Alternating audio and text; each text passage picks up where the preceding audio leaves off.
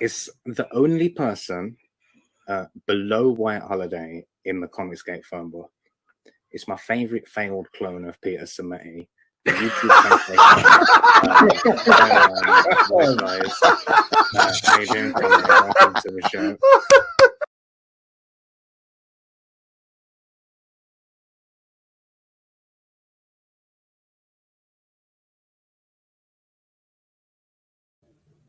Hello, hello, hello. Welcome to Wise Guys Entertainment. This is your host, Wyman. I don't know. For the helms of it, I decided to start up a quick stream. I had all intent on going to bed. Yeah. Then I noticed Mandy Summers was streaming, so I figured I'd join in. They were doing a closeout for Super Dead. So that was pretty exciting. And for those who don't know, Super Dead just hit 20,000. So that's freaking sweet. Additionally, Magna is, actually, Super Dead, I think, is closing permanently. Let's see. I'm sharing it. Super Dead is, they clicked the Mandy and Peter clicked the opt out. Forgive me, I have so many damn tabs open. I'm somewhere around 360 tabs in this one browser, Opera GX. This is the browser I typically use to kind of monitor all the campaigns I'm trying to follow, keep up with. Many of them are undoubtedly dupes, but I don't know, maybe I'll do some cleanup on that. Let me pull up Super Dead. Let's see if it closed. Oh, still in demand. It crossed the 20,000 mark, y'all. Isn't that cool? Oh, you know what? Hold on. I was working with StreamYard tech support earlier. Let me see if they said anything. Let me respond to them and close out this chat I have with them.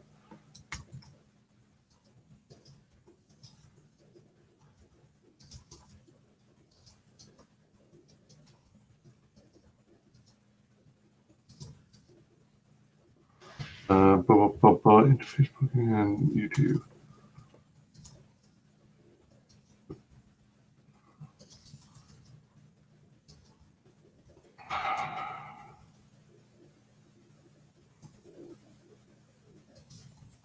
Let me see. I wonder if the stream I have open and this other tab saved my content. I was having the weirdest issue trying to start off the stream. All right, there we go. Cool. Yeah, so I was... Hey, Balzed, how's it going? Oh my gosh. Laughing my fucking ass off. Man, you losing it. Yeah. I think I lost a long time ago.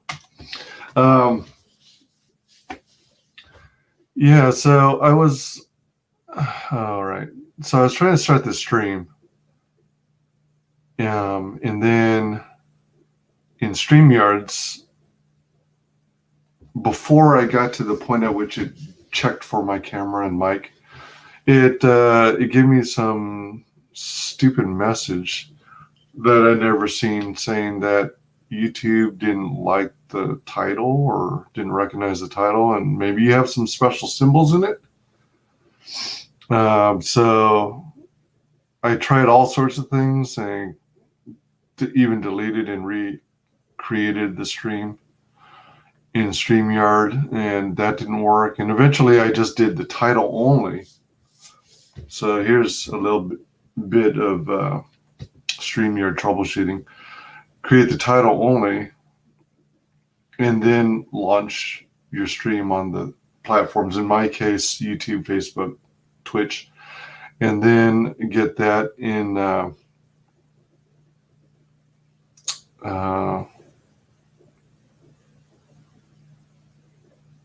oh, it's listed? Oh, good to hear. I don't know what happened with it last night's stream. That was bizarre. Yeah, so I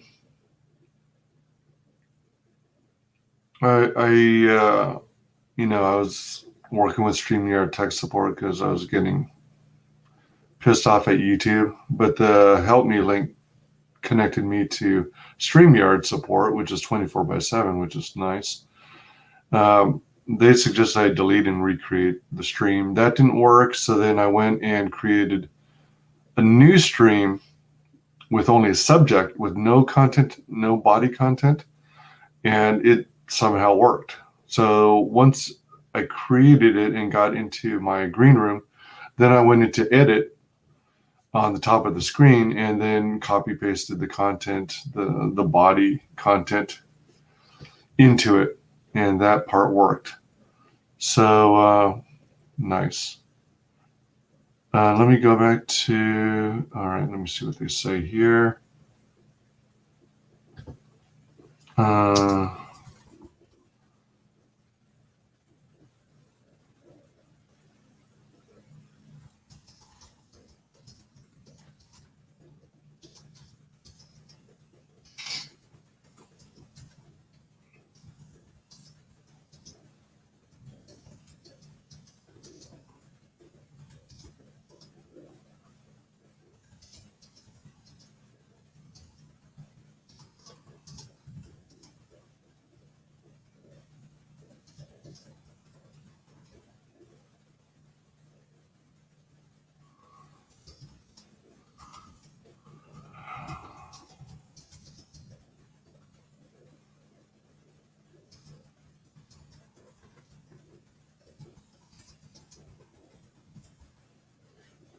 Okay, so I'm doing some chatting with StreamYard tech support right now because I had a couple of questions to ask them. That mailing cover is insane. I agree. Hey, it's listed. Hail Wyman, hail Bill, is it? Yeah, so it's like, what the frick? Anyway, I came home after work.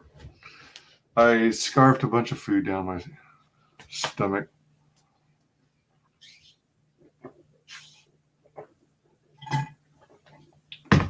I was planning on going to bed, but then I saw Mandy was streaming, so I went, yeah, let's see what she's up to. And they were doing a Super Dead closeout. Speaking of which, Super Dead is still in demand, but like I think at least 20 minutes ago, probably longer. Yeah, probably. No, gosh, I think it's been at least an hour and 15 minutes at least, but they marked opt out of the in demand portion of Super Dead. That means they're physically completely closing it out. But there's this little, I don't know if it's like a lag period or I don't know if you can hear that ding. That means that StreamYard support is responding to me. Oh, you know what? Should I, Dillard? Should I really let you on? You peeps are cool. You guys are good people. All right.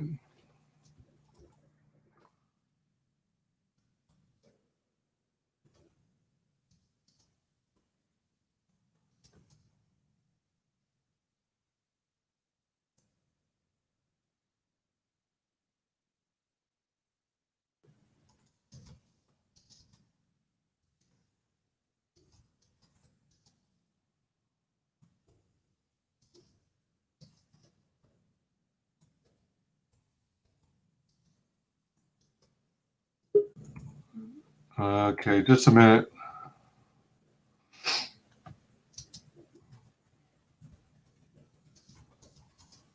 I gotta finish my thought.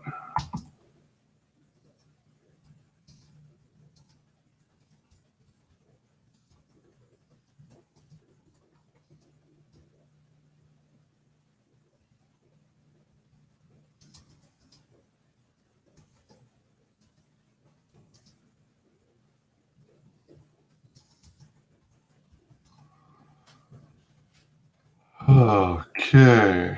Alrighty then. What's up? All right. What up, wise guys? How's it going, man? It's going so good. Sweet. Can't even tell you how good it's going. It's going that good. It's going that good. Not just good, it's that good. So good. Hey. So, are you going to be doing the closeout stream for Mandy? Is that what's going on? No, I'm sort of doing an after the fact closeout stream for Mandy and for John for his book since But John, is he gone to sleep or is he going to go till midnight? He already did his closeout. His formal closeout was on Red Valkyrie stream. So I'm just doing it for the helms of it. So he went into demand already, or? I don't know what he's on. He's just like, I'm East Coast, I can't stay up that late. Good night, everybody. I don't know what. Yeah, he's still funding. Okay, so it's going to go till midnight, my time, Pacific. Yeah, midnight. As far as I remember, he's supposed to be going in demand. I don't see why he wouldn't. Any new creator should go in demand. Gets more eyeballs on the project, especially those latecomers. That's true, it does. I mean, hell, I've been promoting CG books for a year, and I still miss projects. I still come in late on some projects, and early on, there was one project that was even already closed before I got to it. Damn. Oh, man. And they were in fulfillment. Oh, man. Actually, there were 2 or 3 campaigns like that, which kind of sucked. So what happened with... So I was in the chat for Mandy's stream, and you were hanging out there. So was John from Beyond. And so she was highlighting Buckler and Super Dead and Magna. And so it's pretty exciting because it was so close to crossing 20,000. And I was like, yeah, they were like at 19.5 or something like that when the stream ended, or something. Yeah, close to that. It was getting so damn close. I was like, what the frick? So sometime shortly after her stream ended, it crossed over 20,000, which was freaking awesome. So it counts because it's still before it is technically closed. Oh. So what they did was, as soon as their stream ended, I think they ended shortly after midnight. Yeah. They go into the back end and they choose opt out of the in demand. I don't know what the interface looks like because I've never been a creator on Indiegogo, but you opt out of the in demand, so it closes out when it fully completes. When it finalizes, then instead of in demand up top, it'll say closed. It'll be kind of like gray. Yeah. So that's literally the end of the campaign when that happens. And then I think she's still doing Pirate Queen with the other gentleman. I forget his name. Peter Gilmore? He got so many projects going on. Yeah. It's another guy. I mean, Peter might be involved in some form or fashion, but because he's like her teammate. You know what? Hold on. Rather than rely on my stupid memory. Oh, you got great memory, wise guy. What are you talking about? All right. So, Pirate Queen, it's in demand. So, I wonder when. I don't know when they're scheduled to close completely, but she's working with. This is another good campaign. I like all of Mandy's projects. Clint Hilinski. That's H-E-L? H-I-L. Oh, okay. Hilinski. I'm sorry, I can't show you what I'm drawing right just this second. I'm drawing nudity, so I can't really show it. Oh, all right. Right on. If I remember correctly, you are working on this extra story for the Buckler. Yes. Sweet, because you hit the stretch goal for it. Yes. Oh, you know what? I can show. It's kind of sketchy, so maybe it'll pass. Are you okay if I show it? Yeah. Okay, let's see here. Because this is what's kind of happening. So on the top up here, this guy's this is like their guide, right? And he has a partner. Uh-huh. Her name's Lily, Uh-huh. and this guy here he's getting browbeaten because he was suggesting that they just take off. I mean, their little tent they're in like the snow, right? So their tent got burned down or whatever. He's like, dude, this thing is over. Your girlfriend's gone, whatever. He's like, that's my coworker, and she ain't gone until I say she's gone. If you want to leave, you go ahead, but I ain't guiding you back. So pretty much, he's yelling at him, Then it cuts to her, and she's like, been crying a little bit, and she's tied up in the cave. And you see the Buckler in silhouette here. He's kind of harassing her because she's giving him some lip, Right. And he's telling her, what do you think? What do you think's gonna happen here? Do you think you have any kind of power at all? And then he rips open her shirt, and then he just backhands the shit out of her. Right? God. Oh man. Oh gosh. Let me stop sharing that. Okay? Let's see. Balzette says, "Hey Michael, did you send the mousepad guy your art?" Damn, I can't type when I'm tired. Not yet. Still doing program and file imports to the new rig. What I'm working in now, actually. Okay. Oh, okay. Cool beans. I hope you can get it to work. The mouse pads are pretty damn good. Quality, in all honesty, gave my wrist a better angle for real. Oh. I wonder if it's the kind that has the gel on it. Oh my gosh, Mandy. I just like the like button. Like, what? Yeah. Heard. Well, I guess a regular computer screen is pretty clean. Mine's all full of my own hand grease because I draw on it. So. Oh, right. Yeah. There you go. I keep a little thing of wipes where I can just wipe down my screen every now and when it gets too full of my own hand grease. Oh, sure. Yeah, of course. Lol, Mandy. Yeah, please like, comment, and subscribe. Drop some comments down below. Hey. Clint Hilinsky is the artist on Pirate Queen. Yeah. He's pretty good. Yeah. Got Pirate Queen too. Nice. Oh, you're amazing, Balzette. Thank you so much. This is one of those crazy exciting moments where a couple campaigns are closing and everyone's rallying around and trying to back while they still can. And you don't know who to watch? Yeah, too many streams going on. But I ended up watching Mandy's, of course, and I had you and John from Beyond with his Magna. Well, if I'm on the stream, of course you have to watch it. Yeah, I'm like jealous of that magnificent beard. It's like, shit. How do I know? The thing is, I got too much Mexican in me. You see the sides here? Uh-huh. No hair. There's no hair growing there, right? Because when you're Mexican and you first start growing hair, well, you might know this because when you're indigenous, it just grows in the corners here and down, straight down. So you get that long, wispy Fu Manchu. But I can't grow I don't have enough. I don't have enough Anglo-Saxon in me. I don't have enough white in me to grow one of those big, I'm from the snow kind of beards. YouTube allows nude yoga. You're fine. Does it? Look that up right now. Unfortunately, I have to miss Pirate Queen. Oh, understandable. I'm pretty broke now, but I did notice a little more money come into my account, so I backed Magna and I backed Super Dead tonight.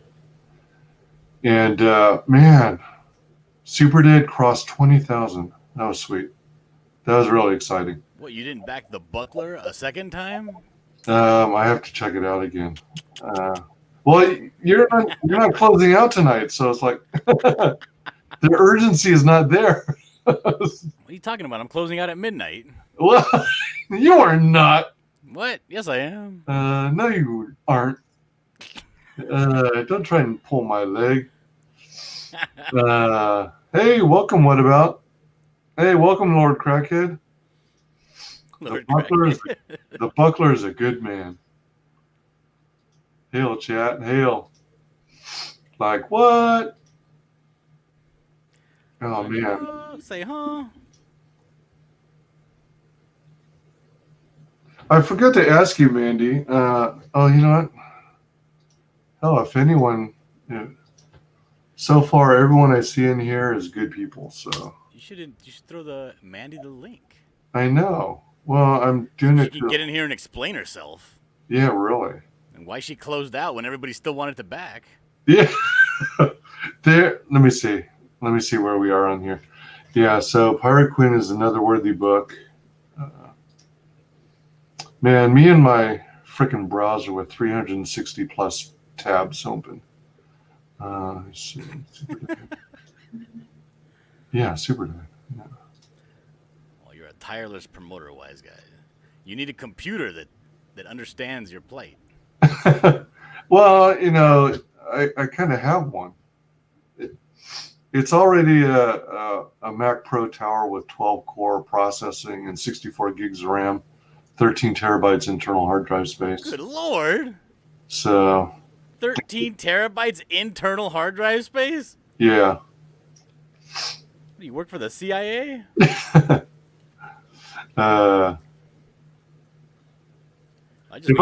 gotta start dumping all of your files, all your porn files. That's what you gotta do. If I worked for the CIA, I'd be able to back more books. Hail, hail, everyone.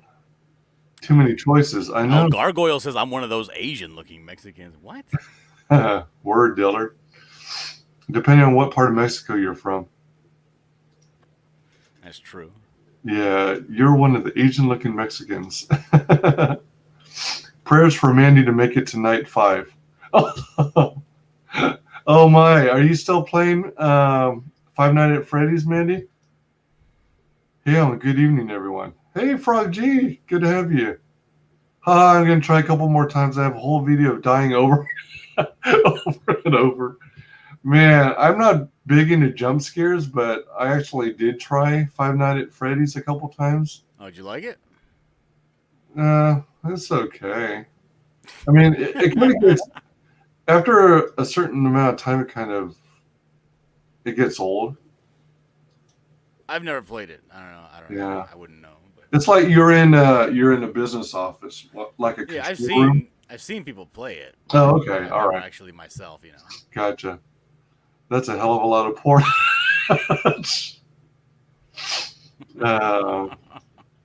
Hail, Frog G. G'day, all. Hey, Hockey. I knew it, lol. Bonnie and Foxy can big. Okay. Speaking of FNAF, you guys see that movie trailer? Five Nights at Freddy's? No.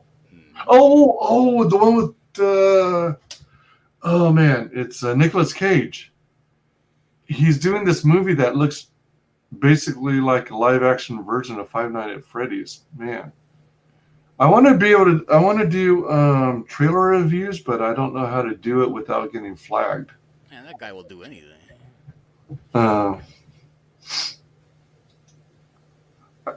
To a certain degree, I mean, I don't know if you really consider him a movie star. I mean, he's been in some good movies like what is it called? The Treasure Hunt one. Ghost Rider? Well, he did Ghost Rider, yeah. And that was kind of decent for what it was. What's another great Nicolas Cage movie? Face Off? Oh, I never saw that one. That's the one with what's his name? John Travolta, right? Yeah. I'm trying to think. What's another fantastic Nicolas Cage movie? Well, I can. Raising Arizona. Oh man, that's actually a classic, isn't it? I enjoyed that movie. Wasn't he in Kick-Ass? Was it? He played the dad. He Was played. it? He played. What's her name? The girl. Oh yeah. The girl's dad. The little girl. I don't know what her Yeah. name is.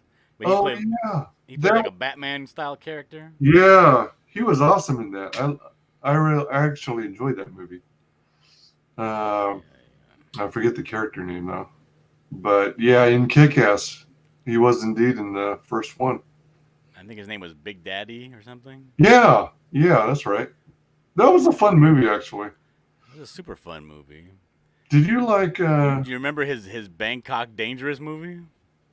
No, it sounds familiar, but Where he had that hairdo that looked like Tom Hanks in in the his forehead turned into like a 7 head. He had such a bad hairdo in that movie.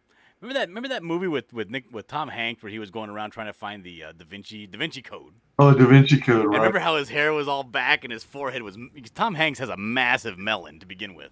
Yeah. And he had his hair all slicked back and it looked ridiculous. Yeah. Yeah. I mean, did he get plugs, Tom Hanks? Oh, I have no idea. Because it looks so bad on him, whatever he uses. National Treasure is the movie I like of Nicolas Cage. I like those movies. Well, you didn't like Gone in 60 Seconds? I don't know if I even saw that. I don't think I've seen it. Oh, man. I don't know what you're doing over there, wise guy. Yeah, I'm on the internet doing live streams. That's what I'm doing. Yeah, not when this was on. Gone in 60 Seconds came out in like, what, 2004? Oh, busted. Nick Cage likes to buy a lot of weird, expensive shit. He needs to work. Con Air. Yeah, there was that. Matchstick Man. Con Air, yeah, that's a good one. Yeah, you're right. Big Daddy was a character's name. Yeah, Gone in 60 Seconds before the Fast and Furious took off with the car movies.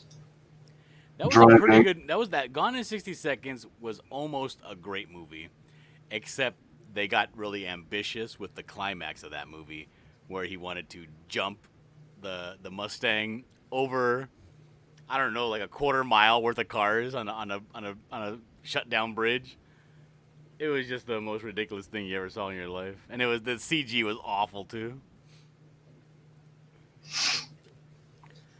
Drive Angry. Yeah. Lord Crackhead remembers Bangkok Dangerous. Lol, that wig. Yeah, that wig was out of control. Holy crap, I forgot about Bangkok Dangerous, says Michael. Wonder if the marionette... They put a lot of money into like the promotion of Bangkok Dangerous, but when it came out, I think it bombed. I don't know. Because I remember everybody was talking about Bangkok Dangerous and how bad his hair looked in the trailer. But they said it looked like a pretty kick-ass movie, but I guess it must have been not very good. Oh, man. Oh, you ever watched Bringing Out the Dead? No. That was a pretty good movie. It stars Ving Rhames. Remember that big-ass buff black dude Ving Rhames from Dawn of the Dead? It was him and Nicolas Cage, and they were partners, and they played paramedic drivers. Huh. And Okay. it was like a night in of the a night in the life of a paramedic. That was really good. Right. Let's see here. Wonder if the marionette will be in the movie. Tom Hanks got plugs and looking to plug something illegal in other countries. Yeah, I heard about that. Ooh. Gone in 60 Seconds was 1998, I think. Damn, that's old. Remember when he married Lisa Marie Presley? It couldn't have been 1998. No. Well. Did he finally marry Lisa Marie Presley? I think he kept wanting to. Because she married Michael Jackson, right? Yeah. But Michael Jackson's a homosexual pedophile. No. No, he isn't. Oh, he's just a regular kind? Shit. Neither, man. Neither. Back off me, man. Back off. Nah, the thing is, I would say he isn't, just for the sole fact that Michael Jackson ended racism during his life, and then as soon as he died, then it started coming back. 2000, my bad. Dillard, you can even be my brother. It don't matter if you're black or white. Just saying. Well, you can be my baby. It don't matter if you're black or white. Nick Cage is a part of the MCU multiverse as Ghost Rider. That's right. Is he technically? You can't get rid of that redheaded stepchild. He's in there. Yeah, I guess so.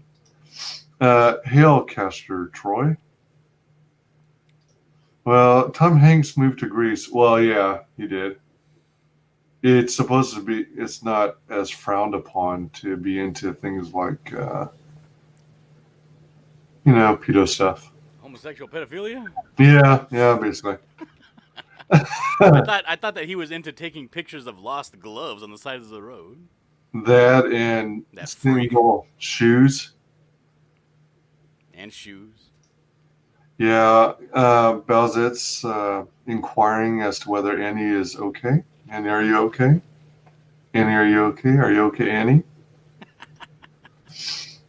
Do you remember? I remember when Michael Jackson ended racism. It was during the Super Bowl performance, the halftime show. And he had all the kids come out and because he had a great little setup going on. And I remember because I didn't watch football. I'm not like a sports fan. All right. But you always watch the Super Bowl. It's an event, Right. So it's always on TV. They order pizza. My parents used to. Mm-hmm. And then Michael Jackson came on. It was seen. It was pretty good. I was like, hey, yeah, Michael Jackson's kicking ass. He's very good at hyping up a crowd and making them seethe and really getting the suspense going. And he was really good in that part too. He came up on a couple of different places. Remember, they were blowing up little fireworks, and he would show up on like a Titantron across the arena, and then it was like they were all like Michael Jackson impersonators, but they were like he was supposed to be showing up here and there, and then he just kind of comes out on stage and immediately goes into like singing and dancing. It was fantastic. Oh yeah. Then at the end of the show, or at the end of his performance, they brought out a bunch of kids from schools and all over the world, the United States and all that. And they had this big inflatable globe come out in the middle of the thing, and they were singing that song, Heal the World. And everybody's like, oh, We Are the World is the best song. But that wasn't really a Michael song, that was like Michael and Stevie Wonder and, whatever. Collaborative effort. Yeah. But the Heal the World song was all Michael, and it was, I think it's the best song. And it started hitting like on all the right beats, and then as soon as it would die down, and then all of a sudden the chorus would come out and they'd go, heal the world, make it a better place. And then they started flipping over all the cards in the stadium. And all the cards in the stadium, every single person in the audience in the stadium got a card to hold up and flip over. And it was drawings from like little kids from all around the world that got donations by Michael and all that stuff. And it was like drawings from the little kids, like thank you drawings and stuff. I was like, oh my God, this is fantastic. Yeah, he knew how to put on a show. Are you serious, El Gargoyle? On Epstein's list? Who, Hanks? Yeah, he was. Oh, yeah, Tom Hanks. Yeah, that makes sense. So is Clinton. Plot twist, Michael Jackson turns into this, is it Skeld at the end of Moonwalker? Remember Joe Pesci in that movie? Yeah. Bugs and drugs. It has some funny moments to it. I remember that halftime show, says Belzette. Yeah, that was great. Yeah, that was a lot of fun. And I remember how excited I was about Moonwalker when it came out. And how it was like a bunch of it was kind of like an ongoing collection of little film segments. I didn't see it. I didn't see it when it came out. I had it on VHS later on. Yeah, I bought it on VHS eventually too. Man, VHS, jeez. You know what happened to it? We had this. I don't know. You guys are probably too young to remember this in the chat, but remember you used to have VHS rewinders separately. Mm-hmm. They would do it really fast, Mm-hmm. And it went and just ate up my Moonwalker tape and didn't slow down. So when it just busted the tape right off the reel. Oh no. And I was like, oh no, my moonwalk. Yeah, what can you do? Sometimes the world is just a cruel and bastardly place. Oh my gosh. Yeah. Hey, Sylvar, how's it going? So this is where people went. Hey, wise guys and Dillard. What up, guys? Yeah, I think there are a few big channels going right now. Oh yeah. But I thought it would be fun to just kind of have a kickback chill. There is no bigger channel than Wise Guys. As I almost throw up in my mouth. I'm Small Potatoes, and if you listen, if you believe Social Blade, it'll say that it expects me to be somewhere around monetization between 1 and 3 years at my current progress. Oh, he says, "Yeah, be kind, please." Remember, they used to charge you extra if you didn't rewind your tape when you brought it back to the block. Yeah. Damn. Yeah, and the reason you even bought the reason you invested in the extra dedicated rewinder is so that, number one, it rewound far faster than a regular VCR. Oh yeah. But it also reduced the wear and tear on your primary VCR. Yes. Yes. I had one that looked like a red race car. It was still kind of cheesy looking, but it was kind of neat. I tried seeking my mom a DVD rewinder when DVDs started getting big. I'm a bad son.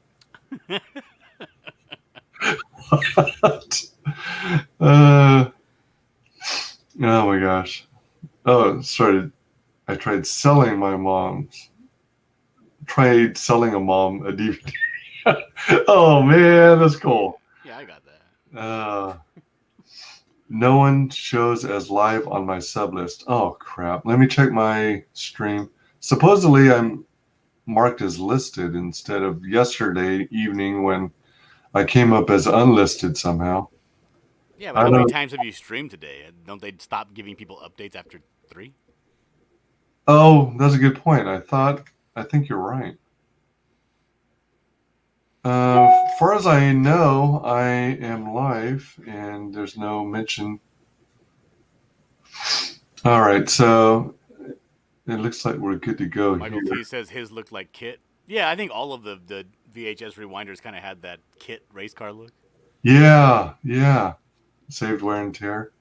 Yep. Oh man. And it always used to suck. My dad would get pissed because we would go, and the thing is, it wasn't like the video store was far away from our house, so me and my brother would just walk there. Rent videos and take them back, and rent videos, take them back. And my dad would get so mad because we would you could always be able to on your official video account, you could say, "Oh, I'll pay it next time." In the your late fees or whatever. And my dad would go in to rent a video, and you have to pay like $40 in late fees. He's all pissed off. Yeah. Oh my gosh, that's funny.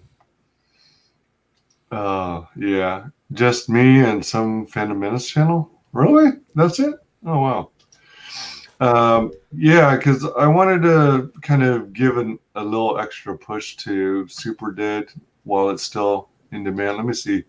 Refresh and see if it's still in demand or if it closed. Oh, still in demand. There's still a little bit of time left. As soon as you opt out of in demand on Indiegogo, I guess it varies how when it fully processes in Indiegogo systems, but I think it's typically a couple hours before it changes from in demand to closed. But until then, you have a little bit of time, a smidgen of time, to jump in on the campaign and back it at the last minute. Hello, Patrick Furtado. Oh, yes. Hello all. I'm Puss in Boots. I want to say Furtado. But... You say Furtado, I say Furtado. I say Furtado. Furtado. That sounds pretty good. Yeah. Sounds like a country song. Yeah. Indeed. So let me talk a little bit about this cover on Super Dead, hmm because it's very difficult to do the image of the zombie coming at you like this and make it look exciting. It looks very old hat, like it's been done a million times. hmm But the way that Malin did this cover, right? You see this hand like this, but he has the other hand right around here, Uh-huh. and the same grip, which almost makes it look like there's a string between the middle of the palm and the middle of the palm of the other hand, kind of like he's doing this number. Mm. And it brings the chest. You don't even see the chest in this image, but the way his hands are positioned, it brings that chest real tight to give you that sense of like tension. You know what I mean? And then you have not only that, you have all that tightness coming from where that cape is coming in. Mm-hmm. You see all the directed lines right there, and then it's just exploding out of the back. It doesn't even look like there's wind. It just looks like the cape's exploding out the back. You know what I mean? Yeah, yeah. Like, I really like the way this, like, the focal point of this image is right between the middle of his two hands. That's where all the energy in this image is coming from. It's really good. I don't know if he did that intentionally or if it just flows like water from Malin because he does it so often. But this is a very, very good pose, a very good cover. Yeah, yeah. It is a really nice one. Those are very good points. A lot of people like to focus on the booty, but but yeah, those are very good points. Let me see. That's all I wanted to say. I had it all wrong. Not Phantom Menace, frequency modulation, new retrowave 80s radio reference. Oh, yeah. Nice. You're up against 80s music, wise guys. I know that's tough. That's tough to compete with 80s music because 80s music rocks. Yellow Flash was on with Raging Golden Eagle, but I don't know if they're still up. You're it for CG wise. Holy crap. What are the odds? Oh, it is a Sunday though. Or it was a Saturday, but now it's a Sunday. Yellow Flash was... Hey, morning, Christine. Good to have you. Good morning. Like Wills Portado?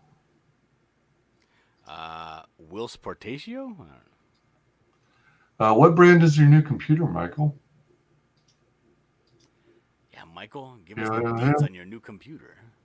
Gives me Castlevania vibes. I love that cover. That's the one I backed. Yeah.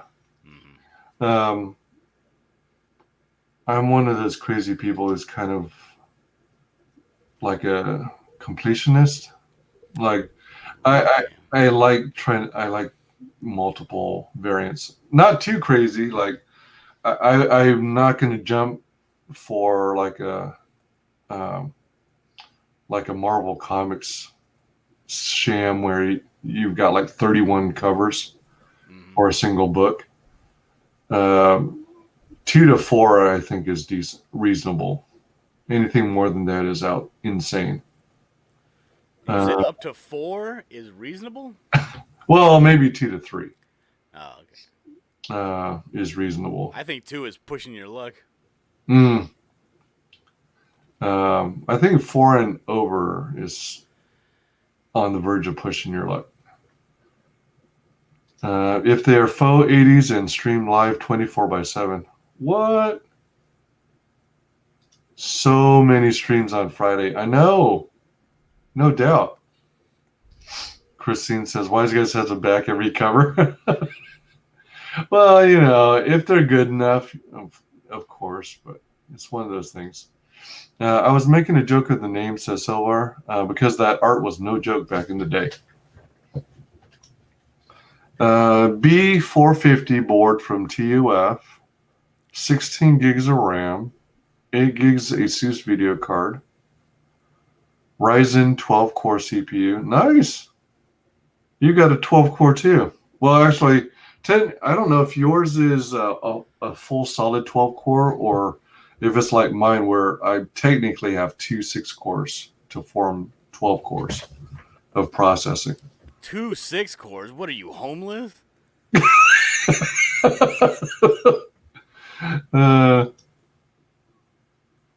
Even Shane and Cecil aren't on. Yeah, usually I see Shane on all the time, way late. Same with Cecil, way late. And then every now and then, I guess it's usually on Fridays, but Xevious streams real late. You know who always streams late as hell? Shane Davis. I know, yeah. Shane is a late streamer. Yeah, so Super Dead. We have moments left if anyone's still interested in squeezing in before it formally closes for good. Let's play this trailer here. Let me know if you don't get any audio.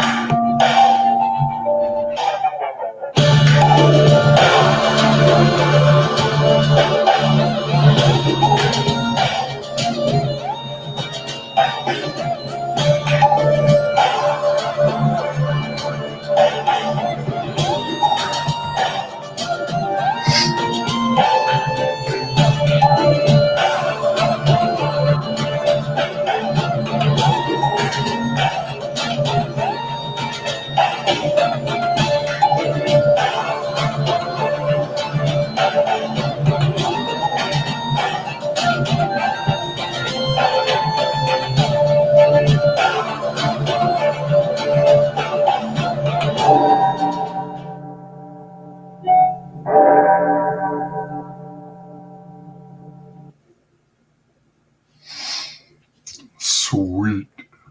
I guess technically, that song kind of hits, doesn't it? yeah, it's really cool. It works out really well. Whoops. On crowdfunding comics, it puts me off if there are more than 2 or 3 covers. It's sliding into the realm of the shitty 85 covers of the big 2 do. Yeah, same here. That's why, although it doesn't seem like it, I do have my limits on how much I'll accept. I have some standards. Really, I do.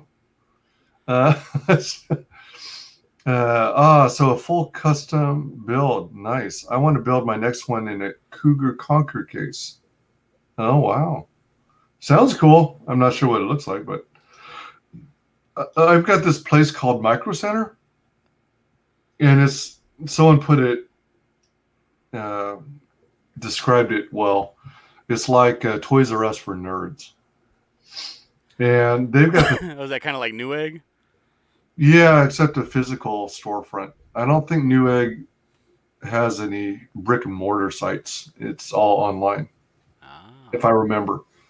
I think there used to be a physical store called Egghead Electronics or something, or what have you, but they went all digital, I think, in the 90s.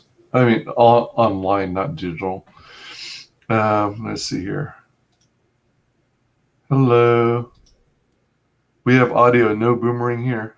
That was kind of funny how on Mandy's channel, all the videos she was playing didn't have any audio. But it was such a crack up when everyone was doing voiceovers for the trailers. That was awesome. Yeah, that was super fun. Yeah. Sylvar says, I was going to say better audio than Miss Boomer earlier. The trailers are so good. This is another great one. Yeah. And I agree with cool music. Look good. I forget about audio all the time. I do that too.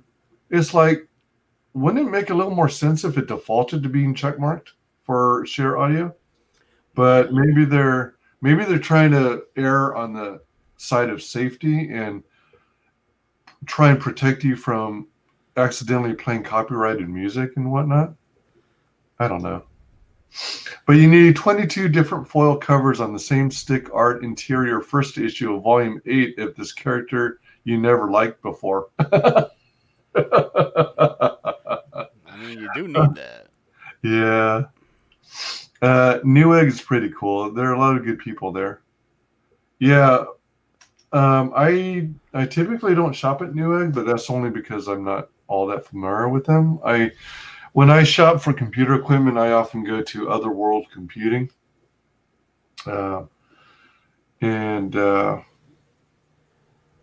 sometimes for memory, I go with SA Technologies, because I used to shop from them back in the days when there were those computer swap meets where you'd go to buy your custom PC parts. I miss going to those. Yeah, I know. I've never been to one of those. It was pretty cool. When those were around, we didn't even have a computer. We, like, back in 2002 when I graduated high school, because I'm 36.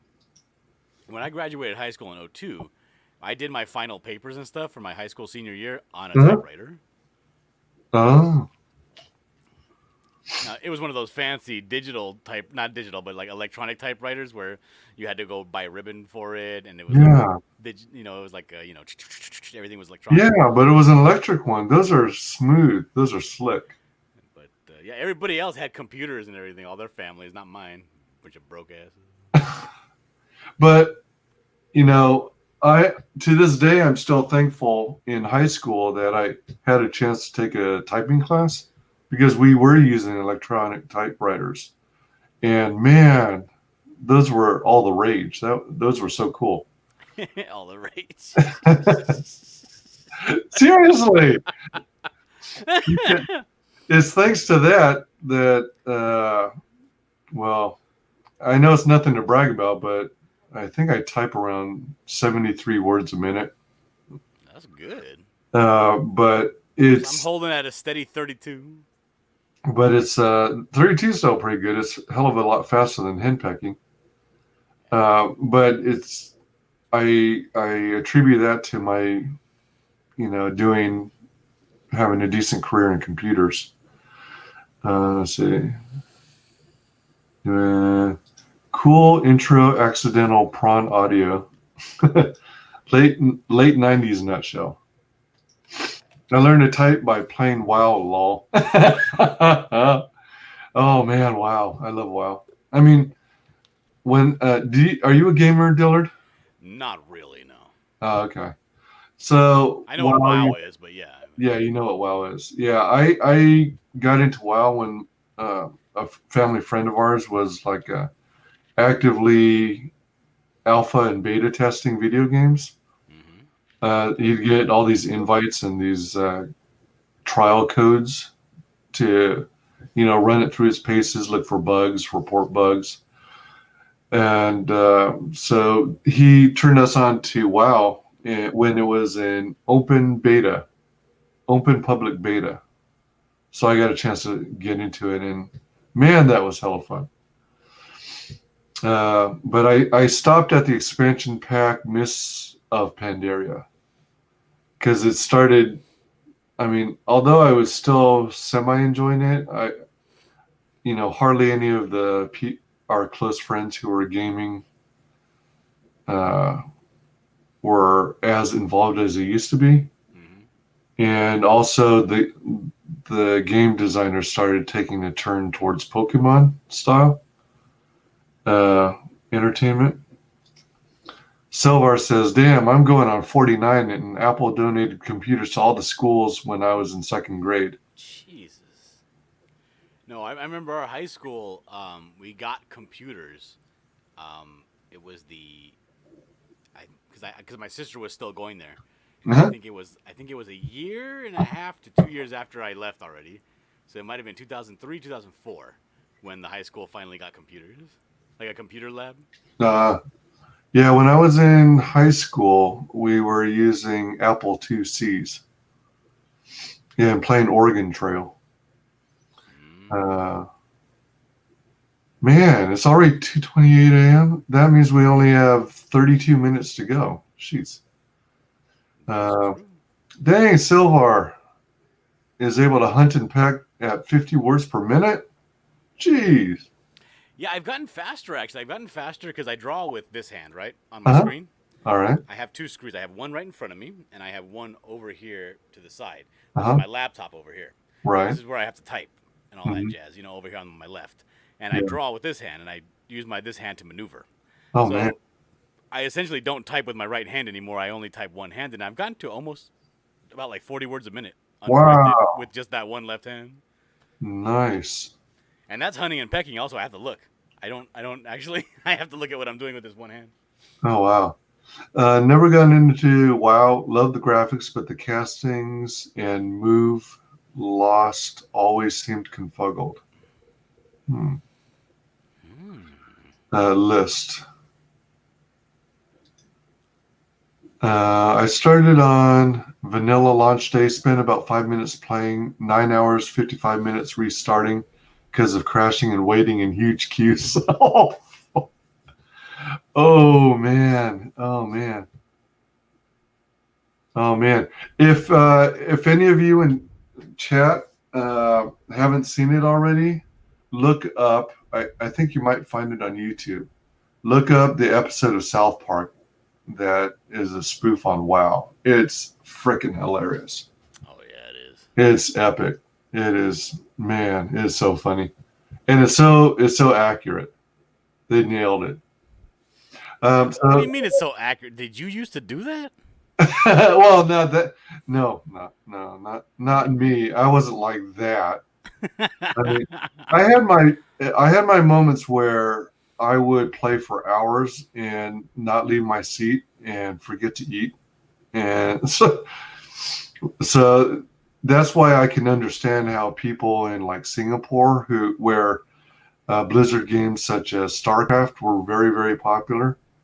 There have been deaths from gaming because people are so locked into it, so absorbed that they don't eat or drink or take breaks. It can be pretty bad. Outrageous. Yeah. Super Dead. Welcome potential Indiegogo backers. The campaign to fund Super Dead. Yeah, so this is a sweet cover. I like the addition of a cat. That's pretty cool. So Super Dead, can you tell me a little bit about it? I'm really still confused about what exactly is Super Dead. If I'm not mistaken, here it is. The story. Funny you should ask. For 2 decades, New Astoria was shielded from the violent disturbances of villainous superhumans by the New Astoria is a town. Yeah. Is it a real town? I don't know. It might. I don't know. I thought it was made up, but it sounds familiar. Shielded from the violent disturbances of villainous superhumans by the chivalrous and indestructible protector, Captain Valor.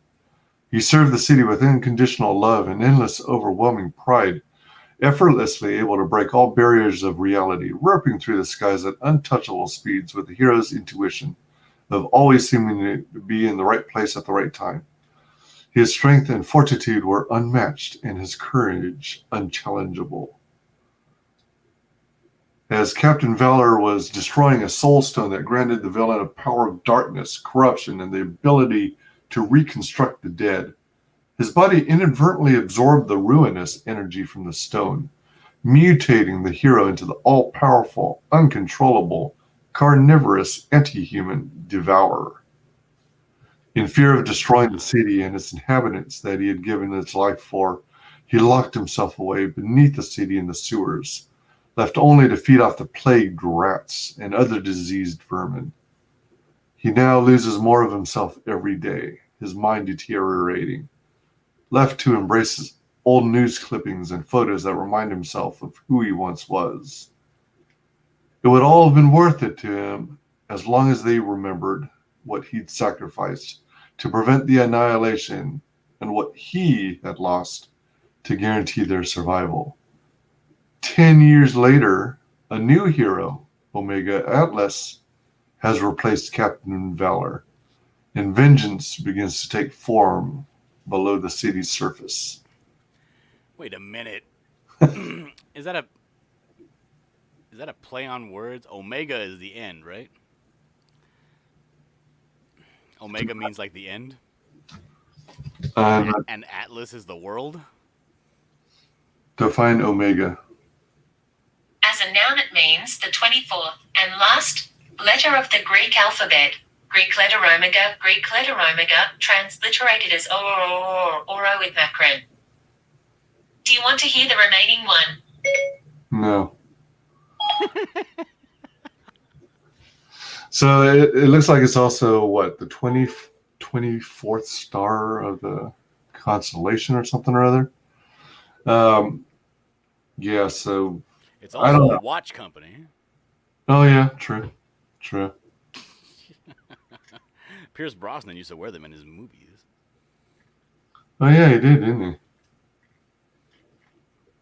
he? Let's see here. Yeah, it says, as a letter in the final Greek alphabet, omega is often used to denote the last, the end, or the ultimate limit of a set, in contrast to alpha, which means beginning or birth. Aha! Interesting. Okay, so then omega, or omega atlas. What is atlas? Atlas is what from Greek? Define Atlas. As a noun, it means a book of maps or charts. Do you want to hear the next one? Yeah, yes. As a noun, it means the topmost vertebra of the backbone, articulating with the occipital bone of the skull. Want to hear one more? Yes. As a noun, it means a stone carving of a male figure, used as a column to support the entablature of a Greek or Greek-style building. Do you want to hear the last one? Yes. Oh, like a portico. One of the Titans, who was punished for his part in their revolt against Zeus by being made to support the heavens, he became identified with the Atlas Mountains.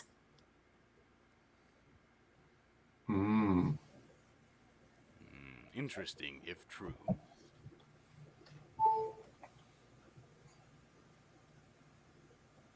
Let's see. Yeah, the Atlas, that's what he's, because I believe it was supposed to be Atlas is the guy that supports the world, or he holds the weight of the world on his shoulders. Yeah. Yeah, like, the book Atlas Shrugged and all that. Yeah, I was going to say that too. Yeah. So, Omega Atlas, which is this new hero's name, does that mean this new hero is the villain? That would be interesting. I'm not certain.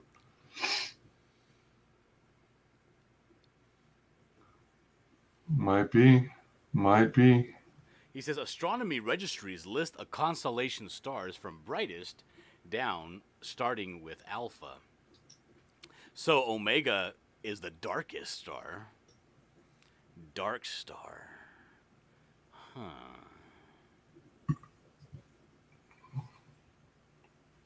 Now, we really need to get Mandy in here to answer these questions. She's the writer of this story, correct? Yeah. Sylvar started downloading on dial-up. A week later, I made a character. An hour or two every night watching the bar update all the patches. Oh, yeah. I remember those days. That's insane. For gaming, you need a supply table just within grabbing reach. And a mini fridge. Yeah, mini fridges are really fun, especially when you're younger. I played Perfect World instead of World of Warcraft. I actually got an achievement for playing for 24 hours straight. Wow. Oh, man. Could never do 24 hours straight, but I probably wasn't far off. I did 30 hours one time in Dragon Quest VIII on the PS2. Really? Wow. Must have been a good game, eh? Oh, it was great. It was a great game. Yeah, when your 101 Celestial Demon missions go by fast as hell. Beginning and the end. Come on, didn't you read any classics in school? No. If I did, I wasn't really paying much attention. Atlas holds the weight of the world on his shoulders. Yeah, I mean, that much I remember. White Guys isn't that kind of Asian. He's the kind like, he's more like, he's not like Data. He's like Short Round. Oh man. Astronomy registries list a constellation stars from brightest down, starting with Alpha. We named maps after him. Mandy needs a nap, lol. Not darkest, just 24th brightest is the last letter. So after that, they start adding numbers. Huh. Okay. Let me see here. Or maybe Mandy's just some sort of an evil super genius, right? And this character has absolutely nothing to do with the story. She's just putting in all of these alliterations to make us run in circles. Oh. Might be. You know how sometimes like people that love horror, you know, the horror genre, Uh-huh. they'll name things like, you know, Carpenter Square or Savini School of Arts or something like that. You know what I mean? Something where they name after a famous horror director or something like that. Right. Maybe this is so popular, you know, in her circle, which is the D&D circle. Uh-huh. Yeah. Maybe it's so popular that she's just playing with it to kind of throw people off the trail. Maybe. Yeah, so let's see here.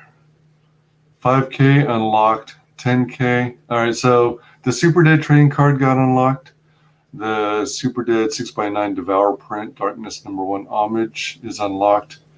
Super Dead 6x9 Devour print, which is a Spider-Man #300 Homage, is also unlocked. Further stretch goals now closed for film. Further stretch goals now closed for fulfillment. I jokingly posted in Twitter. So what's the 20,000 stretch goal? And what did they say? No one answered. All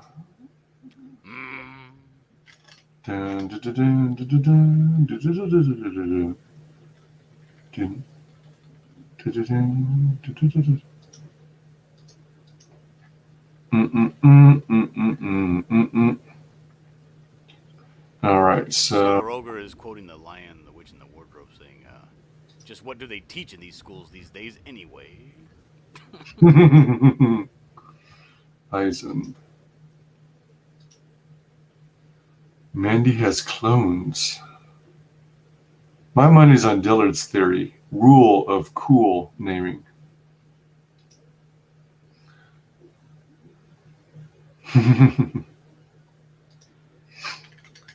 Dillard knows cool. I mean, look at this avatar he made for me. I did do that avatar. Yeah, there was like you had some kind of promotion where when someone backs the Blue Phoenix by Joe Archie. Yeah, Blue Phoenix. He got, man. I gotta give you props, Dillard. You're a freaking fast artist. That was only moments ago. It seems like just yesterday.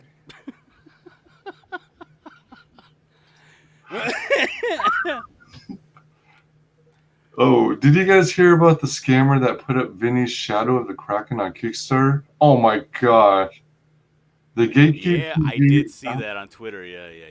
But let scammers put up stolen camp. Oh, frickin' A. Kickstarter. Looks good, Frog G. And yeah, Vinny was pissed and he's taking steps to fix it. Yeah. What can you actually do other than waste your time? I don't know, other than file a lawsuit or something. Yeah, but nobody's gonna pay that. It's probably somebody from like Kuala Lumpur or something. Well, I mean, either that or it's Joe Glass. I wonder if Kickstarter would bear any of the responsibility financially for something like that. And what can you do? Get that money and give it to you, but they would have to give that money back to the backers because they're getting ripped off, and he's not going to fulfill on Kickstarter. So I mean, oh, that's true too. Unless they have some way of auto refunding everyone, which is what they should do. Yeah. Yeah, I reported it too. The same scammer has 6 other campaigns on Kickstarter too, probably all stolen. Shit. Probably all stolen from CG. Yeah. Freaking A. That's bad. I mean, to think that people would even do such heinous acts. That's just wrong. It's unthinkable. Yeah. Where are my smelling salts? I never go on Kickstarter because of that crap. I doubt if he will get money, but it can damage Vinny's reputation. Yeah, for sure. Mm-hmm. I thought it was like Kazakhstan. Kazakhstan. Or Kazakhstan? Oh, all right. Yeah, you're right. My bad. Kazakhstan. 10,000. Print number 1. 6x9 Devour the Darkness Homage. So yeah, this is what it looks like for anyone who wants a visual. For those who are on the Super Dead mailing list, you get an exclusive Super Dead trading card too. Comics Mate is here, and he says, "Good day, good day." Oh, right on. I wonder if he's Australian. Things that make you go, Yeah, so Mandy is a creator and writer. Peter Gilmore's cover and interior pencils, inks, colors, letters. John Malin did cover pencils and inks. And Anthony George, a.k.a. Z, did cover colors. So this is going to be bagged and boarded inside a bubble wrap, inside a Gemini mailer. Yeah. Sweet. Yeah, so everybody back this campaign. Let me drop the link in the chat. Let's see. Everyone's welcoming Comics Mate. Nah, it's a gimmick.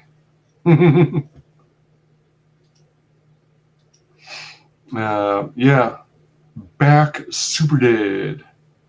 Oh yeah, what do you give me? Let's see here. Select a perk. Huh. Did they not do a feature tier? Or maybe they got rid of the feature tier after a certain period. So they had the John Malin cover. That got a lot of interest. 172 claimed. Yeah. Peter Gilmore cover got 40. I mean, they're both good. So I think I got both covers. There was even a t-shirt in this campaign. Wait, so I wish I saw... You know what else? There was another person that backed named Stefan Kirkpatrick. All right. And he also got the new icon tier. Oh yes. And I finished that one as well. You want to see it? Yeah. Oh yeah. Yeah, let me show it real quick here. How do I? Oh, here it is. Share screen. Share my screen. The whole thing. Why not? There we go. Check it out. Well, bam. All right. He wanted a Riserman in the pose of like I guess some guy named Sylvar Ogre or something. Oh, okay. So I gave him that pose. Did you already know who Sylvar Ogre was, or did you do some research? No, he sent me a reference. Oh. See, like I check it out. He's like, yeah, man. See, this is the. Oh. I don't know his name. His name's Captain Falcon. That's his name. He wanted this pose. Okay. All right. He wanted his character Riserman, which is this one right here. All right. So I did that pose. Sweet. It came out pretty good, I think. All right. Nice. Good job. Let's see here. My favorite Aussie is Dink Pods. Dink Pods. My favorite Aussie is Damo from Damon and Damo. Have you seen that cartoon? Oh my god. No, I have not. You need to watch it, like, before you go to bed. Oh man. So when am I going to go to bed? Golly gee, Wally. Blank sketch cover. A couple got claimed. I mean, I understand the reason behind blank sketch covers, but I usually don't go for it unless I'm paying to have the sketch done on it. Right. Yeah. But then, they figure whenever we have For the Fans Fest, if you could get a drawing done then. But I don't want to have to carry stuff from my home to a convention to get it drawn on and then haul them back. Right. Right. Let's see. Both cover. Oh, yeah. The both covers tier. That's not true. My favorite Aussie is Risey Lee. Risey Lee. Ah. The Mandy Summers sketch cover. Cool. I don't know. I seen one of those on the live stream today. I don't think I want a Mandy Summers stretch cover. What? How dare you? Look at that. Frog G says, with icons this good, just think about how good a full comic would be. Wait, we can back one. Check out the buckler. Epic. That epiphany, he was talking and it just came to him naturally, that epiphany, as he was typing, wise guys. No kidding. There was no forethought in that at all. Oh, man. What a trip. Oh, yeah. If you want, you're welcome to Frog G. You can drop links if you like. Yeah, because he won't give me a wrench. What the hell? I thought you already had one. Yeah, I do. I'm just making a joke. Busting my balls. Let's see. Too many cool Aussies to pick just one favorite. He says Risey ain't got shit on me. Oh my god. Ooh. Maybe he's way cooler than Risey. I don't know. I never met him. Man. Holy cow. Hail Kino Subway. Good to have you. I might have gone with Olivia Newton-John in the 80s.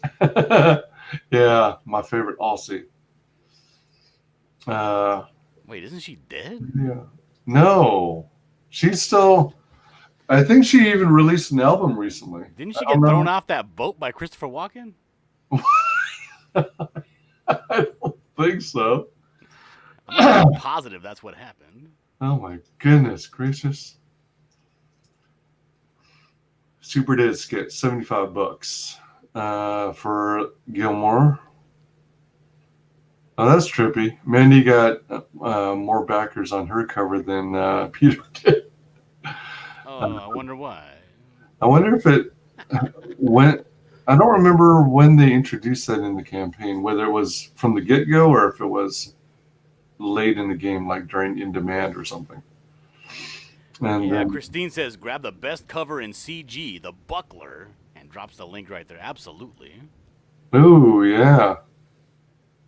Frog G is on their phone at work, so I can't drop links. Sad Frog. That's odd. I thought, oh, yeah, I guess you can't, can you? See, the thing is, it's got to be a pain in the rear. It is. You have to leave whatever page you're on and do all kinds of stuff. It's terrible. And then it makes you go offline, and then you have to click on the live button to make sure you're current. Mm-hmm. You're making all the frogs sad. Thank you, mods, for dropping links. Sylvar says, I was a kid, so no hope either way. Right, 1 hour left on Magna. Yeah, I got to get to that too. Oh, wait, actually, no. More like 8 minutes on Magna. Holy crap. I was literally expecting to be on, expecting to start my stream sooner. Yeah, both cover sketches and art. And then there's still the just art 11x17 Bristol board. Now, I got to ask you this, wise guys. Mm-hmm.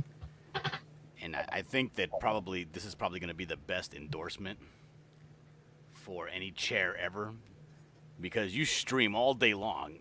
You must have the world's most comfortable chair. No. If you can believe it, it's like a little.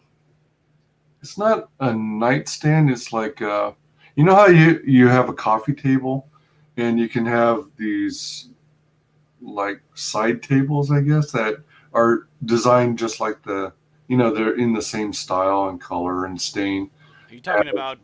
Are you talking about nightstands?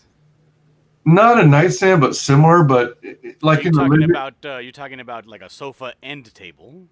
kind of like a sofa end table. It was part of a set, so you get a coffee table, and then it had two. Oh, I dropped a link to my Hangout instead of instead of the buckler. Oh, you noob! I did. Oh, I'm not even in dang. there. I set it up earlier because I'm trying to set up like a new show, right? It's gonna be called Deep Dives with Dillard, where I go in depth into any all the subjects that you want to hear about. Oh, nice. Sometimes I do deep dives on creators and their stuff. So Ooh. I was setting up a new thumbnail for YouTube, and I Uh-huh. was trying to set up a whole screen that's going to be happening during the stream. So I had Hangouts open so that I can kind of test things out. Uh-huh. I had some people in there helping me, like where the actual, when you move things around, where the videos go, the placement, so I can set up backgrounds and everything. Uh-huh. It's a whole process trying to do this stuff. You guys don't understand. It's very difficult. Hell yeah. You're like a professional. It's just a pain. Copy and paste is the only way on a phone. Yeah. Sylvar says, oh, I forgot I actually have a wrench here. Why wouldn't you have a wrench in the coolest chat around? Shelling on phones is the devil. Yeah, it would be. Especially when people want you to shield multiple things. You're like, get out of my face, dude. Christine dropped the link. Grab one of only 8 sketch cards on grave robbers. Yeah, that's a cool project too. And I think they literally just announced it by email today that the set of 8 sketch cards is available. I guess it's technically an end table. Basically, you've got a coffee table has these drawers down below, and then you got these more or less end tables, but I think they were intended for a living room. So I'm basically sitting on a hard surface. Let's see. It's the worst thing I ever heard, wise guys. I don't have, and nor can I afford, an expensive gamer's chair. Let me tell you something. Don't come to me complaining when all of a sudden you're doing your business and you get a hemorrhoid. Wise guys has superhuman streaming endurance.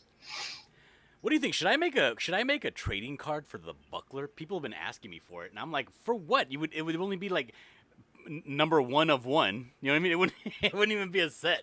The buckler he doesn't have like a rogues gallery of villains yet, and he doesn't have like a team of heroes. You do one of the buckler. You do one of the one guy who is like the consummate man who. Todd Harrington? Yeah, who bastard? You want a trading card of Todd Harrington? The buckler wish he could be like the responsible man, and you do one, or maybe break it up into 2 of the prostitute girlfriends or lovers. Yeah, you basically do. Oh, and then you do a version of the buckler with his antler armor or whatever. Antler effect. Yeah, sketch cards are good. And on the back side, what I recommend, or what I like, is when creators put on the back side of the trading card something to the effect, first appearance, this issue, buckler number 1, maybe even a page number, optionally a panel number.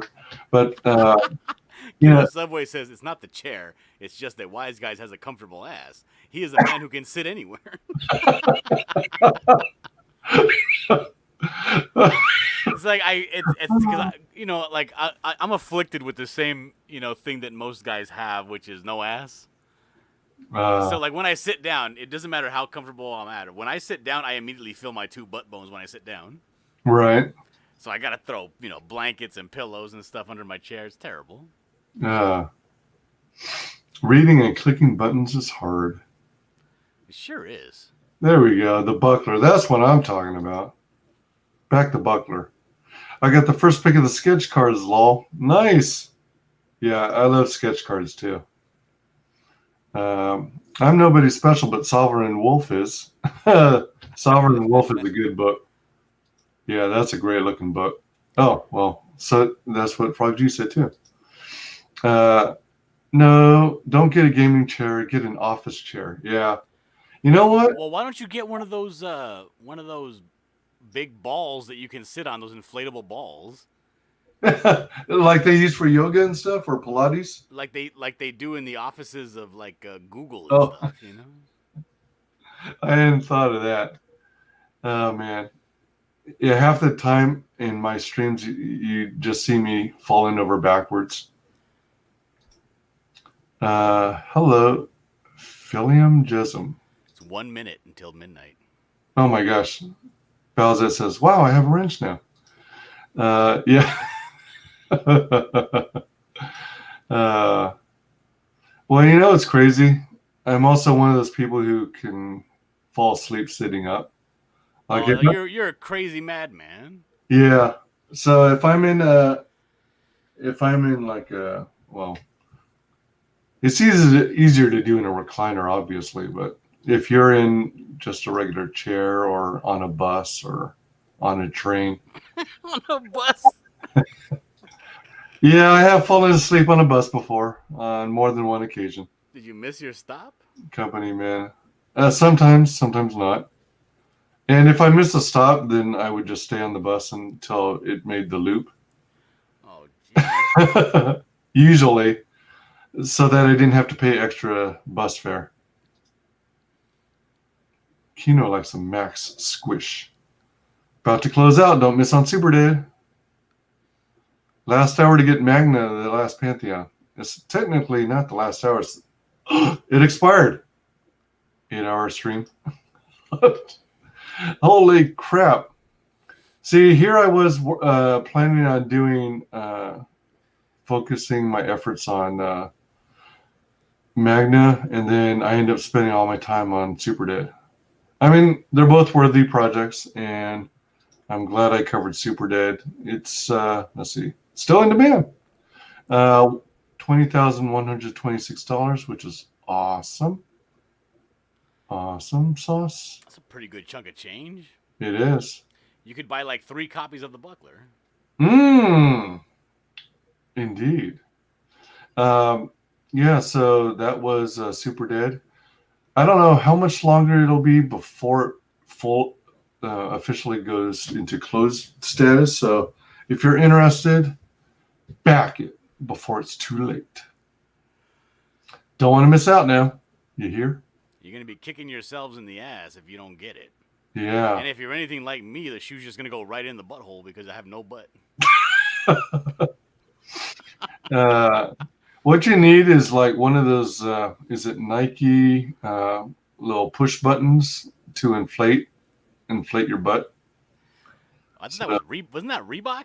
Oh, was it Reebok? Maybe. With the little basketball in the tongue of the shoe? Yeah. I have no idea. Possibly. For some reason, I think of Reebok. I don't know.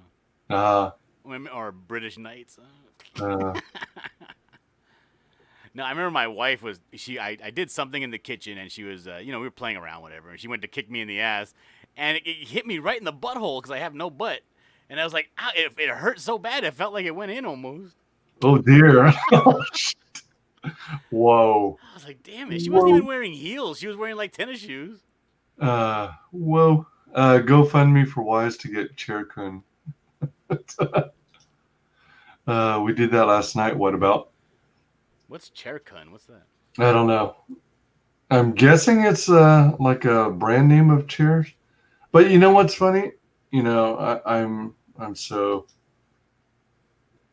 a cheap date. I'm easy to please. So at Costco, I came across this office-looking chair, and it looked just as comfortable as anything you'll find in like Office Depot. And it was like $75, 70, $75. Okay. So I ended up picking it up, but I got it for my ex. Oh, Frog G, I did not even get dinner first. No, I was just penetrated. Ouch.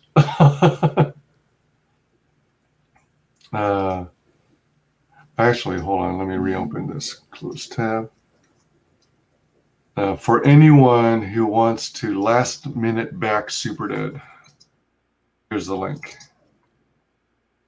before it goes fully closed.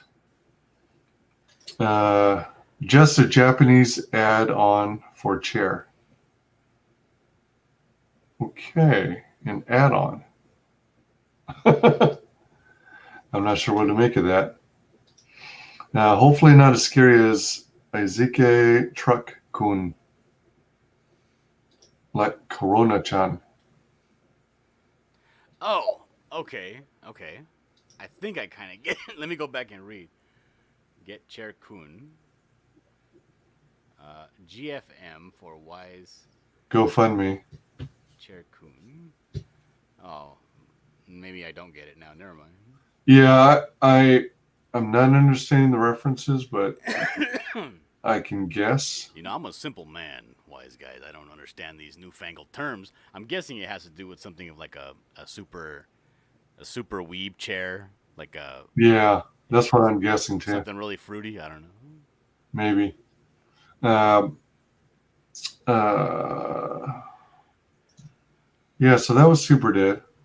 Yeah, Balzette says a weeb thing. Like San or Sama. ComicsGate is so confused.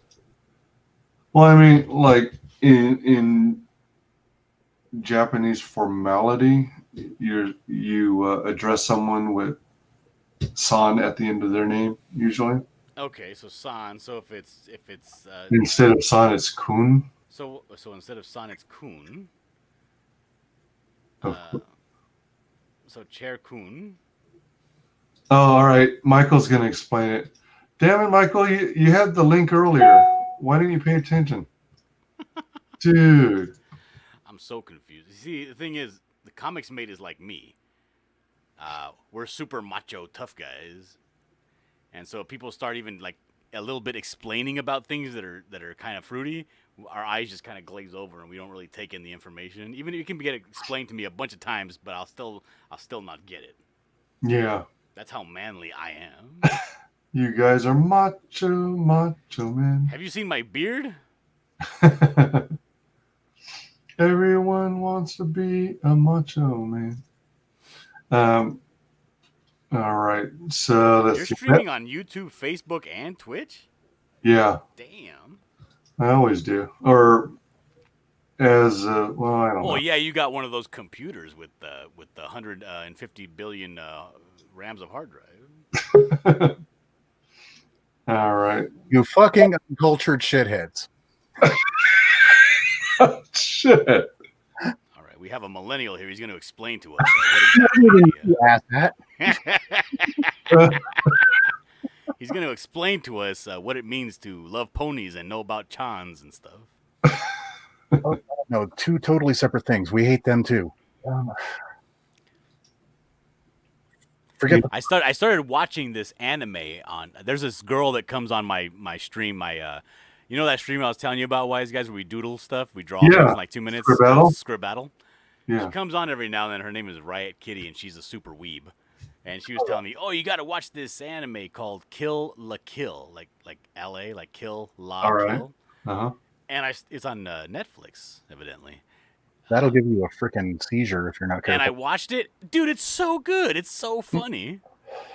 Oh yeah, the colors in it are crazy. Yeah, it gets nuts. Yeah, everything's over the top, and the actual animation, the way the joints move, and the way the limbs flail and stuff.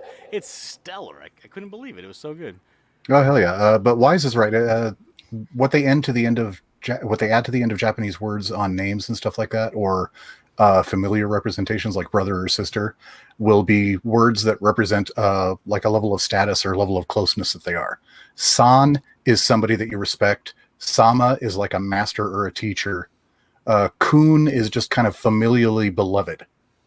Huh. Coon is familially beloved. So if somebody says chair coon, Mm-hmm. what does It that is the mean? chair that cradles the ass. But how does that? I don't get the leap from a familially respected to a chair that cradles the ass. Ever since people started like screwing up and leaving their cameras on during streams, and this starts all the way back in Twitch before even YouTube was doing it. You know, they're playing a game or something like that. Oh, hey, I got to take a break. And they reach down, they click something, but they don't click their camera off. They get up and leave. And it's basically chair stream. And so people would be throwing donations while the person was away. Okay. So the chair itself becomes a character in a person's stream. Ah, I see. There's another reference. There's a category of anime called isekai anime, where it's always the main protagonist gets killed usually by being hit by a truck, and he's transported to a fantasy world where he has game stats. Okay, there's a shit ton of those anime out there. What? Yeah, there's Sword Art Online is probably the most famous example.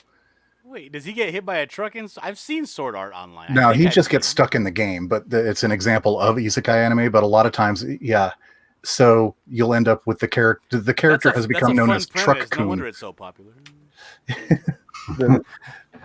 So many characters have been hit by trucks so many times. Everybody has come up with the headcanon theory that it is the same truck that's doing this, going on a murder spree throughout Tokyo. And so it's become its own character called Truck Coon. Truck Coon. Yes. Oh, Weaves are weird. They latch onto strange things. It's just part of headcanon, really. All right. All right. Now, I always wondered something, and maybe you can answer this. There's a certain trope in anime that I frequently recently have been wanting to use, but I don't know what the hell to type in the GIF area to kind of find it, right? Okay, so it happens when there's something and somebody gets a response that they don't expect, or somebody responds incredibly stupidly, and the person will immediately the character will fall over because it's so outrageous whatever they just heard. God, like a goat getting scared. I know what you're talking about. Like I don't the know whole the body will specific freeze name. and they'll just fall over, kind of deal. I don't know the specific name of that one. I do know. Damn it! Popular. I'm sorry. I am a big fan of anime, but I'm not like dove into the weeb culture like with both feet. I've been watching anime since like Akira and shit back in the day.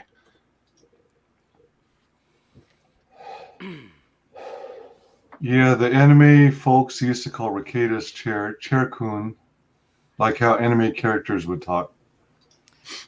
You're confusing me on the fruity part, if I remember right.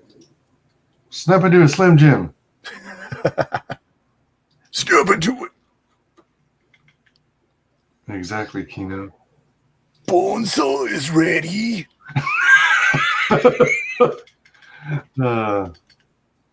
That sounded almost like Randy Macho Man Savage. Oh yeah. Waifu.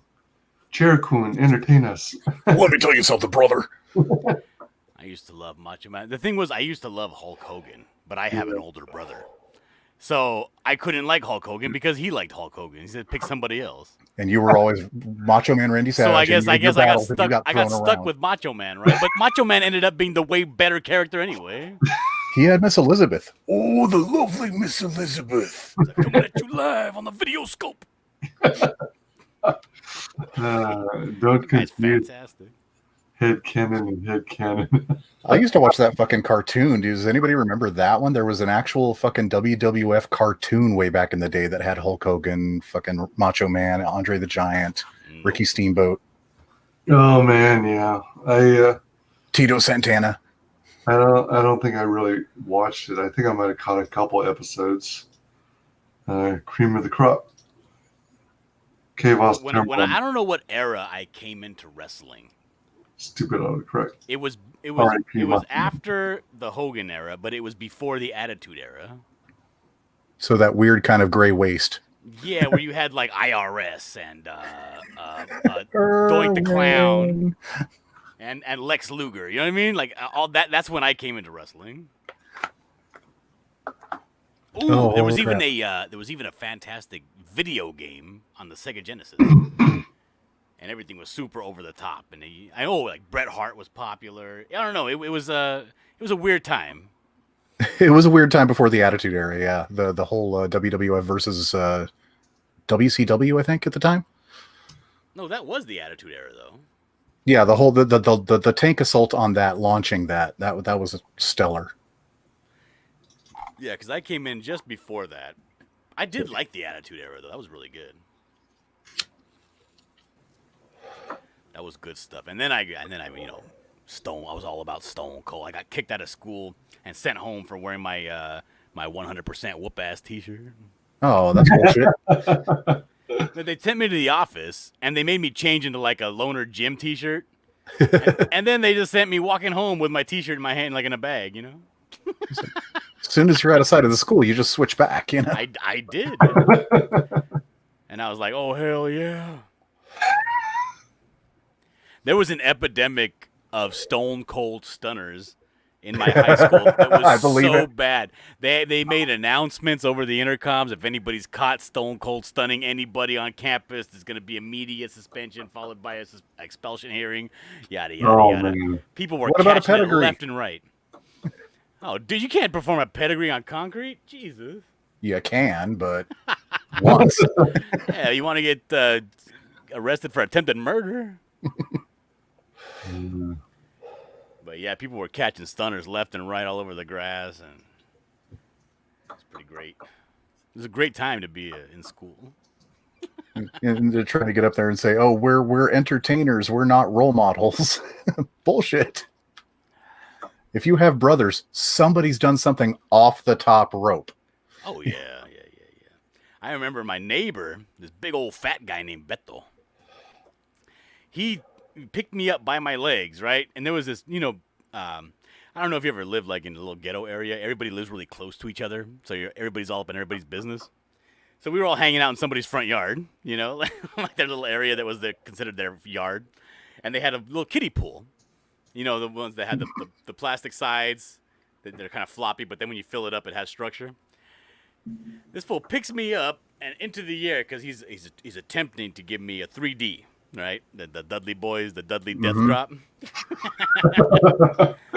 and then from again before Randy Orton, from out of nowhere, my brother comes running out from the side of the house to catch me in midair and complete the other half of the 3D. But I landed sideways in the pool, and again, this pool was the kiddie pool. It had like 7 inches of water. I landed on my side so hard, maybe an hour later.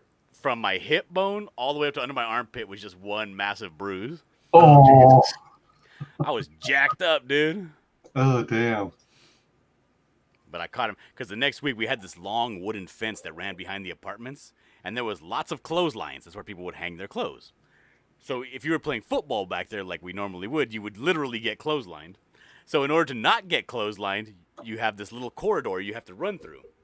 But in order to run through this corridor and not be next to the clotheslines, you got to run really close to the wooden fence. So my brother catches the ball, receives the ball, and he's running, and I just blast him, just straight, illegal hit right from the side, T-boned him through the wooden fence. Jesus. And I got him back for that big ass bruise, but he still hit me after that though. I don't know why. It was payback, but when you're a little brother, you can't get payback. You still get hit. Yeah.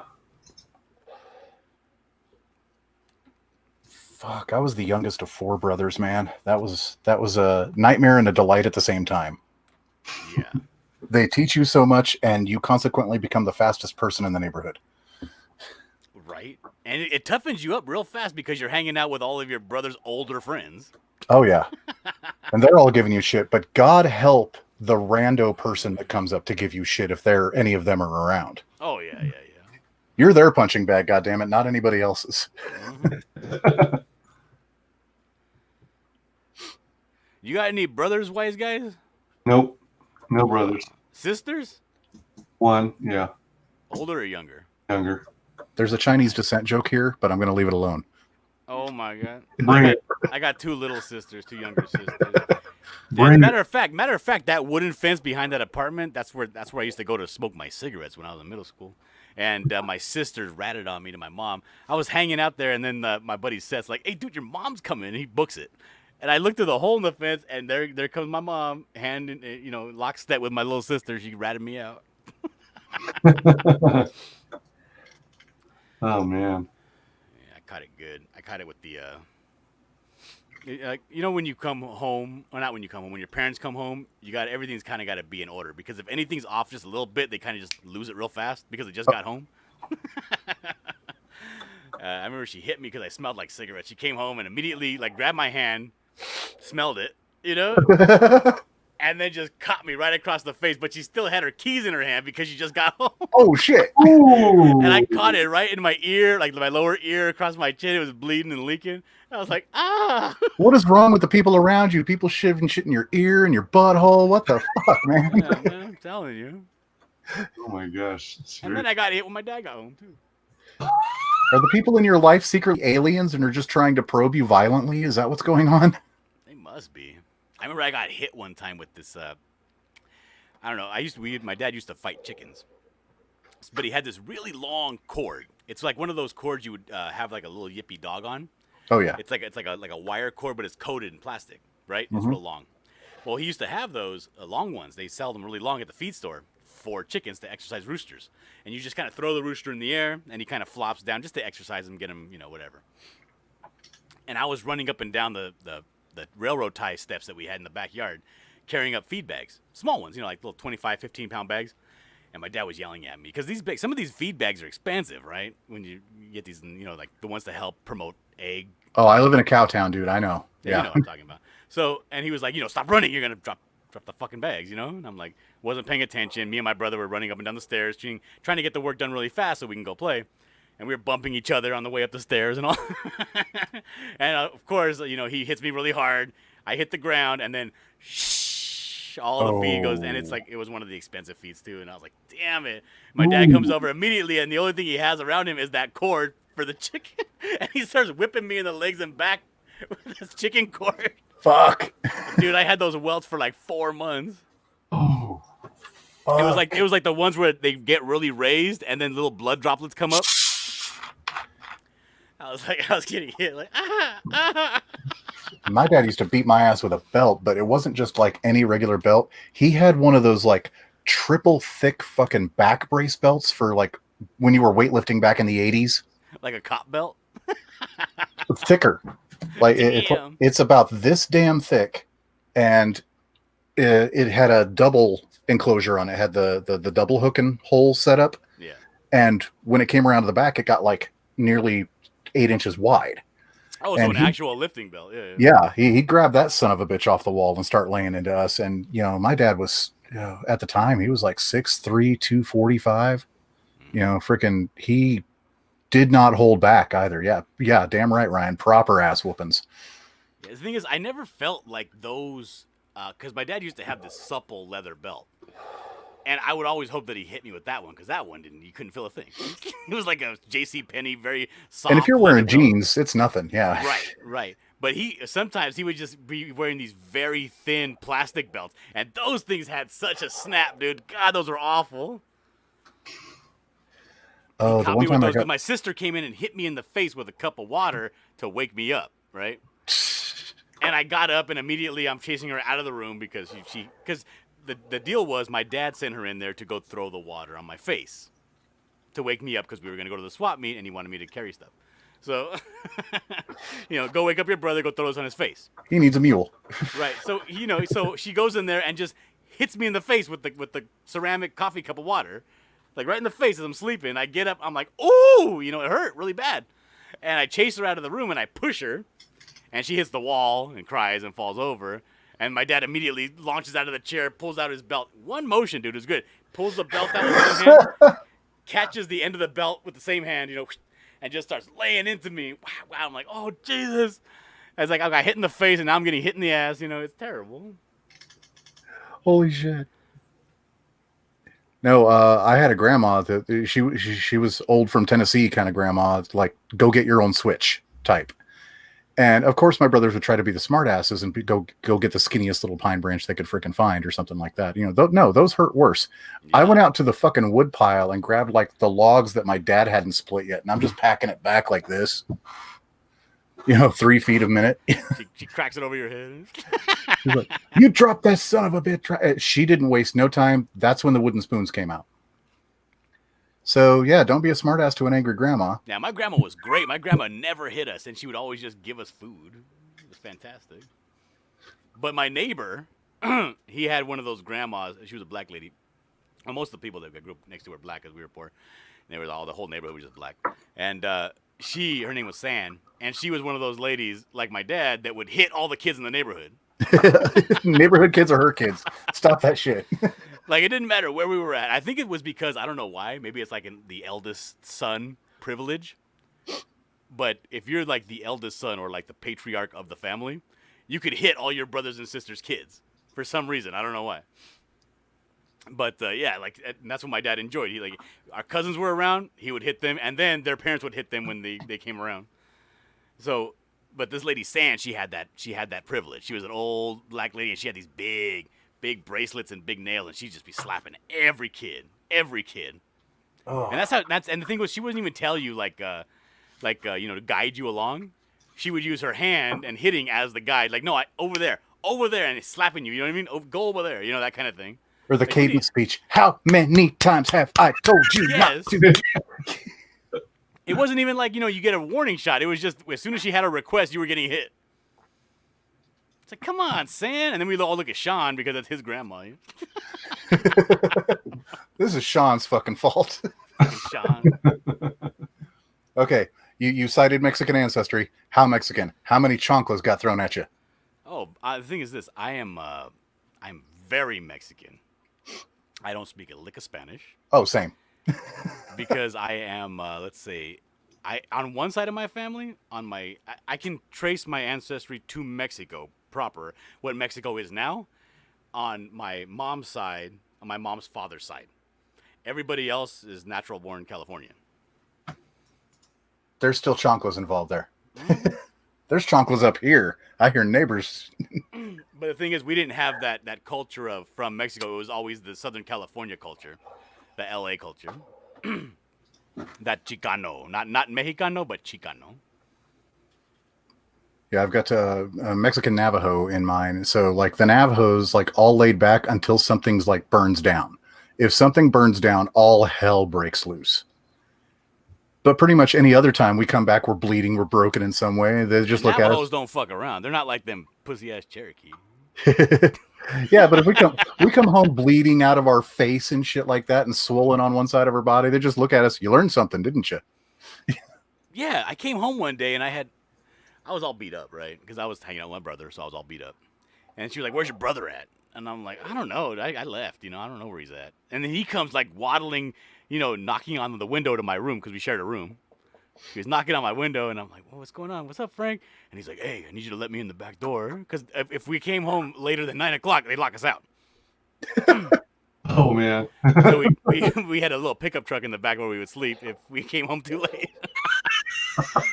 So he was like, I was like, "You gotta let me in, dude." I was like, "Okay." I went to the bathroom, or the main back door was by the kitchen, so I went to the kitchen to unlock the door, and he comes in like holding his face, and he puts his hand down, and you can see his fucking teeth through his cheek. Oh, Jesus. He has a hole in his cheek. I was like, "Oh my God, what happened?" And he's like, "Oh, some people beat my ass." Damn. I guess he got kicked in the face enough times that it just made a hole in his cheek. Like, I guess the teeth went through. But he was holding it, like, I guess because he was holding it, kind of like stretching it as he was holding it. I guess that felt better to him for some reason when he was holding it. Yeah, if kids these days were disciplined like we were back in the day, it would be all over social media. Yeah, it might teach them a damn lesson. Yeah, why not? It started to fall apart in the 90s when talk show hosts started the "Don't Hit Your Kids" movement. Oh, man. I was like 17 in 94, and like all of this was starting to hit really big. And my dad pulled out a belt, and like it had like that big metal buckle on the end of it. And I looked at him as like, you can't hit me with that. It has a metal end. That's against the law. He's like, call somebody. Whack. I was like, okay, yeah. Dude, my sister's in social work, and she tells me these stories about like how she gets these outrageous calls from these kids that are trying to rat out their parents, and the thing is like the reasoning behind why they think they need to go somewhere else. They have this delusion that they're going to go to some foster home that's rich. You know what I mean? Oh yeah, fucking Daddy Warbucks shit going on. Yeah. That's what they think. They think they're going to be like little Annie, you know, orphan Annie. But they think like, oh, you know, I'm gonna go on a vacation essentially. I'm gonna get taken away from my family for a little bit, and then you know they'll learn their lesson. Yeah, seriously. But the social workers will tell you, like, dude, you can hit your kids. That's perfectly fine. Just don't leave no marks or bruises. A cop handed my dad a 2x4 once. Yep. My older brother fucked up big one time, crashed the truck, and friggin' cops there. My dad shows up. Everybody's there. And, you know, my dad had like random chunks of wood in the back of that truck, and he just reaches over and grabs a 2x4. And he's like, I'm going to beat you. And Richard just like straight up, like on his ass, backwards crawling to up to the tire of the truck. No, you can't do. There's a cop right there. And he hands the board to the cop, and the cop looks it over, he's checking it out. That's a clean piece of lumber, sir. No splinters. Just don't leave any marks. That's basically cool. And the thing is, like, she'll go and she'll tell the parents, like, look, this is what you can get in trouble for, and these things, you know, you got free reign essentially. Do whatever you feel like. We don't believe in corporal punishment. But you can't stop me. Well, no, but we don't like to admit that. What happens, dude? You gotta get your I've seen CPS called on so many fucking people. It's dumb around here. Yeah. And they'll come in and say, oh, you know what happened? My mom took away my phone. and then after she took away my phone, then she told me I couldn't even call people on the house phone to tell them that my phone was taken away. This is abuse, and I need to be Oh my gosh. That's too funny. The things kids come up with. Oh, man. My kid knows when they fucked up when they all of a sudden can't access shit because I've got all of the passkeys and like all the devices on this computer here of like what can go on internet. Yeah, that's the thing is that they don't. They absolutely they've got the same basic human rights as guaranteed in the Constitution. End of fucking list. Yeah, I have no problem spanking a kid if they fuck up as a lesson teacher. Taking it too far into the realm of abuse, yeah, that's something else. Don't fucking bruise up your kids to shit. Don't break a bone. Don't bleed them. Yeah. Kids need a healthy fear of what will happen to them if they really fuck up. The problem we have in the UK is if teachers don't shout at the kids, the parents come in to threaten to sue the school. Well, there's that, or it's the other way around. Teachers and kids are teaming up against parents now. Yeah, instead of smacking the damn kids for making the teacher shout. Yeah, because it used to be when you went to the school, because you were fucking up, your parents would go to your school, and that was the big deal, that your parents are now aware of your behavior and what's happening, because the parents would then say, okay, I'll take care of it. Meaning, I'm going to go home and whip this kid's ass. The shit, principals used to have the paddle right above their fucking, on the wall, right behind them on the, in their fucking office, if, freaking, I had principals that would drill holes so it had better aerodynamics and get that good swat in. Yeah, that's the thing. You get in trouble at school, you get it at school, you get it from your mom, and then when your dad gets home, you get it from your dad again, too. I talked shit to my third grade teacher once, and she pulled out. Do you remember the yardsticks that weren't like flat? They were a square. They're basically batons, yard-long batons. She freaking cracked that over my head, wrapped duct tape around my head, and put me in a fucking closet for 20 minutes. Wrap duct tape on your head? Yes. The worst I ever got it was a book on the fingers. Because I used to go to this place called All Souls Catholic School in Los Angeles, East LA. And even when I was little, that was like, they didn't do that anymore. But they did at the Catholic school. And she would go by and she had a nice thick book, and she would just slam it on your hands, and you're like, damn it, she would hurt. Yeah, this is Not the like boomer. not like getting your fingers caught in a car door. It's not gonna break your finger, but it would leave your fingers red, and probably you might get a little. When you skin the fingers and a little bit of that white skin comes up, just a little bit of that. Oh God, if we had half of that going on today, we wouldn't have any of the problems we've got going on right now. Yeah, really. And the thing is, like in our, it's kind of weird because when you're Hispanic, all of these social things happen about 10 years later after they happen in the rest of the community. So it's still pretty, like there are like where I live, like it's still like the daughters typically live with the parents until they get married. Mm-hmm. So it's like, yeah, even though you're 18, you still got to listen to your parents all the time. If you're doing anything stupid like dating somebody or whatever, you usually don't tell your dad about that. You can't just, because I watch like TV programs, and that's what happened, I think, in that same time where you can't hit your kids. It was they started making TV programs different in the sense where now it was like the things that the kids were allowed to do on TV became outrageous. And people started picking up on that and following suit. Well, freaking late 90s, early 2000s was the rise of the Disney Channel and Zack and Cody and all that shit too. So there, kids are watching these shows and parents aren't caring because it's the Disney Channel. What could possibly be? No, but even there, there's like a weird time, like they're programming between like Roseanne and Home Improvement, like that kind of era, where kids started actually talking back or having opinions that the parents needed to think about and say, well, maybe we need to give them a little more leeway, that kind of deal. You know what I mean? And like, I don't know about this shit, because when I was little, with like the Wonder Years or Family Matters or stuff like that, it was like the parents weren't the bumbling fools. They may make a mistake every now and then, but they were the they weren't the focus of the comedy. Kids were tertiary actors in those shows. They were not the main event. Yeah. Mm-hmm. But then when the other shows started coming in, like with where all the dads are idiots, like Home Improvement and Married with Children and that kind of thing, it got really bad. I mean, Al Bundy was a star. He scored 4 touchdowns in one game, sir. Take that back. I used to have a Polk High number 33 jersey too. Yeah. Teachers are trying to brainwash kids now. When I was at school, we saw The Cane, and that bloody hurt. Pedal with holes so you couldn't hear it coming and brace yourself. Yeah. In my elementary principal's office, I remember they had a vault of leather straps. They would make you pick the one you'd get hit with. Good times, good times. Oh, man. Kids are so entitled now and believe they can't be touched no matter what they do. Then they have kids and the problem gets worse. Well, it started with like around the era of my generation, bleeding into Dillard's, and started a little bit earlier with, tell me if you recall this quote from any female in your high school during like junior, senior year. If I have kids, I'm not going to treat them half as bad as my parents treat me. I'm going to let them do whatever they want. Yeah, like that's going to happen.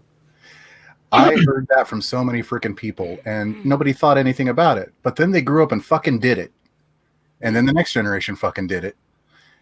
But I don't understand how you can actually have the, I don't understand how you can have that kind of brain and actually commit to that way of thinking throughout your entire adulthood. Not after you have kids, especially because they're little fucking demons.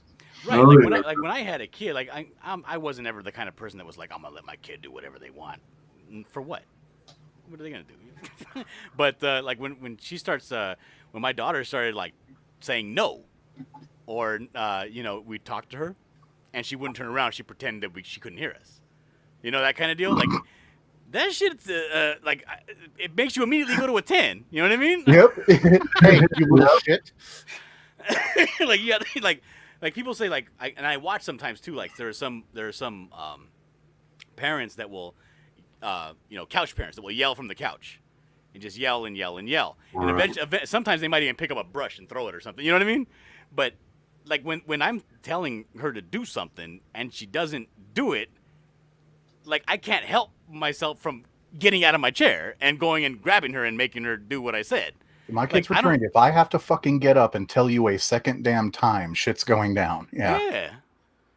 And the thing is, like, that comes naturally. That doesn't come from upbringing. That comes natural. That is basic freaking human instinct. Deep down, you got a little person in there going, "You said what, you little shit?" Yeah, like right in your down there in your lobster lizard brain, when your kid tells you no or something, immediately you go to a 10, you know, and you immediately calm envision down. backhanding them through a wall. Yes, you do. Like in your head, that split second. Oh, You're that's like, got some dude, distance. like, you have no idea. I will kick you right out this window. And you got to stop. And which is why it's really weird, because it's why like it's such a big problem with like foster parents or women that have kids out of wedlock and they have like boyfriends living in the home and stuff like that, where so much violence happens. It's like, Jesus, because just, you can imagine, right? You can imagine that how you go to a 10 immediately when things aren't going right. And what if that's not your kid? And what if your girlfriend is telling you you can't do anything? Oh, what a volatile situation that turns out to be immediately. People go to 10s, you know? And the girlfriend will come and say, "Oh, what's wrong? You are letting your kid walk all the fuck over you." And you want to say that, but you can't. Oh, I mean, that's your job to say that.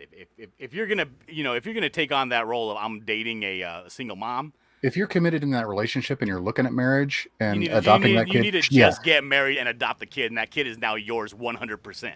Because otherwise, you're gonna strangle that kid. Yeah. Like, if this is just a fling, we need to talk about this now. Because if this is just a fling, hey, remember I'm Jerry leaving because I can't Maguire? claim your kid. Remember that movie Jerry Maguire where? Oh shit, yeah. Where he's talking, where Cuba Gooding Jr. is talking about shoplifting the booty, and he's like, no, she's a single mother is a different thing. She's already been to the circus. She's seen the act. You gotta get that going right away. It's true. You can't mess around with that stuff because then real bad things happen real fast. But to be fair, there is a fine line between discipline and abuse. There absolutely is. It was a much wider gray area for us. It was a much wider gray area for us. And like, even if parents knew they had taken it too far back in our day, we usually got ice cream later or some sort of kind of like odd little gift as an apology. Yeah. But nowadays, it's like if you look at a kid wrong, they go, "Oh, I can't believe I need to talk to my therapist, and I need to talk to my." Your what? You mean the appointments we drive you to? Yeah. And that's all kinds of things. Like, what is it? 250% more counselors are in schools now than there were just like 15 years ago. And for like, maybe it's a cultural thing. I don't know, but my school counselor never talked to me about anything other than like what classes I was going to be picking that year. Yeah, what career path do you want to go through? I don't know. I'm fucking 14. I just barely learned about jacking off. Yeah, I'm thinking about taking intro. I'm thinking about going pro with this. I'm amazing at this. No, my parents never hit me. Boob Dan Art. They never hit me with like the buckle of anything. Now here's the thing. Every time I got hit, now I can remember every time I got hit. And not a single time that I got hit was it for some bullshit reason. It was always because I was fucking up. Oh yeah. Well, they never hit me with the buckle. My parents were 48. They got cracked with a buckle. Actually, it was a Union Jack belt. Oh buckle. shit. And he got hit right in the side of the head, and it left the outline of the rectangle. But no, I never got hit with a buckle. Thank God. Yeah, my parents were team drivers. They were 48 state truckers. So they were home like 3 days a week. I was kind of raised by my 3 older brothers. But when they got home, I'll be right back. within the first like 2 hours, Dad will have beaten all of us. And it was just a coverall. This is for the shit we don't know about. This is for the shit we didn't get phone calls about. Prawn Star? Nah. Take it easy, Frog G. Sorry about the internet dropping out. Thanks for being here. It's for your own good. Bam. Don't get me wrong, though. Prawn in the 80s was interesting because it was all glam chicks with big hair. Did I just tune into the corporal punishment stream? Either way, he's going to have a full blood. Oh, I'm surprised you haven't gotten up yet. my gray area is As a kid. as a kid was made of leather, and it was about 42 inches length with a metal belt buckle with a tractor on it. Yeah, I agree with you, Christine. You should never lose your temper, but when you're disciplining your kids, parents that lose their temper are the ones who cross the line from discipline to abuse. Well, especially when, oh man. See, I've always found parenting challenging. Part of my mistake is that when I went into the relationship, I thought that I'd have more say-so because I was coming in as a quote-unquote step-parent by marriage. And so I didn't formally adopt them, but I thought that by the marriage, it meant that I technically had say-so. But in this case, I didn't. When you found out you were wrong. Oh, yeah. And Big Bush. No. See, like the late 80s and into the early 90s, yes, there was bush, but they trimmed it down and kept it like bikini waxed away. There was like runway strips and triangles and things like that going on. I had just missed the crazy 70s shit going on where you needed like a lawnmower. Yeah. Yeah, and the thing is, the raising the kids is this constant battle. Mhm. Even with you got to constantly have talks with your wife too, because it's a constant battle. Like I had to have a talk the other day because I was holding the kid. Right, she was doing the number where I was saying, "Come here, I'm gonna put your pajamas on." Right, and she was staying just out of reach. She was, that deal. So I was like, okay. So I grabbed her. I got up, grabbed her, and she did the whole. As soon as I got up to grab her, dead weight. Right. So Yeah. I brought her to me, and then she started wriggling and trying to get away, So I had to hold her there. She was essentially on timeout until she calmed down, right? And as this was happening, my wife, because we had her parents over, my wife was in the room with me, but she was on the computer doing some stuff. She wasn't really paying attention. And then her mom walks by and starts talking about why is the kid being yada, yada, yada, right? And then my wife tells me to let her go. And I was like, okay, I need to talk to you for a second. That is undermining authority right there. I was like, I need to talk to you for over here for a second, right? So, because you have to keep on that because they'll try. They'll try. Like, number one, I don't care what your mom says. Number two, you don't tell me when I'm doing something to stop what I'm doing. That's like the exact opposite of parenting. Right. Mm-hmm. That's not presenting a united front. I'm sorry. That absolutely lets the kid, the brain switches to say, oh, if I'm in trouble with dad, I can always go to mom now. Mm-hmm. Yeah, that's why. Which is why I still had her in my arms, wriggling as I was having this conversation. As parents, you gotta be on the same team and back each other up. Otherwise, if either one of you gives, then the kid takes advantage of it.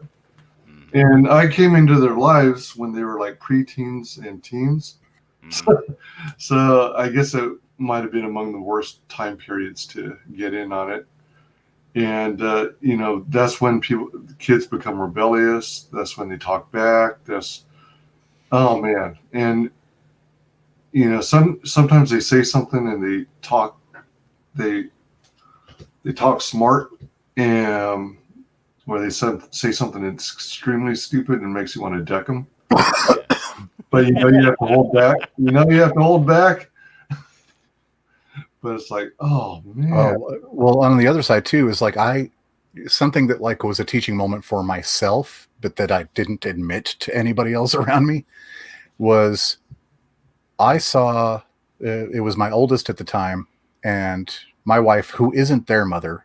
My two oldest are from my first marriage from like 20 years ago at this point. This was a few years ago. He was 16 or something like that, 16 or 17, and he balled his fist up at Christy. And I was like, I grabbed his arm, was like, step out back right now. He's like, what? Why? What? Because if you're going to fight, we're getting in a fight. You are never going to raise a hand to that woman or any woman, period. End of story. And he was like, his face went from the top down, like in a fucking Bugs Bunny cartoon, just white, just straight down. I was like, so what are you thinking about now? He's like, I'm sorry, I didn't mean it. And don't get me wrong. And in that, it put it in my head too, is like, okay, he know, because I've spanked him before. I've hit him with the belt before.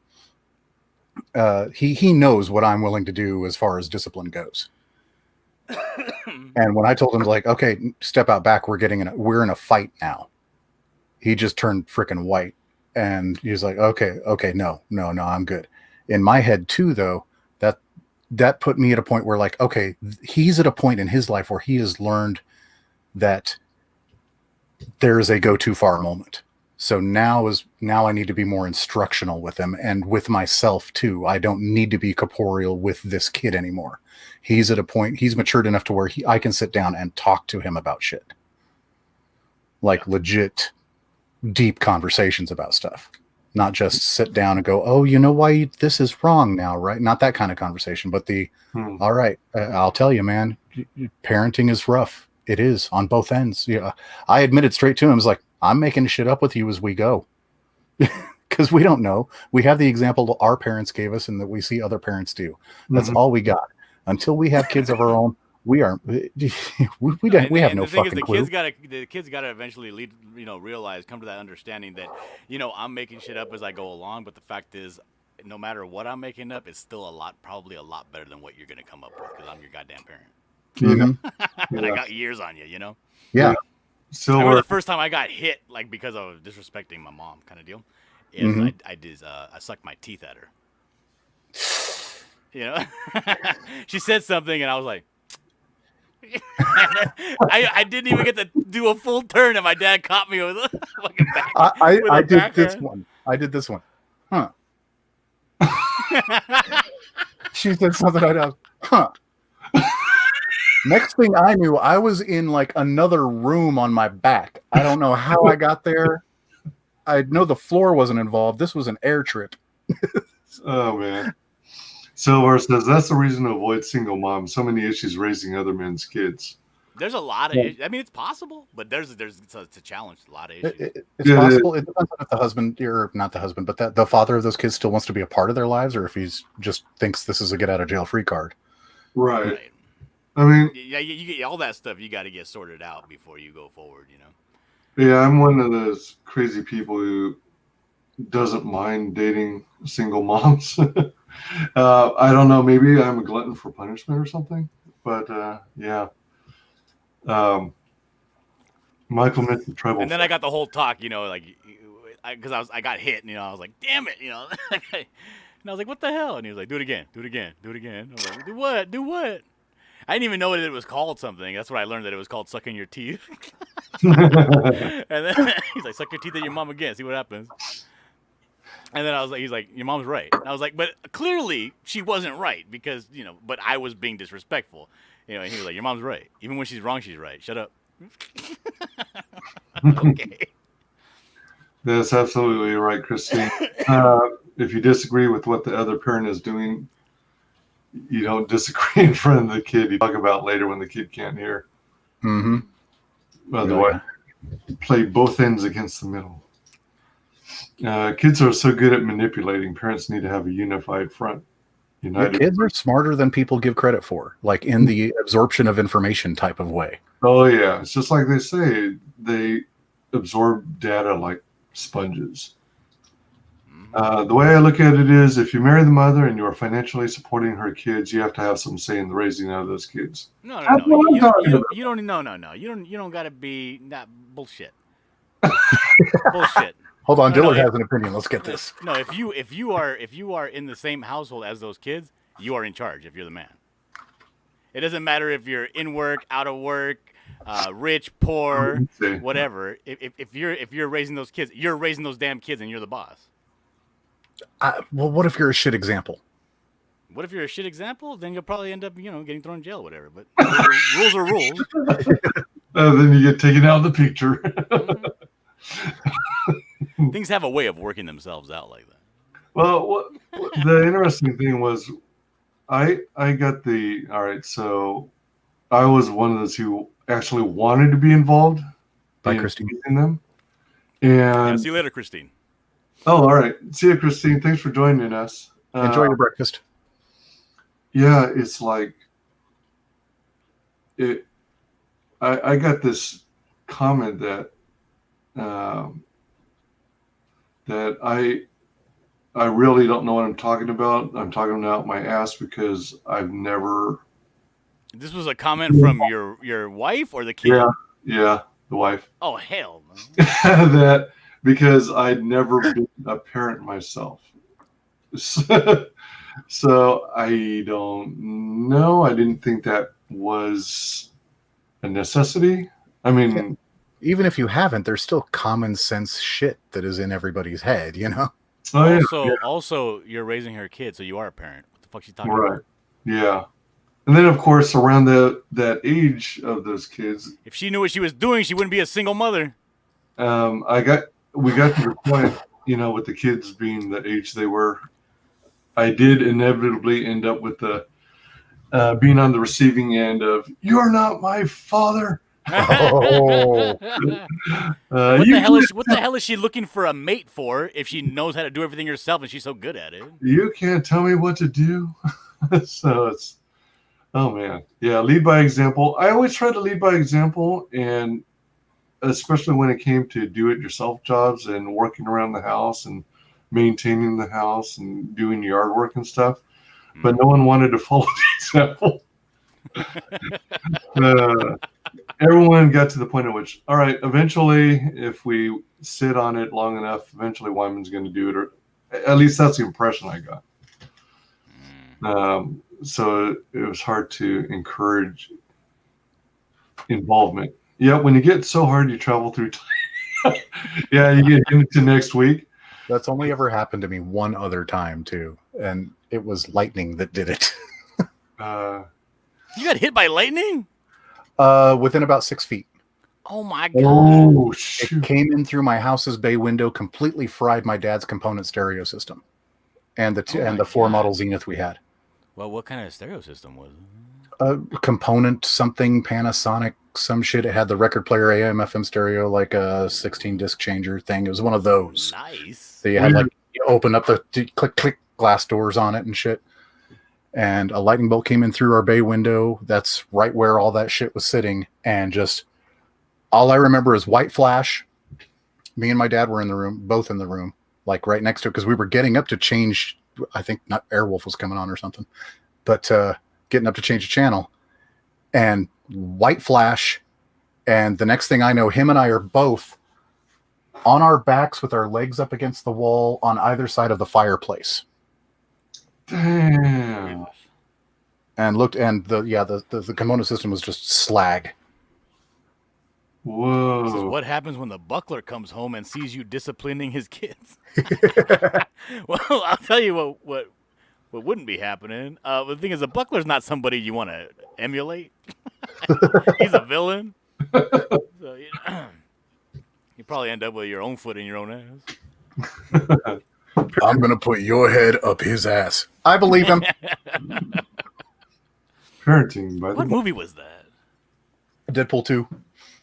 Was that Juggernaut? Juggernaut. He was looking at Deadpool and Colossus. I'm going to put your head up his ass. I believe him. Let's go. Bowsette is laughing at you for even mentioning Airwolf. Airwolf, Knight Rider. Fuck yeah. Oh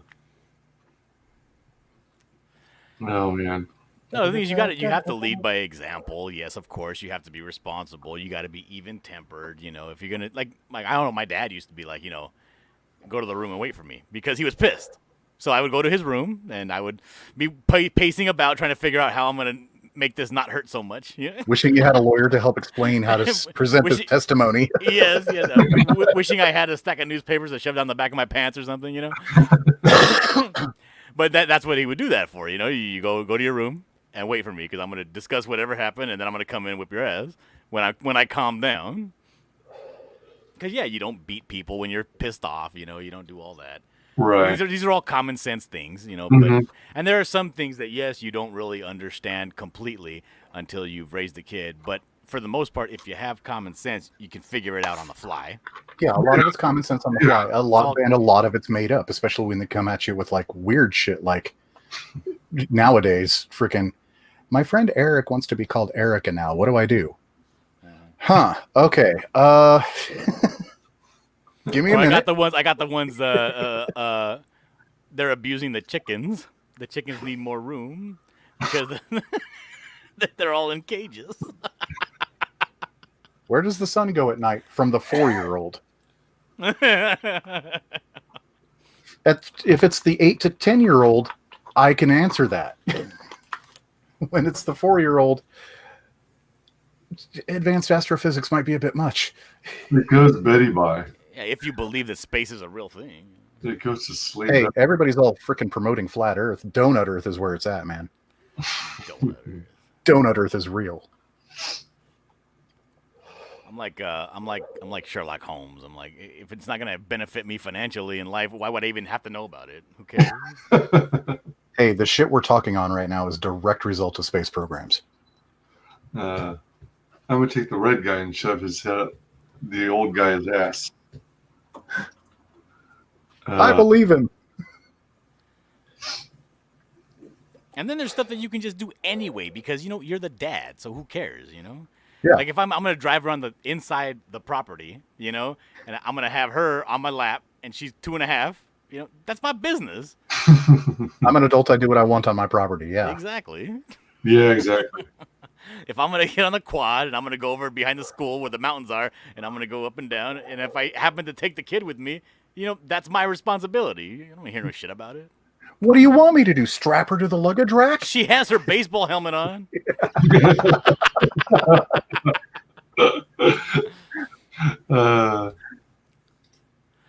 Oh, I seen this fantastic YouTube video. It's a bunch of people at a barbecue, and this dude takes his kid, right, and just chucks her up in the air.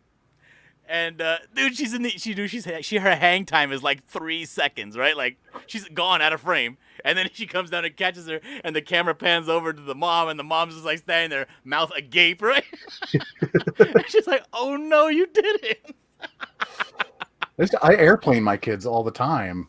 You know, freaking grab them by the arms and just spin and let their feet come up off the ground and just go in circles until they want to puke. Dude, I had this nephew named Paul, and God rest his soul, he passed away. He got in a car accident. But he was just the funnest kid. But he was like a big teddy bear, right? Because he was one of those kids that was real small and fat, and then all of a sudden just grew to like 6'3".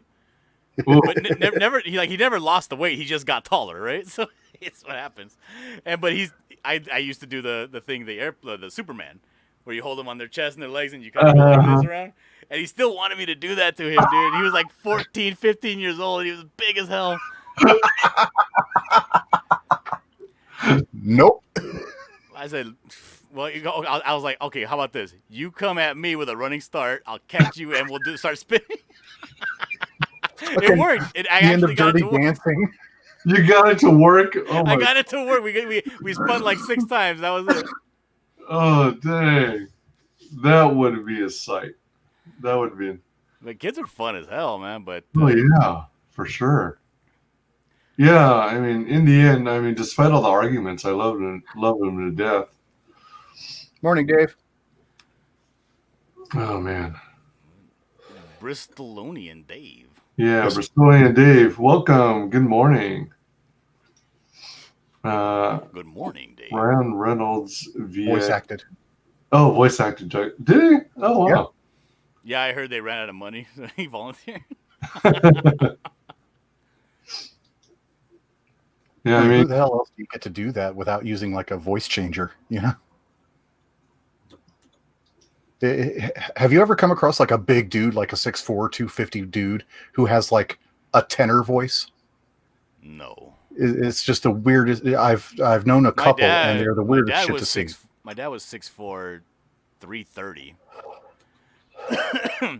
but he had this like because he was also it was impossible when I was young too to get away with anything. But he has this real raspy voice because he was a longtime smoker and all that. And then it was impossible to hide anything from this guy because number one, he was a substance abuse counselor that worked in a locked facility. He had the trained eyes there, yeah. Also, he was an ex-con. Oh, so he had prior training. Okay. This fool could find anything you hid. Always. God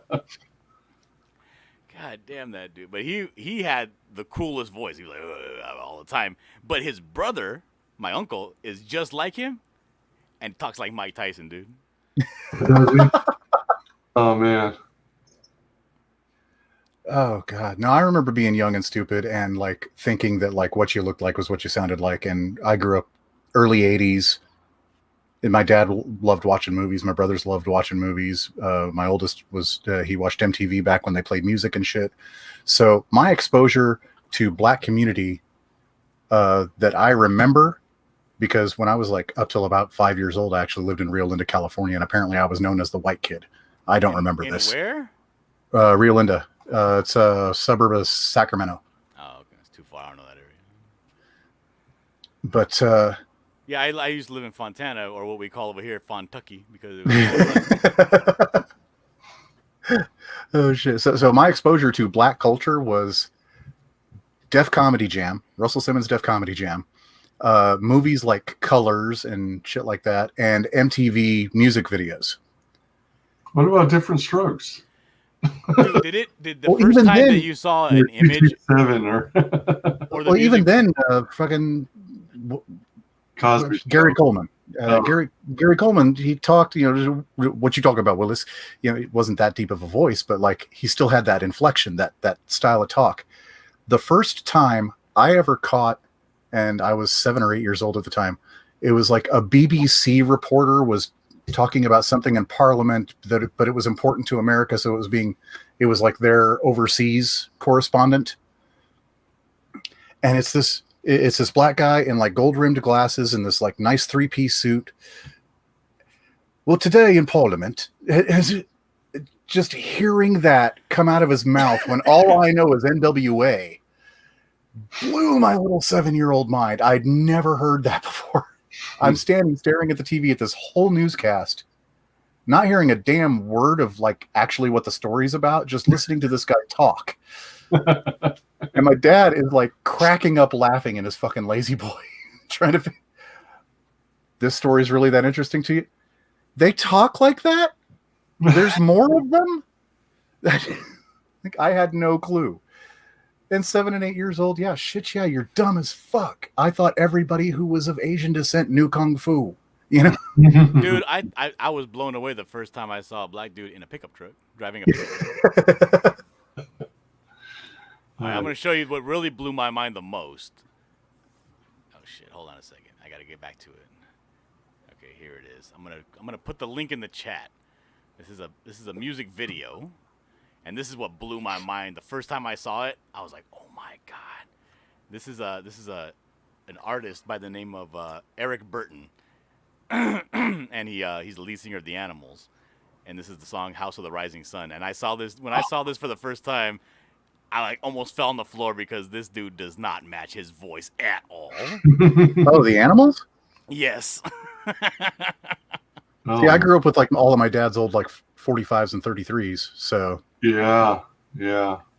No, I did too. I just never seen the faces. Right. I never seen what they look like. Exactly. Yeah. We were a household that also played, okay, here's your Wayback Machine stuff for chat. Solid Gold and American Bandstand. Mm-hmm. Nope. Yeah. I watched those programs. You should hear Jeff Vastalucci's voice. Jeff Vastalucci? Who's that? Not sure. Real Linda. Chats? Should I be on live chat or top chat? I don't know. I always go live chat because sometimes it just doesn't show everything. I think my audiences to my streams tend to be so small that you can get away with top chat and get everything. But That message was from Balzette. You should hear Jeff Vastalucci's voice. She corrects herself and says Castellucci. Castellucci. Okay. Okay. All right. Rio Linda is the area Limbaugh uses to make fun of extremely slow SJWs. All right, Castellucci. And then, you know what tripped me out? There was this area where, like, the dads, like the grown men, didn't go to work. I don't want to hear it, X. Like, it blew my mind. It was like, I remember coming home from school. We had just moved, and the bass from Voice Play. There was like a bunch of dudes like hanging out in the middle of a work week.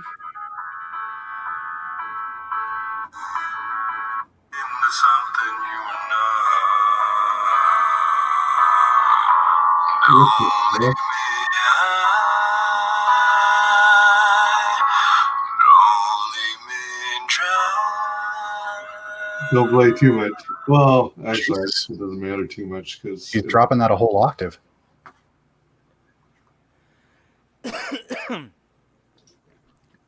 And then I found out that those are the places that you don't want to move to, that have a bunch of grown men hanging out in the middle of a work week, like during the day. Yeah, Rio Linda wasn't an awesome broken place. Into. No, it's part of the reason my parents we migrated out of Northern California back in '81. Are they still accepted? From what I understand, too, on this, I noticed you had some confusion on it, wise guys. Indiegogo will keep something in demand for about 48 hours after the official close, unless you are hovering right there on the button to say close it. Well, all right. So you hit the I don't know if it's an opt-out button or yeah, there's an opt-out for in demand, but it takes a bit for the processors to kind of get to it. And so unless you're hovering, it can take up to 48 hours to go for it to tick over from in demand to close. Yeah, unless the campaign runner themselves is hovering right there at the campaign and saying close now. Oh, is that like an additional feature? Like, is there both? I think it's just slow server response. Oh, all right. Because I mean, I think shortly after midnight, at the end of Mandy's stream, she did the opt out. So I assume it's the same as closing it. Let's see here. The Buckler, what's that about? It's just some book I heard about. You should check it out. It's pretty cool.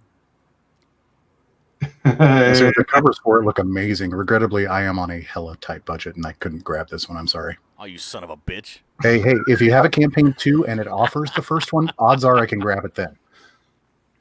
Well, all right, then. I'll do that. Yeah, I'll make sure not to permanently delete the file. Yeah, you don't want to do that. Back it up in triplicate. He says, and copyright strike. Stop spamming. Yeah. I'll be on the lookout for a copyright claim. Magna, The Last Pantheon, Volume 1. Let's check out this video here. I'm not going to play the 10-minute animatic. You guys can watch that on your own. But it literally just clicked over an hour and 11 minutes ago from funding to in demand. Man, it was like around, I want to say around $7,200, or maybe it was closer to like 7,800 before Red Valkyrie stream, and then while John from Beyond was on the closeout stream at Red Valkyrie, it ticked over 8,000. So that's pretty sweet. Yeah, he started today. I think around the low 6,000s, and he made quite a bit of money this last day. Yeah, first from Mandy's stream, and then from Shay Valkyrie and Cyborg. Definitely. That stream is super fun, but every now and then they end up on a topic that I have no idea what they're talking about, and I gotta like just leave. You know what I mean? Like it's so obscure that I just like I can't even watch this because I don't know what the hell they're talking about, so I just leave. But like the thing is, the show is super fun. It is. Like 98% of the time, but when they get on these topics, I'm like, and they just go on for a long time. I'm like, oh, I don't know what the hell they're talking about. Yeah, it's definitely a fun channel.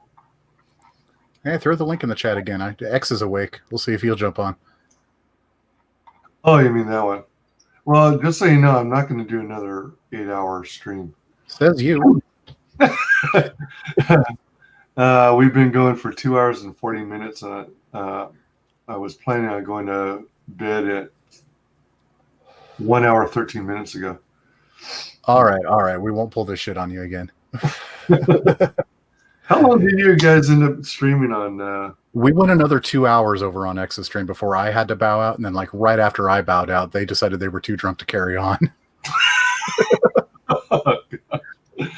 Oh, that's great. It was a good time though. Bandito was awesome. Oh yeah, for sure. Yeah, pretty cool. The final touches on these nipples, and now I get to move on to the next page. The obscure stuff is usually just made up on the fly. Is that right? Oh, talking about the naked yoga earlier. Yes, there are whole channels devoted to it, and it's absolutely fine for YouTube because they consider it educational stuff. God bless the United States education system. Oh boy, yeah. My wife didn't believe me. We started watching one of the videos. I'm like, see? She's like, huh. And then you guys started on the. She's like, so this is what you guys do on YouTube all day long. That's what you're always watching for hours on end. No, she can hear me through the wall. Welcome to Tree City, Idaho. The year is 1942. Spring is in the air, but times are tense as the world finds itself at war. While high school senior Kari Skogsholm finds her provincial life unfulfilling, her parents are eager to keep their lives and, most importantly, their extraordinary daughter under the radar as long as they can.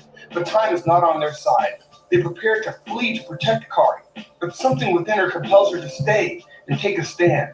It's time to learn truths that have been kept from her, be it out of love or fear or something else. It's time to answer the calling upon her life, whatever that may be.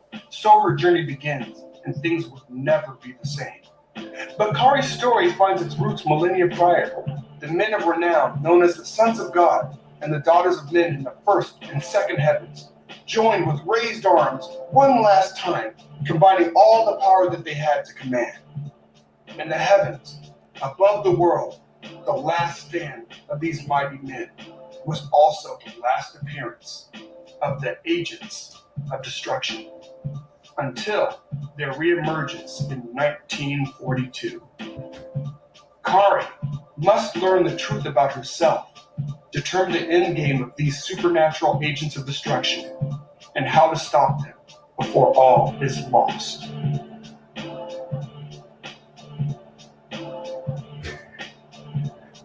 Take it from someone with authority. If there was a chick that looked that good in Idaho, we'd have heard about it. We wouldn't have given a shit about Powers. Just that hot of a redhead.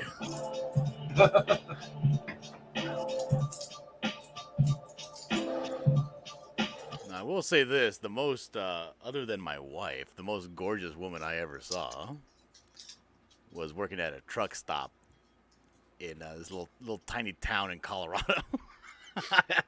I walked in. Because I used to, drive all the 48. I walked into this truck stop, after doing about 600 miles, and I was like, "What the fuck?" She looked like she just stepped out of like a shampoo commercial, like right into the real life. I couldn't believe it. All right, that page is done. You want to see it? Nipples are placed correctly? Yes. Yeah, let's do it. Okay, let's. Show the boobs. Show the boobs. About redheads. All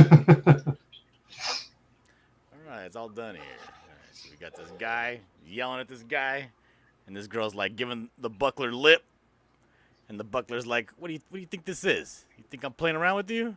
You think I want you for your body?" And then he rips open her shirt, like, "Oh no!" And then he's like, "Bitch, I don't need this shit." Slaps the shit out of her. There are a couple like that in Pennsylvania. Maria France. Maria, France.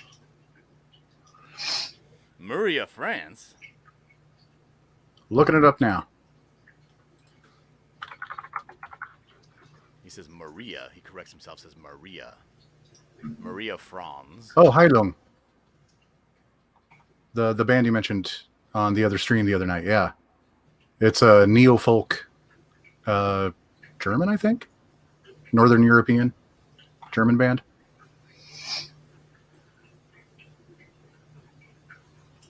Heilung.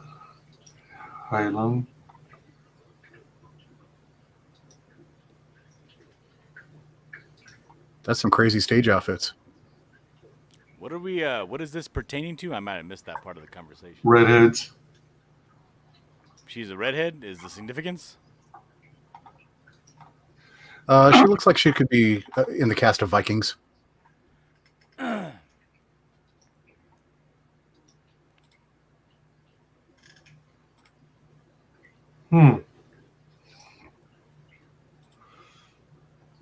think. Oh, that's someone else, isn't it? Franz Schubert. Ave Maria. I think mainly the significance is that she's a redhead, like the lead character in Magna. Ah, okay. I like to call it Viking rave. Amplified history. Love gingers. Viking rave. Somebody's gonna clip this. I wish they'd quit replacing redheads with black people. I know. It's stupid as hell. All right. Diller, are you gonna share a screen? Oh, I already did. You didn't see it? Okay, let me share it again. No. I had my other screen shared.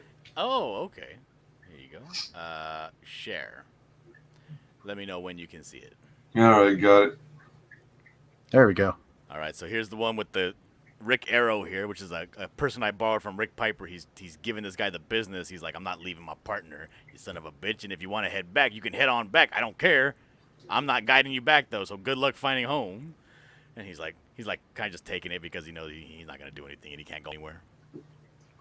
And then it cuts scene to this girl who's been in the trapped by the buckler in this cave in the Arctic wastelands, and she's not dressed for it because he kind of threw a log like a.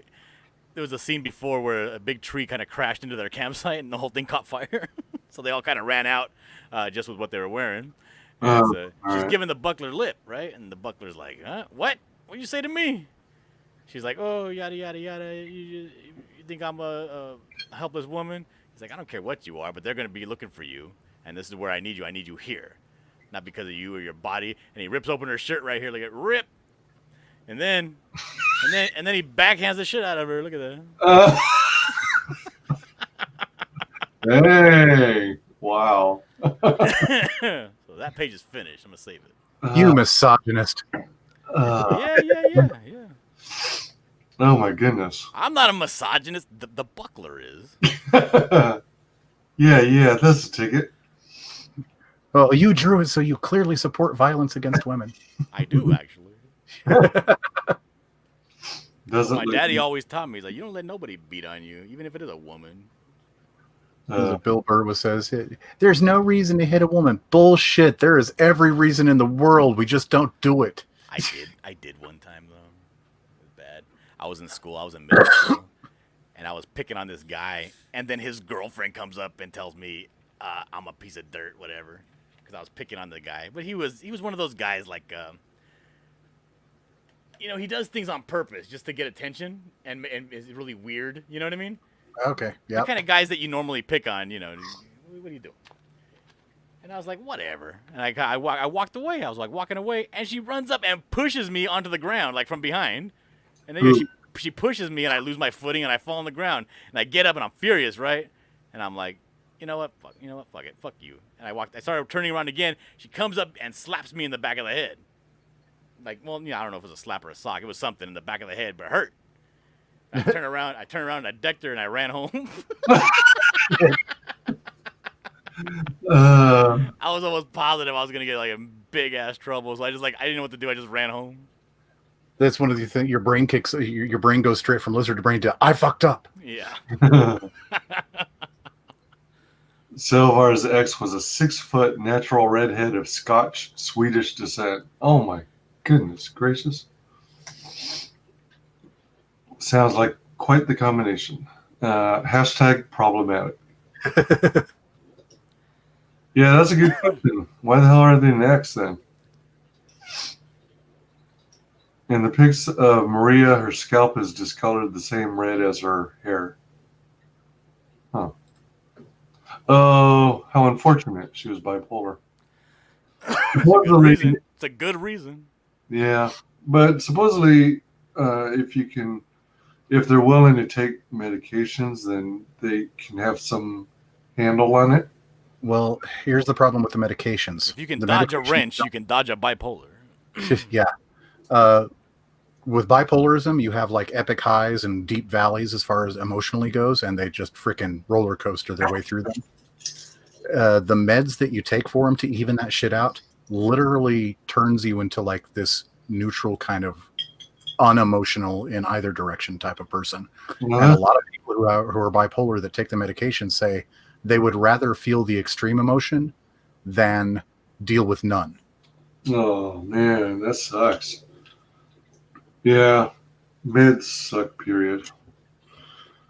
Always trying to treat the symptom instead of the cause.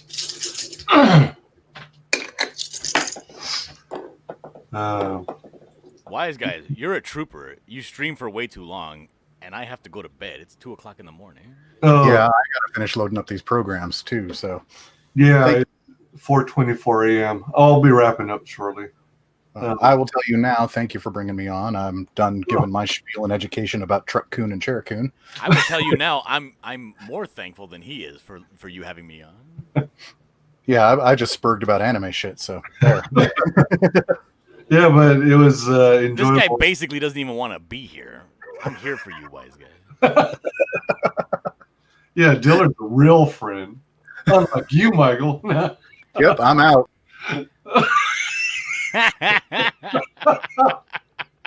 Oh, that's great.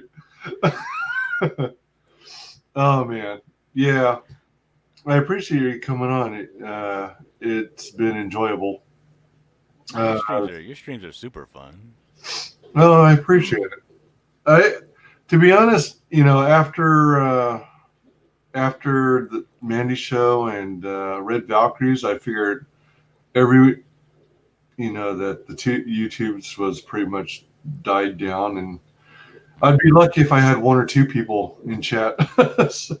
So I thank you all for hanging in there. I'm still going to cover Magna before I close out the stream, but let's see. I had a hell of a lot. I always enjoy discussing parenting and stuff like that, and the trials and tribulations of them. Let's see.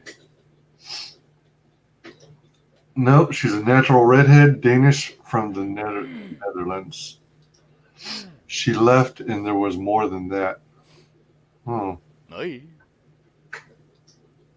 Yeah, 4:26 a.m. Eastern time. Light them up, wise guys. Bowser says, "Fuck this shit, I'm out." That was awesome. That was an epic exit stage right. Night, Michael. Thanks for hanging. Balzette beat me to the joke. I'll try the music though. Oh man, yeah, the animals and Solid Gold and oh man, good memories. Oh yeah, great memories. Music is great. I like music every now and then. I'm not exactly a big fan of music, but I'm a big fan of I'll play one song really loud, or I'll play one song and play it out. Repeat it. Uh-huh. I just don't like listening to music back to back. As soon as really? I hear 2 songs, and I'm like, okay, I'm done for a while. So you'll literally get one song and you'll just play it on endless loop. Yeah, sometimes. Wow. Or I'll play I'll be sitting here, and I'm like, Alexa, play whatever. right? And then I'll hear the song, I'll play it really loud, and then I'll be like, that's it. I'm not gonna hear anything else. I just want to hear that one song. But if you want to hear that one song over and over, do you have to tell Alexa repeatedly to replay previous song, or? Or you say, like for instance, you say like, Alexa, play "What Heroes Do" by Michael whatever, and they'll play. And while it's playing, you have to say, Alexa, repeat that song, and it'll just play on a loop.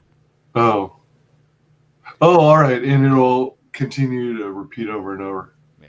Oh, all right. Because that song, what's the guy? I forget the guy's name that does the soundtrack for Thor Ragnarok. Oh.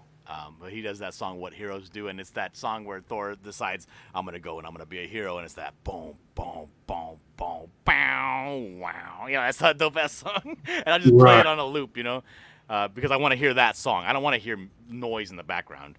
I never was a fan of, like, radios. They just played, you know, like a radio station that just played music. Here's your top 40 hits. You know what I mean? I can't do it. I can't do it. I like top 40, but I hate the injection of all the commercials. I like to be able to ignore them. So when you're drawing, do you typically listen to any music, or do you prefer that be quiet most of the time? I like to hear, like for instance, YouTube videos or podcasts. Okay. When I'm drawing, I'll usually be listening to, and if it's a busy time of the day when people are streaming, I'll be usually listening to 3 or 4 streams, and be chatting at all of them at the same time. But normally I'll listen to one thing, or I'll watch.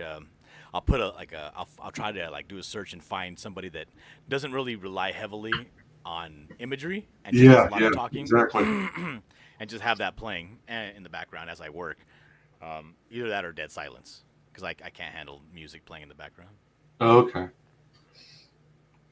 I kind of got that way after when I started trucking, because I got burnt out on music like first week. I was like, wow, really? Yeah, because you're behind the wheel for about 11 hours a day, right? Yeah, yeah. You know, your navigation's on. It says in 500 miles, turn right. You know? Mm-hmm. So you're just on Interstate 80 going through Wyoming, and you're just you the music kills you. It's like, I've already heard all these songs 100 million times. I don't want to. I can't no more. And just hearing people talk or watching a video like the history of giants, possibly, you know what I mean, or that kind of thing on YouTube, I'll do that. You're not doing trekking anymore, are you? Yeah, local. Oh, local. Okay. Yeah, right now I'm on paternity leave since we had the kid. Oh, how long do you get for paternity leave? I get a month. Oh, wow. And I can extend it if I want to, and then if I wanted to extend it further than that, I could, but I'm not going to. But so right now I'm streaming on working all the time, which is great because I got this whole other book to do aside from the buckler, which I still have to color pages. You know what I mean? No, you got another book you're working on. Cool. Yeah. And like I said a little while ago, I just finished page 15. So that one you just saw was page 15 of 28. So I'm a little over halfway done. Nice. And we ended that. I think we ended it on the 4th or the 6th. So we're only about 10 days, and I already got half the book done, like all the inks and everything. So I'm chugging along on it. Nice. We are the undead, almost always up at this time. Yeah. Ogre, look up Lifa or Lifa Heilung here on YouTube. She's telling Ogre to look that up. What about says 5 more hours? That sounds familiar. Alexa, play Careless Whisper. Careless Whisper. She's in another. What is Careless Whisper? Is that saxophone song? No, it's not Kenny G. It's George Michael.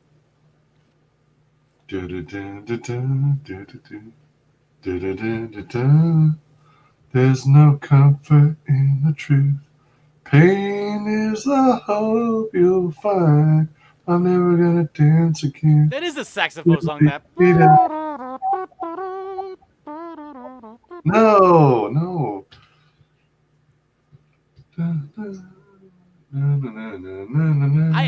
I'm listening to it right now. Yeah, that's the song. That's different. That's a different song. That's Careless Whisper. No. That's I don't know. It's an instrumental. How Long is a really good band. I can't hear that song without thinking Drunk 3PO and Gina. Oh my gosh. I was so close to seeing them live, but COVID. Rogan. COVID ruined live music. Diller likes listening to old-timey hillbilly jug music. Never, never stop, never stop in the middle of a hoedown.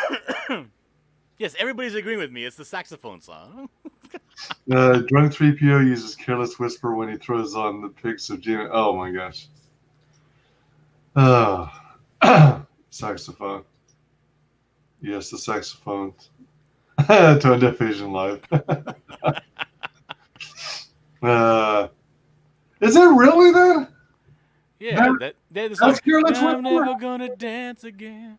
Guilty feet have got no rhythm. Yeah, that's the same with the saxophone. Yeah. I thought it was a different tune. Man, but isn't it still George Michael, or is it? Yeah, it's George Michael. Or did he do like a remake of it? Or you're arguing music? You're arguing music with the tone deaf guy. Nothing wrong with hillbilly jug music, Brian. I don't think I've ever even heard hillbilly jug. As deep as I go is probably like Hank Williams Sr. Oh, okay. You know, like what is that famous song Hank Williams used to sing about the train? Run from the Banjos. Oh, I know.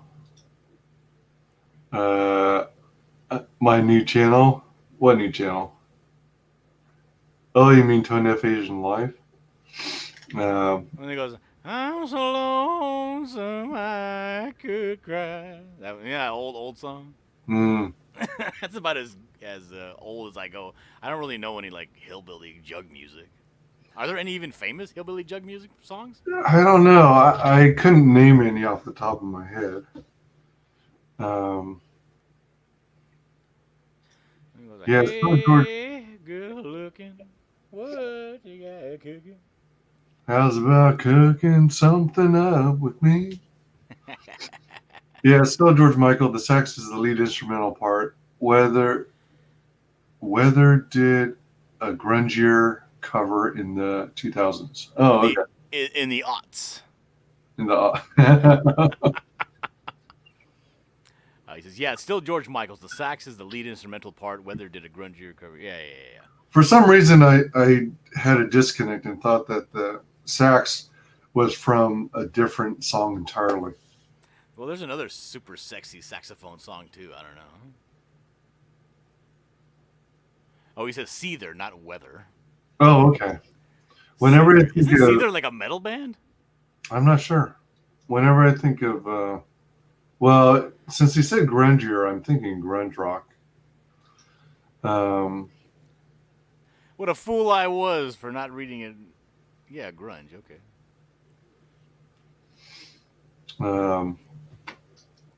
Wait, is grunge still around in the 2000s? Seether did Careless Whisper? I wouldn't know. I never was deep into grunge. The closest I got was Nirvana, I guess. What else was grunge? I don't know. Next wave grunge rock. I'm not really sure. I thought it mostly stayed in the clubs. All right, so Magna by John Hervey. So he was at about $8,250 when I started the stream. He's at $8,320. I don't know if he's gotten any more back or since then. $8,320. You know what got some good, sexy saxophone? Who? Just the Two of Us by Bill Withers. Oh, yeah. That's pretty good. I Just like the that two of us. We can make it if we try. one. Castles in the sky, just the two of us. You and I. There you go. That's great. Mm-hmm. Bowsette dropped a link. The saxophone song from The Lost Boys? Dude, Yeah, The Lost Boys Part 2 had the best, like, quotable quote of any movie I've ever seen. It was so great. It was the cameo where what's his name? Corey Feldman comes in. All right.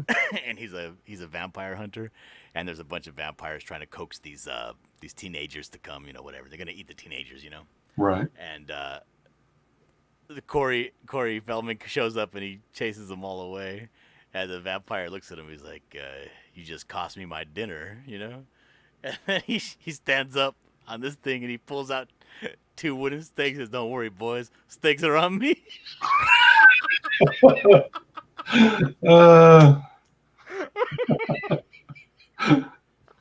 I was like, "Oh my god, that's the best thing I ever heard."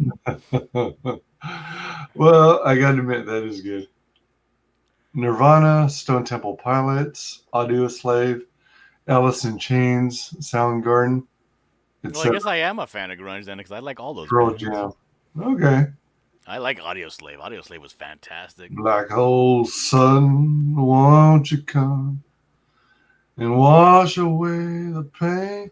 Yes, Seether did a cover of Careless Whisper. I used to have that album.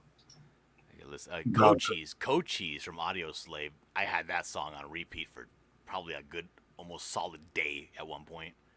The guy from Lost Boys did a song with Gunship recently. Tim Capello. All right. Huh. Cool. I don't know. What is this Indiegogo page you have up you're showing everybody right now? Funny, thanks for asking. This is Magna, The Last Pantheon, Volume 1 by Magna. What does Magna mean? Red Is that like magma? Magma. Red molten magma.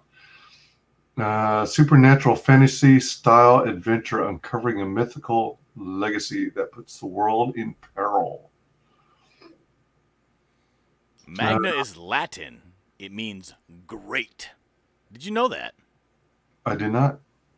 It literally means Great Greece. Great Greece. Mm-hmm. Great Greece, The Last Pantheon, Volume 1. Expands the Beyond Time universe, which was first introduced in Black Tiger, Legacy of Fury. But it is most commonly used solely by itself to mean great, or very commonly it's used in conjunction with the word mater, magna mater in Latin, meaning great mother or mother goddess. I think that's what he's going for. I think we just figured it out. Nice. See, this is an educational channel here. Dropping all kinds of knowledge here. You picking up what I'm putting down, wise guy? Yeah, I am. I'm gonna sprinkle a little bit of knowledge right there. Yeah, this is the first of this is the first of a 2-part story arc in which protagonist Katie Skogsholm finds herself in league with the last of the world's deities of old and in the middle of their losing battle for survival. This is a 75-page full-color graphic novel. Production is 100% complete. This Indiegogo campaign is offering readers a chance to own a printed, limited edition collectible of this supernatural fantasy adventure epic. Wow. That's cool. That's already 100% complete. And it's 75 pages, freaking long. Overrated. Having stuff completed is overrated.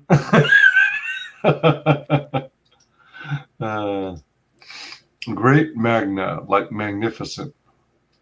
Damn, go back to school. See, they don't teach this stuff at school, though. That's the problem. Learning. Is it? I think I probably had like a week where we did, ancient Greece. Maybe briefly, but not enough to retain it, Well, why would you? You're never going to run into some ancient Greek person. I took Latin Latin isn't used anywhere except the one country inside of a country in the middle of nowhere, like, the Vatican, which is its own nation in Rome. It's a country inside of a city. That's the only place that Latin is ever spoken. Mm. And yet I had to learn Gaudiamus Igitur and stuff like that. What a garbage language. The supposed, or from what I hear, the cool thing about Latin is so many languages are built or based on Latin. Doesn't help you at all. I mean, doesn't it help you more easily learn other languages? Nope. Oops. All right. Gaudiamus Igitur, Juvenestum sumus. Who cares? The people who the song is about, that's who. He says also in courtrooms and doctors' offices, Dillard, they speak Latin. Look at my face. Do I look like, or does anybody that's related to me look like they're ever going to be a lawyer, or a doctor?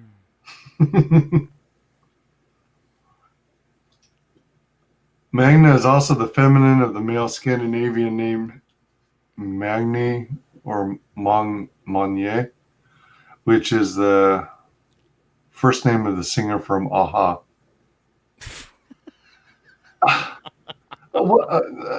So I'm supposed to have learned that in school?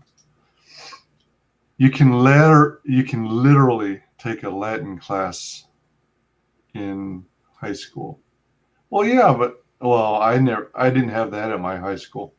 We had the choice of Spanish, German, and French. Yeah, just learn Spanish. There was this dude. I don't speak Spanish. I speak working Spanish, right? Like just enough Spanish to get like work done at work. When you live in Southern California, everybody knows a little bit of Spanish because the population here is. I think we have the majority of people in California are Hispanic. They're Mexican. I think white people is the second most populous, and then followed by like 18% of other. But I don't know a lot of Spanish. I know just a little bit. But there's this dude that I went to a school trip for in college, a study abroad program to Italy, and he spoke Spanish. And the dude was able to like talk to people and get along just fine because he knew Spanish. There was like a few little words he had to tweak, but it was basically the exact same thing. Michael T says, "Uno más cerveza, señor." Is that would you like a beer, sir? No, that means one more beer, sir. One more beer. All right. Latin is the basis of Spanish, French, Italian, and Portuguese. Huh. Well, do you want a beer? Me? Huh? Do you want a beer? Huh? No, if you want to say, "Do you want a beer?" you would say, "Quiero un cerveza." Or ¿quieres? I said, "Sí, más cervezas." Yes, more beer, please. All right. We are dropping some more knowledge, learning how to order beer. Yeah, like he was actually able to be on the phone with some Italian guy in Italy, in Florence, All right. and ordering pizza. And he was speaking Spanish to the guy, and the pizza came, and it was exactly what we ordered. Oh. Cool. Oh, also, if you ever go to Italy, don't get pizza. Their pizza is trash. Uh-oh. They actually have a place in Florence, in Greater Florence, not like the historical area, but the bigger city, the Greater Florence area, called American Pizza. It's like the best business it does the most business more than any other pizza place in Florence because they have American style pizza. Oh, okay. All right. I thought when you said that it was like just one of their poor attempts to replicate it. No, it's very good. Oh, that's good. That's good to hear. Like, you ever go to this place? No, we ever go to one of those places like they probably have them all over the U.S. They're like little villages that, you have Chinatowns or little Tokyos, kind of. Right. Well, they have these little towns. They're like almost like little Dutch villages. All right. Like Germanic or Dutch, whatever. We have a place like that over here called Solvang, where Oh yeah, it's is it Danish or Swedish or? I think it's like, I don't know, Germanic Black Forest style. All the houses look like cottages. Yeah, Everything looks Tudor. I visited Solvang before. Oh, That's have you? cool. Yeah. It's a great place, but they have these things like because European food, in my opinion, is very very trash. But like if I could have any food, it would be either Italian or Mexican food. I think is the best two foods. But they have these, Solvang has a bunch of little microbreweries, right? Where you go, it's kind of a beer drinking place. You go with your girlfriend and you drink, you sample all of their house brews, and they got these places they think they're real, hey, we'll carve you off a piece of this boar, and they got like meats that you can sample along with your beers and stuff like that. Everything just tastes so rancid and rank. And there are people there like, and I don't get it for the life of me, wise guys. Like, there's this place also in what is the name of that city?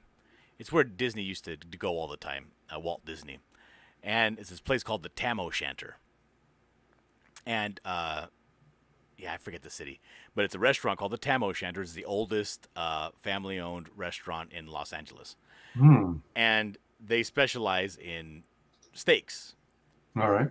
Right, and in particular that expensive cut, because it's essentially owned by Lowe's Steaks, Lowry's or whatever it's called. And I'm watching these white people in there, and they order their steaks, rare, medium rare, and they're old guys, right? And they got the big long ears, and I see them chewing, and there's this blood coming out of the corners of their mouth. You know what I mean? And I'm like, right. And I'm like, how do you eat that shit like that? It's disgusting. I don't know, dude. It's for some reason people that have that European ancestry, they like weird, gamey tasting food. I don't like things cooked rare. That's for sure. Dos paquetes de Marlboros Verde. I don't know what that means. I think it means 2 packs of Marlboros green. That's what I thought too. I was going the same way. Because verde, like chile verde is green chili. Yeah. Someday I'll start a Philly cheesesteak place in California. Hey, absolutely. The more the merrier. Real Philly cheese dipped in the grease too. Here we say Marlboro Rojo X. Dipped? What the fuck? It is fried right on the grill with the meat. Damn. Philly cheesesteak pizza is really good too. Not for menthol though. Hey, we can't buy menthol in Canuckistan anymore. Fried then dipped. Go to Philly Man. You'll see. Well, I had a cheesesteak. I was in Pennsylvania. It wasn't in Philadelphia though. And they were cooking it, and they have the whole hoagie bread, on the grill, toasting it with the meat inside of it as they were turning it around and stuff. I don't know if that made a difference or not. Yeah, they're trying to take away my menthols too. My Newport 100s. They're trying to take away my menthol cigarettes because apparently selling Newport 100s is racist. What? Yeah. You know that old wives' tale that only black people smoke menthol cigarettes? Yeah. Yeah, they're saying that if you sell menthol cigarettes, you're targeting the black and the poor. It's targeted harassment. Yeah, what's that say about camels? Are you targeting camels? I don't know. That's what I started on. I started on Camel non-filters because that's what my dad smoked. And I used to steal his cigarettes and smoke them. Are you being a speciesist? Then I moved to Marlboro Reds because that's what there was this guy that would sell us packs of cigarettes, by the high school, and that's what he sold. Essentially, only was Marlboro Reds and Marlboro Lights. So I bought Reds.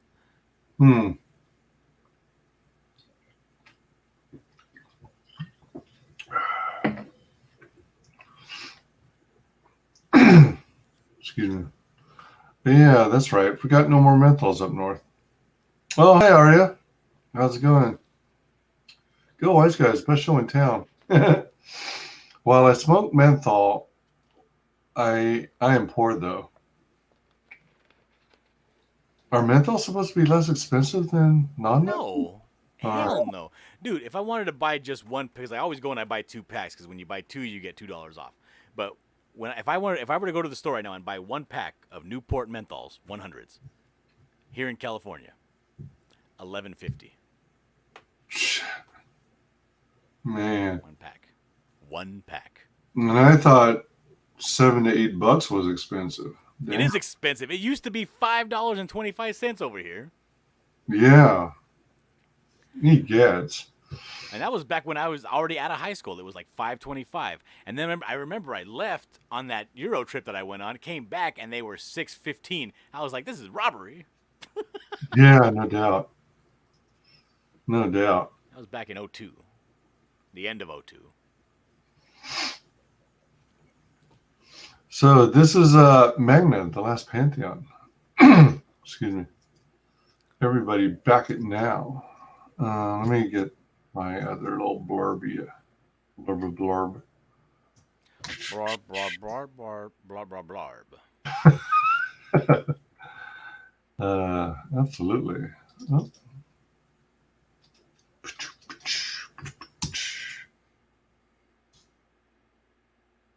It is in demand now.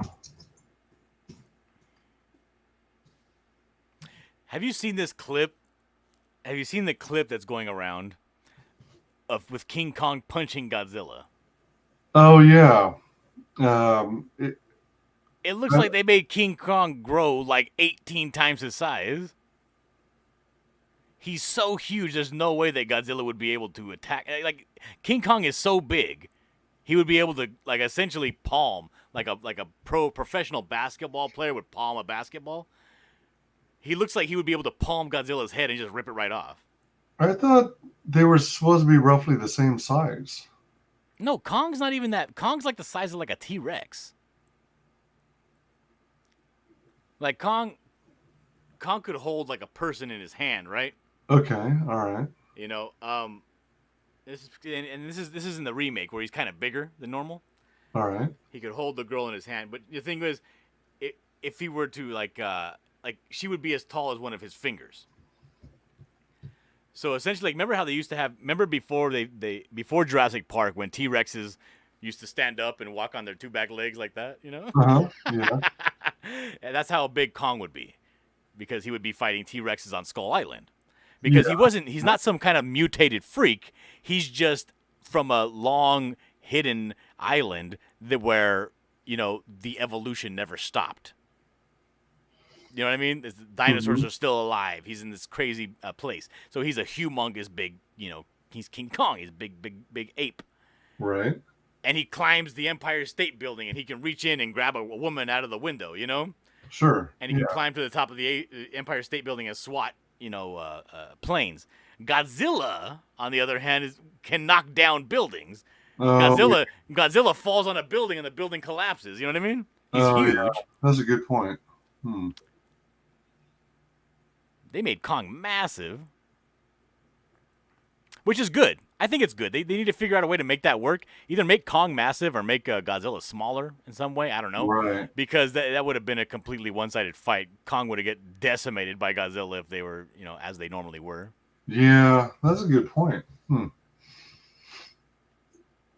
Absolutely true. It used to be $1.50, and 50-cent coupons were mailed constantly, 1994 to 1995-ish era. That's right, yeah. When they banned flavored cigs in the U.S., they left the menthol for the same reason Canada removed them. Can't find the damn shop name. There was one up here that cooked everything on the grill and dipped the whole sandwich in the steak grease afterwards. Then the cheese, even was on YouTube. Huh. I used to go to Tijuana because I live in Southern California. It's not too far. It's a 2-hour drive. And I used to go to Mexico and Tijuana, and they had these cigarettes called alitas, which means like little wings. And they sell them in like little tiny packs of 10. They're non-filters. And dude, things were $1.75. Oh, they were fantastic. And I would buy so many of them, and I would always be super worried, coming back across the border because you can only have like 10 packs, like 1 carton worth of cigarettes. But I always had a duffel bag just full of them. You get home and you throw them all in the freezer. They never inspected your duffel bag? I never been like searched or anything. Oh, wow. So if you put them in the freezer, how much longer do they last? I mean, I smoked them, and no matter how long they were in there. Oh. So why not just leave them out? No, because if you leave them out, they will. Because what I would normally do is I'll take the cigarettes and I'll put them in a Ziploc bag, and then stack them in the freezer. The freezer keeps them for longer, and the Ziploc bag doesn't allow the air to get in and make the tobacco brittle. So they just taste better for longer. They keep longer in the refrigerator or freezer. Huh. Okay. Well, that makes sense. They mentioned in Skull Island that he was still a kid in early adolescence. They're using that line to justify him getting big enough to be a threat to Godzilla. Oh, really? Oh, right. Probably Pat's or Gino's. They are tourist trash. Yeah, they always hype up the competition between those two. Down here, they don't dip it. Can't wait for the new Godzilla vs. Kong movie. Who wins? Well, you saw that image, right? Who do you think wins? I don't know. I would lean towards Godzilla only because he could keep Godzilla at a distance with his flame breath, radioactive flame breath. Keep Godzilla? You mean keep Kong at a Keep distance? Kong back. Sorry. Well, Prince Godzilla ain't got nothing on King Kong. I think the size they made Kong's gonna hand him his ass. What about that stupendous flying kick he does where he's kind of like riding on his tail? I'm gonna watch. Remember the old King Kong, or not the old King Kong, but the old Godzilla. He's in that rubber suit and he does like kung fu, like boxing. Yeah. Charlie's Grilled Subs is fucking amazing though, especially the buffalo chicken. Man, why are you guys making me hungry? What the hell? I like D'Alessandro's, but they're probably closed now. Whoever wins is the director's choice. Well, who's the director of this film? Maybe we can go back and take a look at what his preferences are. Yeah, or maybe see what kind of director he is. What kind of previous films he worked on. The director's Zack Snyder. Zack Snyder's doing it? King Kong and Godzilla are going to get together and listen to emo music and cut their own wrists. Oh, shit. Oh, crap. On that note, so we got Magna with this cool image. I love the artwork in this book. I'm looking forward to it. Almost as much as I look forward to the Buckler. The neat thing about this, well, as I learned today, is Charlie's London recognized this tank. She knew the model of it and all that, presumably by the treads. Well, yeah. I mean, why would you? Okay, here's the thing. This is the thing. Like a lot of people don't get. Artists use photo reference. Yeah, that's true. If you're gonna draw a tank, you don't make up some crazy fantastical tank. You just find a picture of a tank and just draw that tank. Right. No, I just thought it was fascinating that Charlie's recognized it, but I think she's part of one of those groups that kind of recreates battle scenes, old battles. See, I know a guy like that. His name is Mallet. Mallet CNC Works. He has a YouTube channel, and he just all he does all day is talk about woodworking and World War II tanks. Ah. He's one of those very very old boring men. But I love him to death. He's fantastic. You know, there's I don't know if you've ever watched them, but sometimes I watch these YouTube videos of woodworkers carving things out of wood and making all this fancy shit. And you look at all the steps it takes and imagine how much time it takes to make a finished product, a single finished product, and it's like astounding. And how much would that cost to make it? Yeah. Yeah. Get it all handmade from scratch and have all this fancy layering. And I watched this guy take a chessboard, right, from 220 grit sanding on the top of it, and he put no lacquer, no nothing on this thing, just straight hand sanding from 220 grit, stepped all the way to about 3,000 grit. Oh wow! And then after that was all done, he just put a little bit of wax and buffed it, dude. It was the most shiny, most beautiful thing I ever seen in my life. Oh my gosh, yeah. That stuff rocks. Michael says it's going to be a draw, and Mechagodzilla is revealed. Calling it now. The old Kong versus. It's going to be Mecha. It's going to be Mecha Godzuki, is what it's going to be. Mecha Godzuki. Oh man. Godzilla, and Godzuki. I always hated Godzuki. Annoyed the hell out of me. The old Kong. Yeah, he's super fruity. The old Kong versus Godzilla had both endings. In Japan, Godzilla won. In America, Kong wins. Yes, and the artist picked the correct tank for the first time.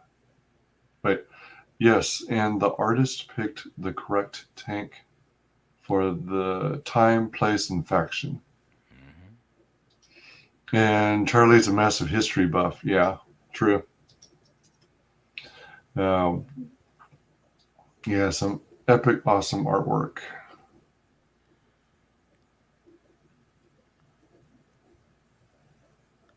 You got a good team together.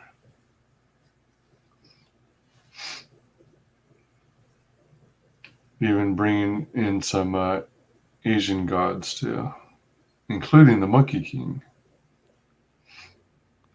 The Monkey King. Did you watch that movie? That movie was fantastic. Yeah, yeah. You get to see Jackie Chan fight Jet Li for the first time. Oh my gosh, yeah. Those kinds of things are so much fun. And like people that don't watch like the Jackie Chan movies or the Jet Li movies, they're like, so what? Like, you don't understand. Man, I love martial arts movies. But I like the ones that are like, you know, kind of a little bit on the hokey side. Uh-huh. Like the Flying Guillotine or Right. or like Crouching Tiger. Oh yeah. Exactly. You got everyone doing these stupendous leaps up into the air. Like, don't get me wrong, like I love like the early Jackie Chan stuff that was really visceral. Everything was choreographed and done, not live, but no camera trickery, just all raw takes. Oh yeah. And the thing is, like, even when people would compare, oh yeah, Jackie Chan ain't no Bruce Lee, that kind of deal. I was like, I'm gonna be honest, dude. Like, I would rather take a hit in the face from Bruce Lee than a hit in the face from Jackie Chan. Jackie Chan looks like he has some weight and some momentum behind when he hits every time. Oh yeah, yeah. This guy's whole body gets thrown to every hit. It's fantastic. All right, Patrick Furtado, good night. That right. Forbidden Kingdom, love that movie. Take it easy, Patrick. Gotta sleep. Good night, all. Hello, Tommy Sarkinen. How's it going? Tommy Sarkinen says Magna is closing? Question mark. Well, from the funding stage, it rolled over to Being in demand. 36 Chambers of Wu-Tang. That's a good one, yeah. Let's see, my favorite one, I used to love it too because I had it on VHS. It was The Legend of Bruce Lee, starring Bruce Lee. Mm. And he had this fat friend that would always be trying to do kung fu just like him, but they went just completely over the top with the sound effects, like with the snake fist style, like yeah, oh, it was fantastic. Yeah, they went all in. Okay, why did everybody do that? He's saying crouching tiger, spanking monkey. Like, people used to do that all the time, and they'd be like, what do they call it? Crouching, F word. Hitting queer. What the fuck? People love playing with the title of that movie. Oh yeah. Oh, okay, so keeping it in promo rounds then. Yeah. You gotta keep it in the promo rounds because the thing is, while these books are being worked on and fulfilled, why not, continue to hear about it and back them. I mean, that's the whole point of it being in demand is if you forgot your chance, you missed your shot. Mm-hmm. Now, what is your opinion about this, Wise Guys? Do you think that there should be some sort of penalty for not backing it during its funding stage? Like if you back it while it's funding, you should be rewarded, and then if you back in demand, you get some sort of a base product. I don't really think there should be. I'm asking the hard-hitting questions here. I don't. It is a good question. I wouldn't. Yes, Bowsette. That's not the first time I've heard that one either.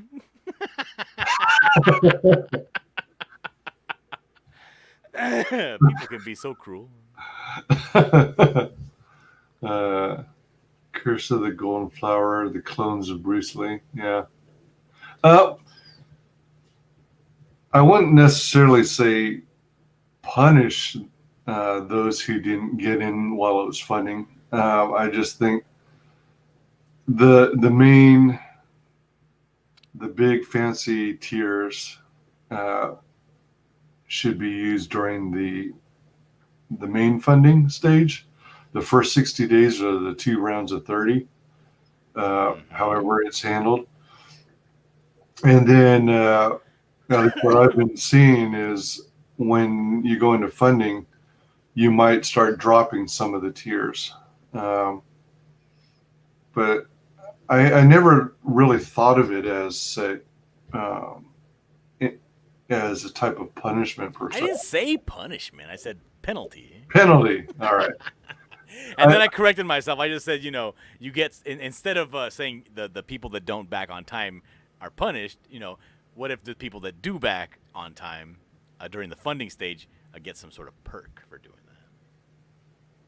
Well, I mean, I don't mind if those who do it during the funding period get an extra perk. I mean, that's kind of like what you're essentially doing when you offer a trading card during the sign up, the pre-launch.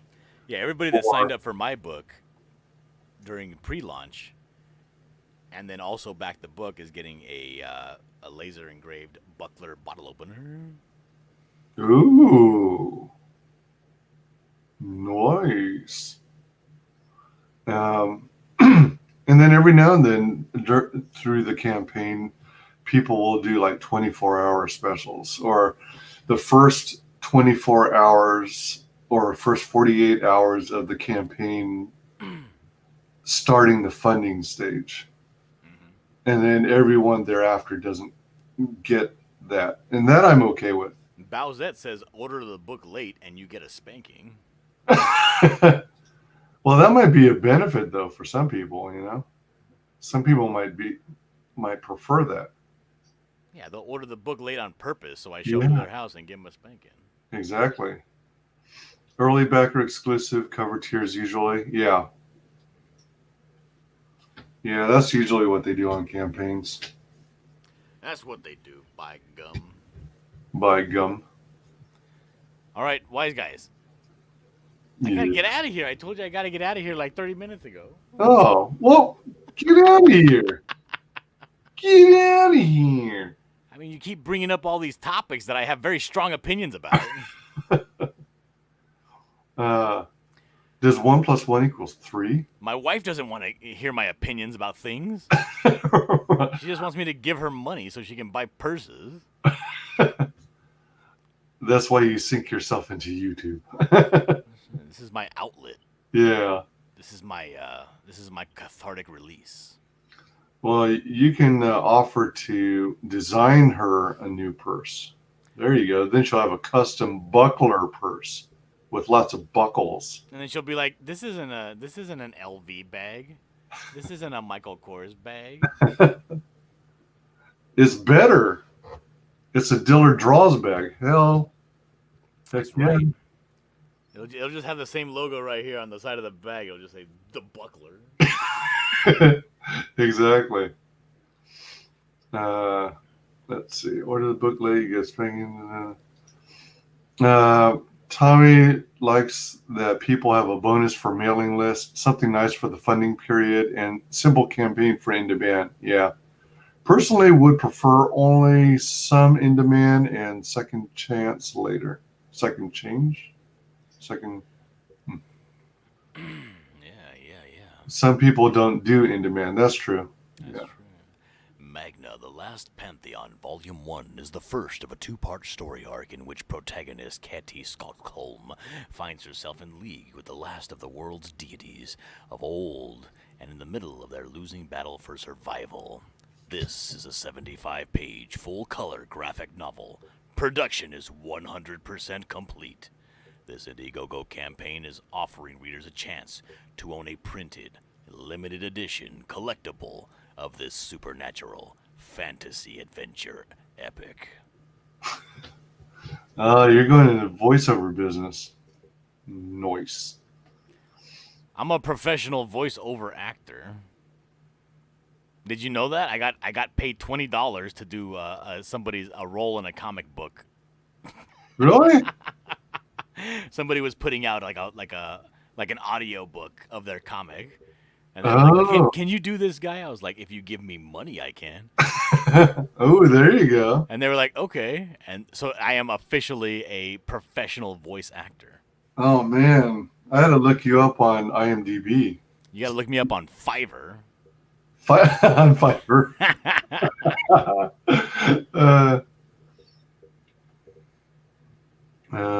Yeah, true. Some people don't do in demand.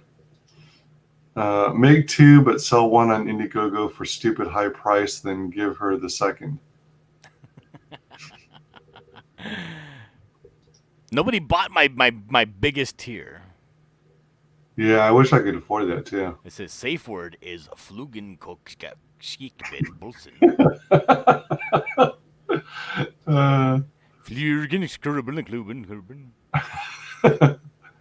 Like the Huerta cover for Graveyard Shift, that was perfection. That was cool. Whatever happened to that guy? Is he still around? Should be, yeah. Although, didn't he try to distance himself from CG because he was catching too much flack from the SJWs who were doxing him? Oh, I have no idea. Wait, did he have I thought he distanced himself because he had like a book that he didn't fulfill and he was getting shit from everybody. Or like he was really late on it or something. I think it was both. I don't know. I can't keep track of all this stuff. That shit happens. Something I keep thinking at times that there's what else does this campaign say about this book? Let's find out, shall we? Oh, let's take a closer look. Dillard speaks on Fiverr. Yeah, so showing a bunch of cool artwork, covers, interiors. Oh yeah. Yeah. Catch a look at the lettering.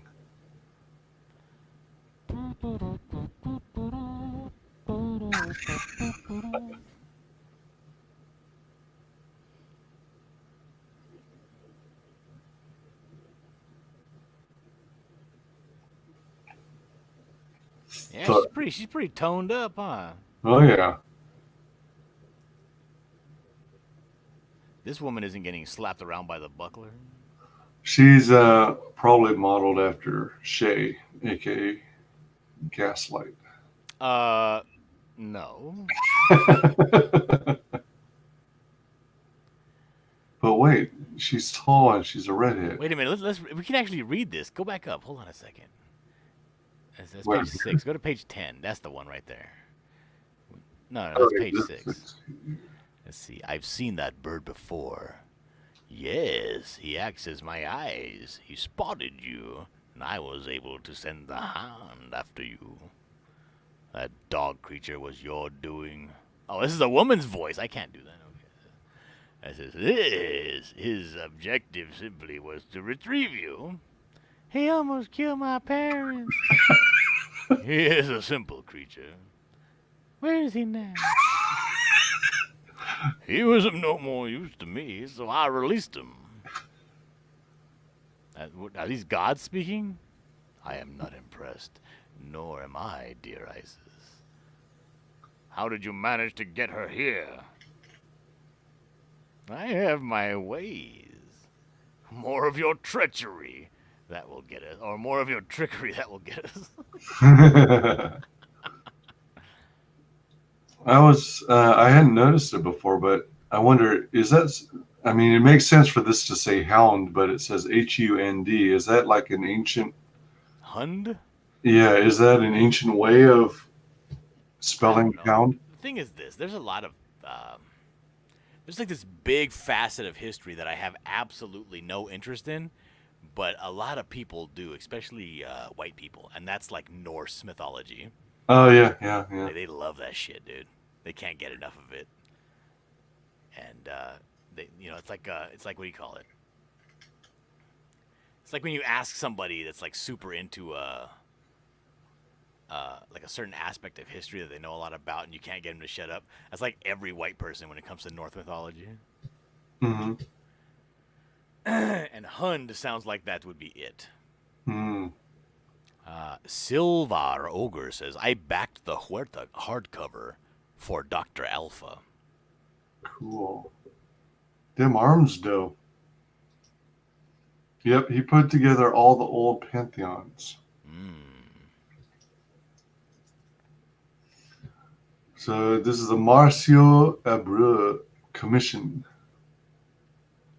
Is the featured tier. So 8 out of 10 claims, so there's only 2 more to go. The 6 5/8 inch by 10 1/8 inch paperback copy of the graphic novel with cover of choice. And a one-of-a-kind 8 by 10 inch bust sketch of any character of your choosing by Marcio Abreu. Oh. And is this right here, this character, this is Red Sonja, right? Yes. Is this like the quality that you can expect from this commission? I believe so. That's a steal. It is.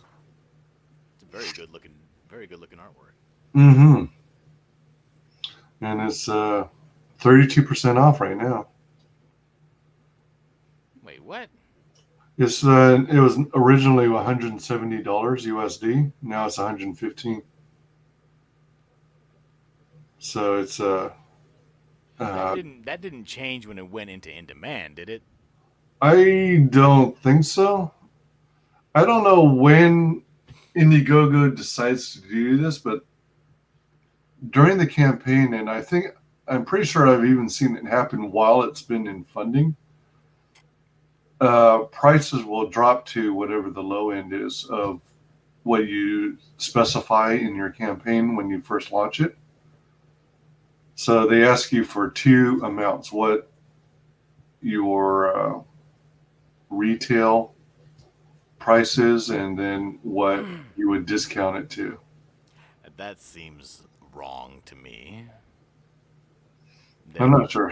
That if you wait till the campaign's over, you can get it at a discount. I don't know. I don't know if that's the case, but that kind of just seems wrong. Yeah, I mean, I think it. Unless they did like one of those things where, because you can also modify your prices if nobody has claimed it. Like if you have a tier up that costs $170 and nobody's backing it, you can say, "Oh, putting a sale, it's now this price." Right. Maybe, but it can't have anybody claimed it yet. So. Right, that makes sense. Because once someone, at least one person claims a tier, it's locked in. Yep. And then at that point, you either have to create a new perk and then rename it to something different and then hide the original one, or yeah, logistics and all that. Yeah. Next one is a Magna digital, so you get the digital version. And claimed, that's $450. Mm-hmm. Get an epic Magna embroidered beanie. $20 plus shipping.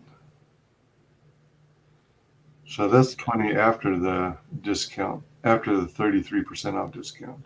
Used to be 30. Yeah. So before, as I understand it, before he went on Red Valkyrie's channel, he just added this tier, and I guess he got all 10. He got at least 8 during her stream, during the Red Valkyrie stream. Maybe even got all 10. I don't remember. Interesting. So that was cool. Paperback graphic novel. This is the Torque cover. So individual books are now 25, originally 40. So that's a 37% discount. And then paperback graphic novel Torque, cover number 2. That's on sale, $25 USD.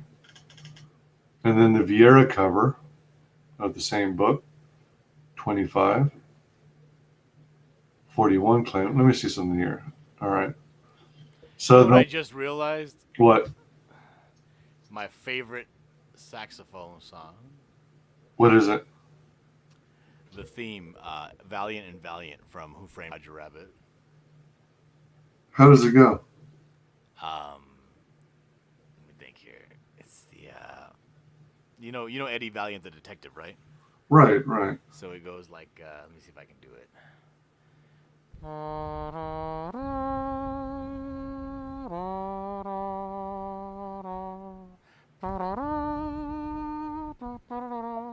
You remember that song? Yeah, that's good. Oh my god, that song's so good. I want to hear it right now. I'm gonna look it up. Yeah, you'll probably find it on YouTube. Put together all the pantheons. Yep. Norse, Egyptian, Greek, Chinese. When things weren't selling, they get discounted. But it went up discounted. I got beanie number 1. Oh, you got beanie number 1? Cool. Awesome artwork. Oh, I remember that tune. So when it's over, he'll sell leftovers at full price. When it's over, I'm thinking that he'll just keep them for the second campaign, book 2.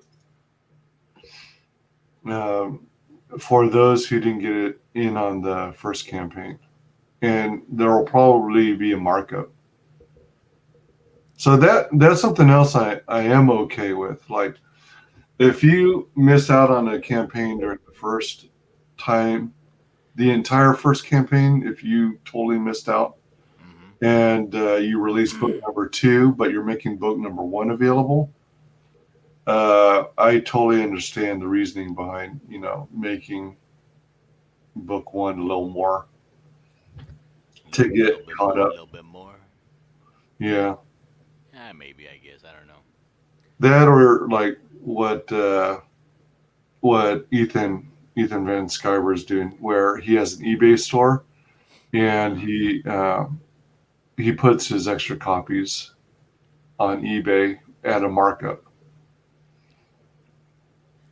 So let's see I here. don't know. I mean, possibly. Yeah, if you already have them, you already have the physical books, you know, they're in your possession, they're signed and all that, you can mark them up. But I think, I don't know, what I think I want to do Uh-huh. is after I do the campaign and everything's fulfilled and everybody gets what they want, after about a year, I think I want to put them on Amazon at a slightly discounted price on a print-on-demand status. Oh. That way I don't have to fulfill personally. Yeah. For sure. It'll take a But I lot want of work. to, but I want to have the people that back the book to actually get the book and have first crack at it and not be available anywhere else for at least a year. Yeah, that makes sense. That makes sense. Do you envision one day possibly taking your project and working with, say, Pete Samedi of Alterna Comics and Possibly. release I mean, whatever makes more financial sense. yeah, because he does newsprint books, but per my understanding, it's like a fancier, higher quality level newsprint than what Yeah, we they grew up with. can. Ever since digital printing and coloring and stuff, newsprint, you can put all kinds of cool stuff on newsprint. But yeah, I don't know. I just want to make sure that I can get more people, Mhm. but not actually out the backers that I've already backed. You know what I mean? Yeah. Your focus and What is your opinion about people that go to Indiegogo and then also go to Kickstarter later? I understand the reasoning behind it, and I say, more power to you. But In more terms power of to you over there. yeah, I in don't terms want to of deal with it. well, from my perspective, my focus is on Indiegogo ComicsGate projects. Mm-hmm. So um, if you do a campaign on Indiegogo and it's ComicsGate, then yeah, I'll support you. I'll back you. Assuming I like the project, the book, and I can find something I'm passionate about in your project. Once you go to Kickstarter, I may from time to time, share, retweet your project, but I won't necessarily actively campaign for and promote the book. Because I'm I biased. saw a book and I didn't want to get it. I don't want to get it because it's on Kickstarter. Because I have this like aversion to Kickstarter because of the bullshit and shenanigans they pull. But it looks so good. But I'm just not gonna get it. I don't know.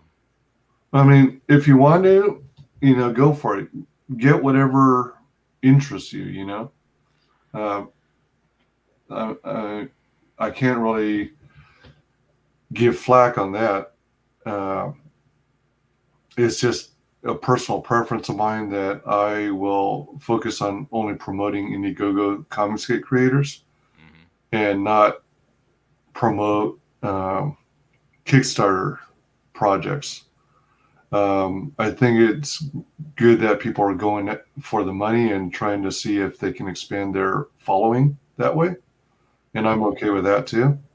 But I personally won't, promote that. Except for the occasional maybe sharing of the project. Because the other guy who does potentially more promoting than I do, is it Ponta? Who? Is his name Ponta on Twitter? I don't know.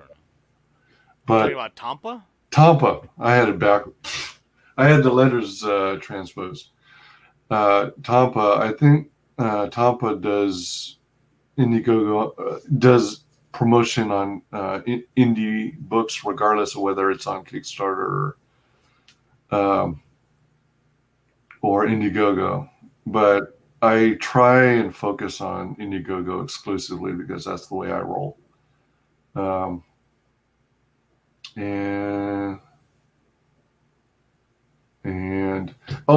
when it comes to actually backing projects on Kickstarter, I usually don't because I'm too busy on, promoting Indiegogo and ComicsGate projects. Mm-hmm. But I myself have backed maybe 2, possibly up to 3 Kickstarter campaigns, simply because I thought they were cool. Yeah. They're like I backed one of the Lady Death covers from Coffin Comics, Brian Pulido. Uh-huh. It was like a 4th of July Patriot theme. So I got that. I also backed I think it was called Twisted Tales. And it was by Kevin Eastman, one of the co-creators of Teenage Mutant Ninja Turtles. Mm-hmm. And it was mainly because of his name recognition. And there might have been a third one, but everything else is ComicsGate and Indiegogo. So that's where I stand on it. But yeah, the end goal is to make money. So if you feel you can get in an audience, I mean, there's a certain community of comic book backers on Kickstarter too. Otherwise, people wouldn't be running campaigns there. I mean, that's where you get a lot of there's big talent on both platforms. You also got Todd McFarlane over there, along with Brian Pulido and others. But I almost pulled the trigger and got the Spawn with the action figure, but I've never been a huge Spawn fan. I think it's okay, and I thought the movie was kind of entertaining, but I've never been a huge Spawn fan, so I ended up not backing it in the end. Now check this out. I'm gonna send you something. Now you do not have to share this, because this is a Kickstarter campaign. If you don't want to promote that, I 100% not only agree, but I understand. I'm just gonna share it. Oh, you know what? If you want, you could share your screen. I don't mind bringing it up to check it out. Okay, I'll share my screen then. All right. Because there's this these images that I saw, like, hit me like, wow. Like, sometimes you see something and it just takes you into that world immediately. You're already there. You know what I mean? Oh yeah, And sure. I was like, damn it, this is so good. But it's on Kickstarter and I don't want to back it. Right. All right, here we go. Here it is. And the other thing I don't like about Kickstarter is that you pay for you do the backing, but you don't get charged for the shipping until later. Yeah. And I don't like that. So this is the book. Oh. Okay, it's called Isun Boshi. Something like All right. that. I don't know. I don't know what it's about. I really don't know what it's about. But I saw it, and this image, not this one. I'm gonna show you right now. This image of these skeletons. Okay. Just drew me right in. I was like, oh my god, look at this. That's quite dynamic, isn't it? Let me see this here. Look at that. Oh wow. You see this dragon thing flying around the back, is Yeah. big, humongous, gigantic lighting on it. I was like, what the? This is awesome. That is cool. And then there's another one here of the same. Here we go. Check this out. Look at these. Oh my gosh. That's so cool, right? Oh wow. That's a trip. I was like, this is so cool. I'm like right there with them. You know what I mean? Like, oh, Yeah. this is fantastic. The foreshortening, the perspective and everything. It's so good. Oh, that's cool. Yeah. But fuck this book. It's on Kickstarter. Yeah, I mean, I don't like the way they design it such that you don't get charged for the shipping. I don't want to have to worry about shipping down the road. Yeah, that's stupid. When they finally get around to it. It's like, no, let me see here. But I thought that when I saw that, that struck me as like, wow, that's something really cool. Yeah. It's kind of like when you saw like for the first time that image, the Dungeons and Dragons 5e, where you have that person fighting that frost giant on the cover of the Dungeon Master's Guide. It's like, wow, it looks fantastic. Oh yeah. So when it's over, he'll sell leftovers. Oh, I already read that one. Yep, and the no discount is the spanking. Dang, 5:30 a.m. I gotta sleep soon. Kickstarter is trash they need to burn. I don't trust Kickstarter. Some things are only there, but only last resort for me. Yeah. I'm not going near them until the Vinny issue is resolved. Yeah, I heard about that. Looks like yokai. Huh. Not familiar, but What's yokai? I'm not sure. I need to go back to the campaign here. So, oh, you know what? Hold on. Yokai are a class of supernatural monsters and spirits in Japanese folklore. The word yokai is made up of the kanji for bewitching, attractive calamity, and specter, apparition, mystery, suspicious. Yokai are also referred to as ayakashi, mononoke, or mamono. Huh. That's cool. Yeah, but that one image So with like monsters from Japanese folklore is what yokai is. yeah. That's cool. Bowsette is a wealth of knowledge about everything that we don't know about.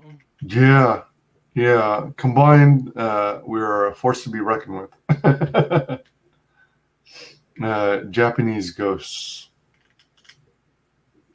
Okay. I did like that movie Princess Mononoke. Right. I was just thinking of that when you And, said that. and again, that was one of those images that you always remember that gets burned into your head. Remember when she goes up against that boar? That was like one of the first, I guess, guardians or monsters that she kills, or he kills, and he's like, disgusting human, you know. And he's like, and he's talking, but it sounds really gross, and there's like maggots coming out of the eyes, but the boar's just so massive. Yeah. Oh, man, this is pretty great.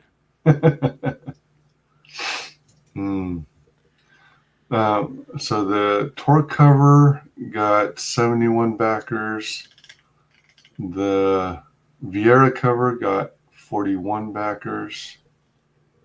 And then the Torque cover got 14 backers. Wow. And then we've got the Magna print trifecta where you get 3 prints for 55. Huh. The print. Oh, these are 11 by 17 prints. Okay. I was thinking to myself, that seems kind of pricey for prints. But these are 11 by 17 as opposed to like 8.5 by 11 or 8 by 10s. And then you got the graphic novel trifecta.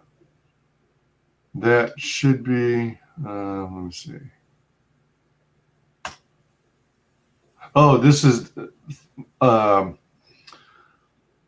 3 book covers, the original and the variants.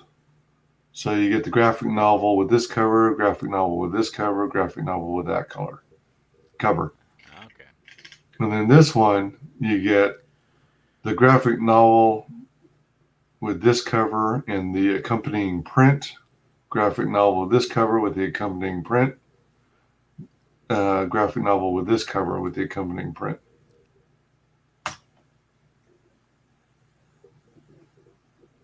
Let's see. Henge Yokai were a race from the first edition Advanced Dungeons and Dragons Oriental Adventures. Interesting. Pretty cool. Hey, wise guys, I do gotta go now though. My back is killing me. I can't stay up no more. All right. Well, take it easy. Thanks so much for hanging with me. Appreciate it. Absolutely. I will see you later. You have a fun time. All right. And you keep up the good work, my good chum. Hey, take it easy, man. Gashadokuro, Japanese shambling skeleton, marked by ringing in the ears and the sound of clacking bones. Nice. Man, so much information. You guys know so much. Man. Pretty impressive and very fascinating stuff. We got the Rod Super Looper Commission. I kept debating back and forth whether I should dedicate the money for this. Oh, man. But let's see here. You get a 6 5/8. Ow. 6 5/8 inch by 10 1/8 inch paperback copy of the graphic novel with cover of choice and a one-of-a-kind 8 by 10 inch full body pencil and ink drawing of any character of your choosing by Rod Looper. I like it. I just wish it had the other two. I wish it had all 3 graphic novels.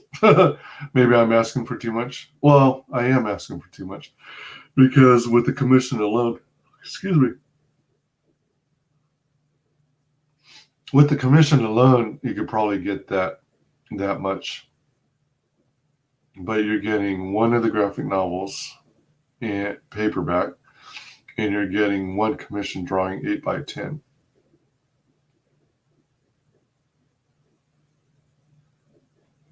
Yeah, let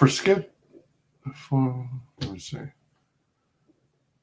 For a commission drawing, yeah, I guess 8 by 10.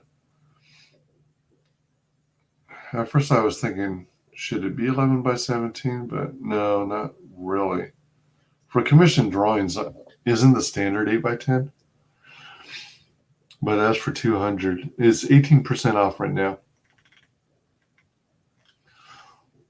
And then these other, let me see. Oh, there was only one other?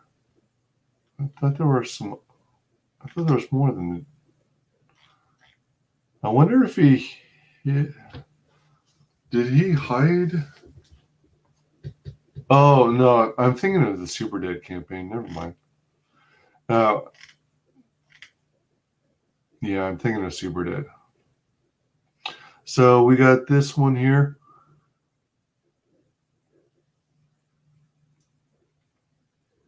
That already sold out to Tel Aviv with love. Oh, yeah. This is where he was saying that he had a backer who lives in Tel Aviv, I guess. And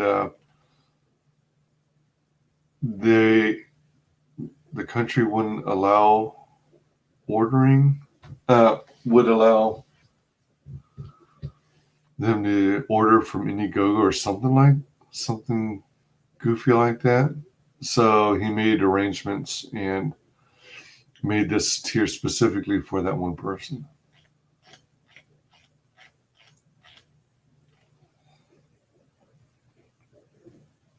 Man, this is just so cool. And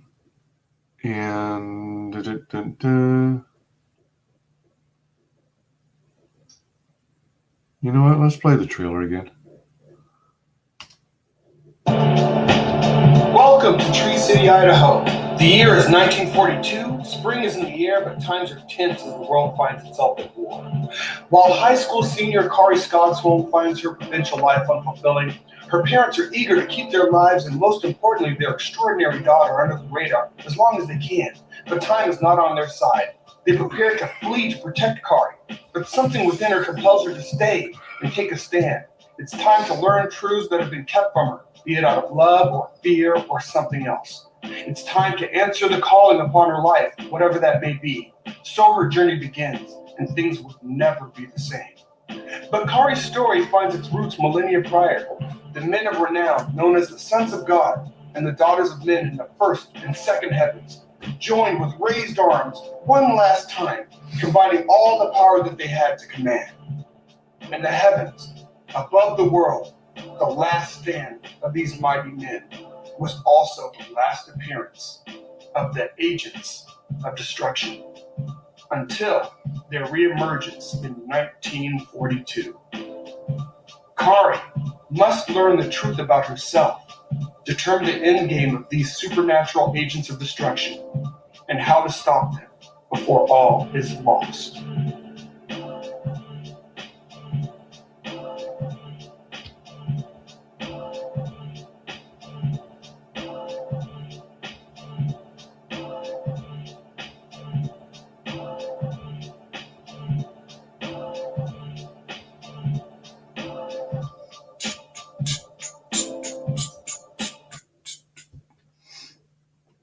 All right.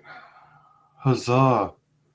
I wonder if there's any more backers since 8320, 8390. Oh, wow. Nice.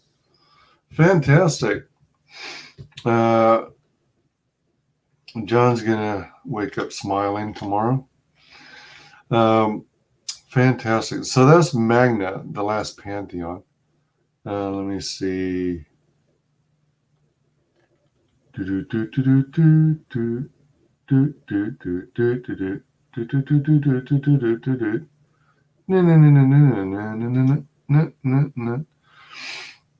Michael says, have a good one, Dillard. Yeah, what the heck are you doing here? Go to sleep, Michael. Still doing program updates? Lol, drawing too. Talk to Mandy about those clones, man. I backed Magna. That art is too clean to not have. I know, isn't it? That is so sweet. Hey, welcome, Monkey Man. Heyo. Hey, Built Dissimilar. What's up? Good to have you guys. Or gals. Or never mind. I was going to ask the difference between that one and the trifecta. Whoops. He hit the redhead so hard it knocked her straight out of her boots. That chick is like an Irish Wonder Woman. Hey, take it easy, Sylvar. Thanks for hanging with us. Morning, everyone. Peace. Yeah, the trifectas. Just drove through Diller's neighborhood. Boo Danner. Welcome. Good night, Ogre. Yeah, so the trifecta ones are, let's see.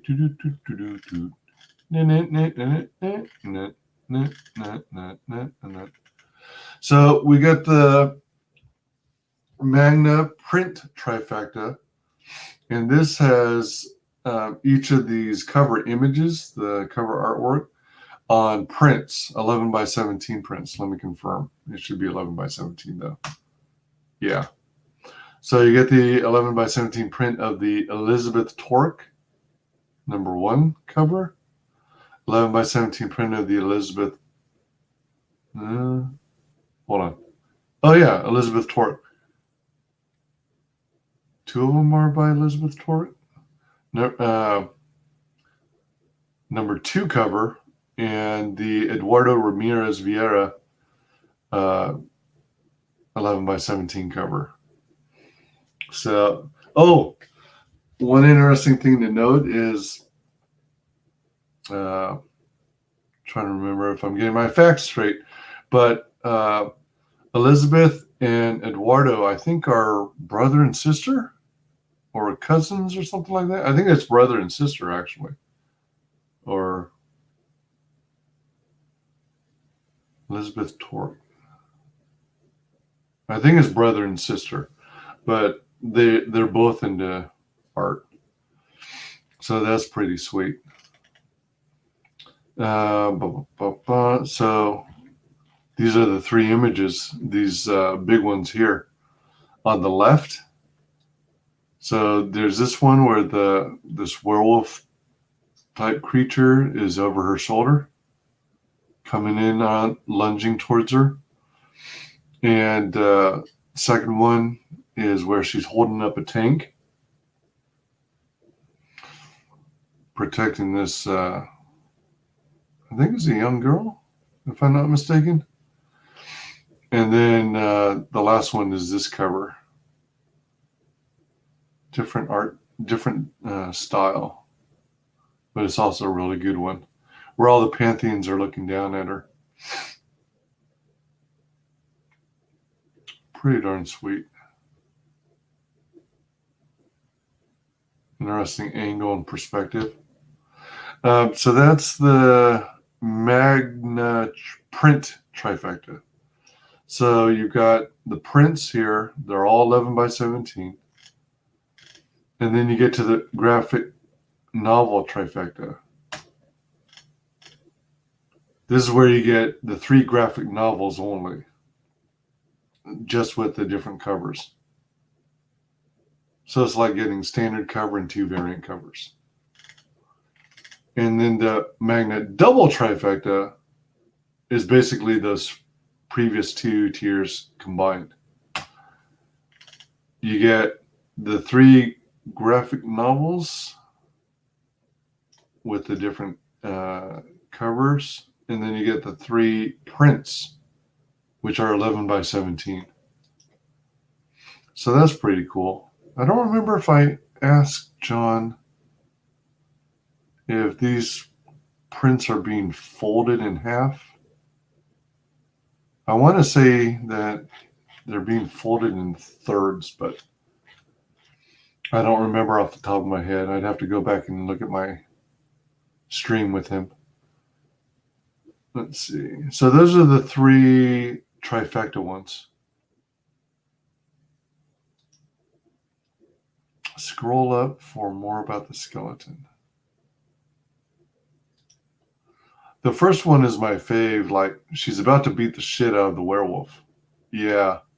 She doesn't look scared at all, which is really sweet. She's almost saying like, oh, what's this?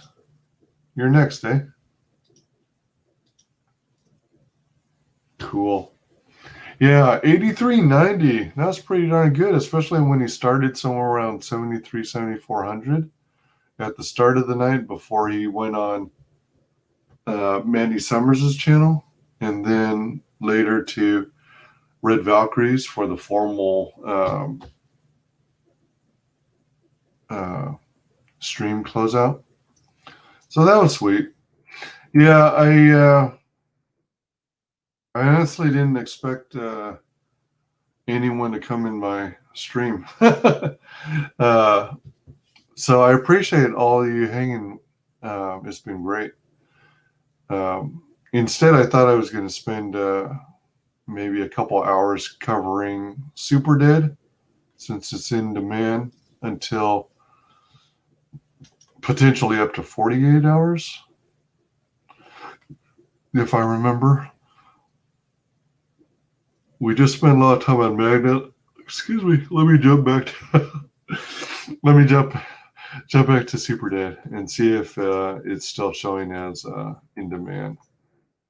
Or, oh crud, I did it in the wrong spot.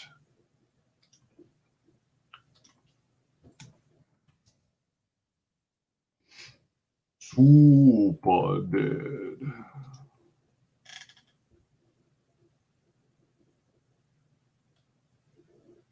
All right, so it's still listed as in demand. So if anyone is interested in Super Dead, follow that link. There you go. Not today's spot. That's a good caption for it. Oh man, yeah, that's good. You should recommend that to John Hervey. Oh, that's cool. I like it. Not today's spot. And then for those interested in Magna, the Last Pantheon.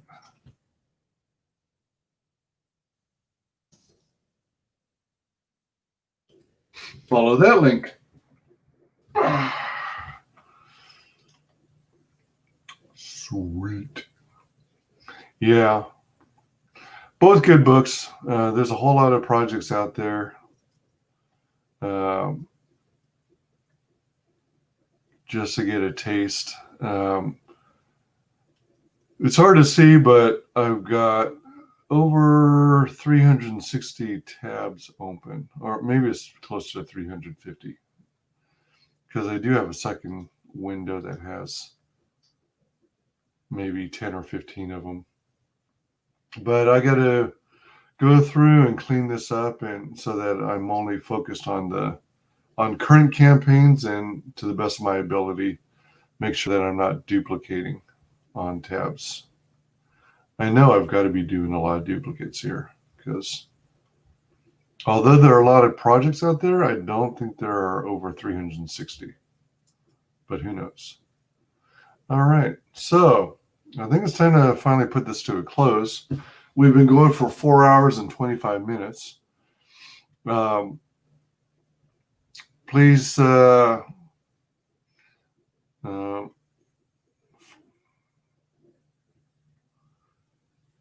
feel free, if you feel compelled, contribute to the tip jars, since I have no monetization whatsoever. One of these days, though, according to Social Blade, I haven't looked at it recently, actually. According to Social Blade,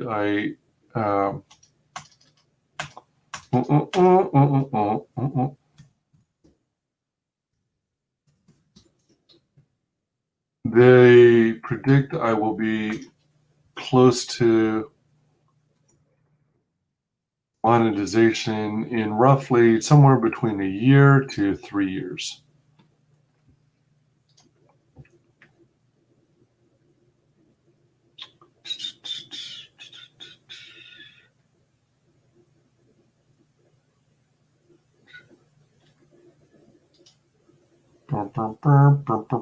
Haha, a C grade.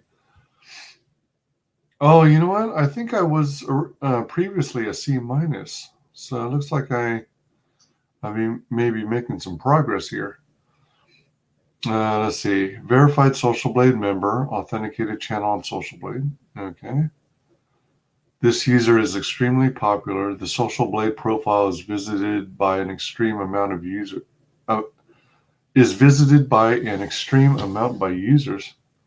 Who would be looking at my Social Blade? I'm such a small channel. This user is trending. This Social Blade profile is visited by a moderate amount of users. I'm at 282 subs.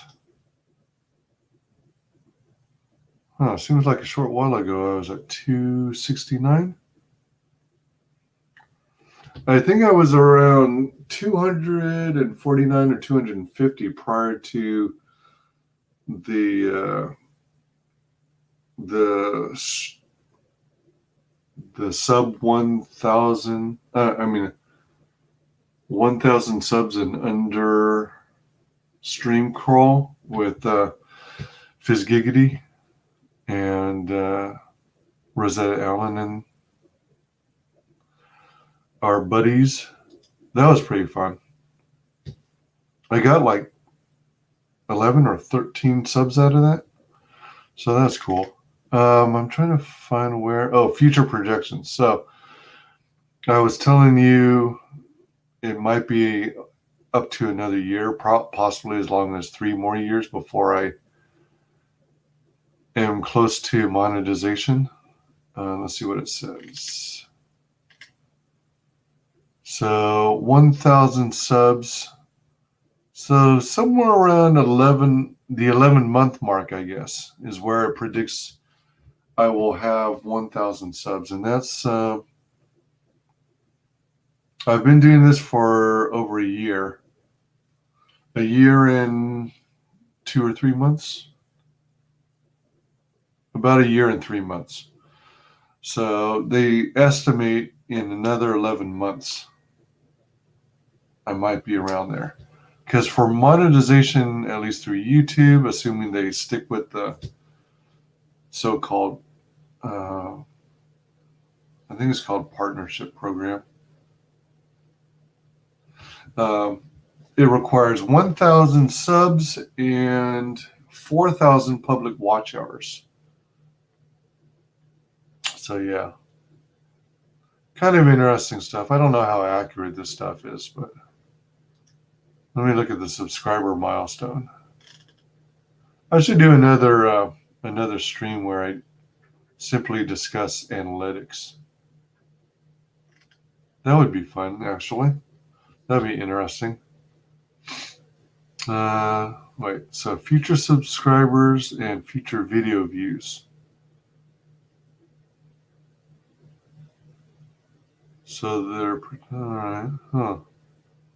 Looks like the same slope almost. Huh. Same time period.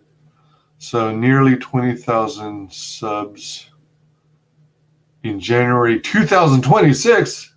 Shit. We're only in 2021? Holy crap. 5 years? It's going to take 5 years to get nearly 20,000 subs? Dang. Video views, nearly 1.5 million? Yeah, 1.5 million. All right, so that's kind of interesting. And then this is another book I got to check into. All right, so there we have it. Yeah, only 4 hours. 4 hours, 31 minutes. Wyman, go to bed. Everyone else, drop a tip in the bucket. By next year, YouTube will probably change shit again. Yeah. Did you hear? Well, I was meaning to do a video on this too. I was going to do some videos where I read their updates to their terms of service. As boring as it sounds, but just to see kind of the progress of how shitty they get. Because one of the most recent updates that was announced, I think in December, is that now YouTube reserves the right to run ads on your channel, even if you're not a partner with YouTube. Even if you're not monetized, they reserve the right at YouTube to run ads. So they're basically profiting off all your hard work, which really blows big time. I wish I could find a better alternative platform. But I'm looking into it. Got to do more research. 5 years, I don't expect YouTube to still be around. I kind of think that YouTube may stick around for a long time for the foreseeable future, but I think their impact and their presence will be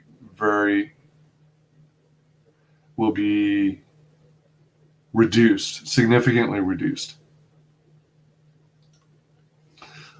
Terms of service update just means we bend you over harder. Indeed. Yep.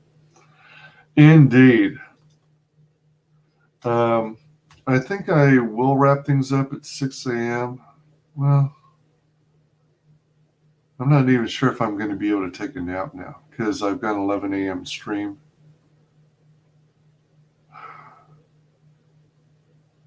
Let's see, 11, 12, 1. I got work at 5. I was going to do a P.O. box opening stream, but with all the packages, hold on, how many do I have?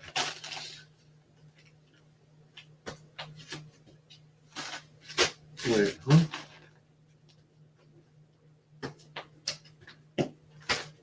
I got 10 packages this time to open. So that might easily take 2-3 hours. I don't know if I could cram it in. Crap. To be honest, I actually intended on going to sleep around 10 p.m. last night. Closer to 11. But then I got caught up in all the streaming. And here we are at 6 a.m. Eastern. All right. I'd better close it out. 4 hours, 34 minutes. Thank you all for joining. You can find me in all the usual spots. Facebook, YouTube, Wise Guys Entertainment, Twitch, Wise Guys Twitches, Twitter, Wise Guys Tweets. I just remembering that I was wanting to play some more Star Wars Knights of the Old Republic, but it'll have to be in maybe a couple of days or so.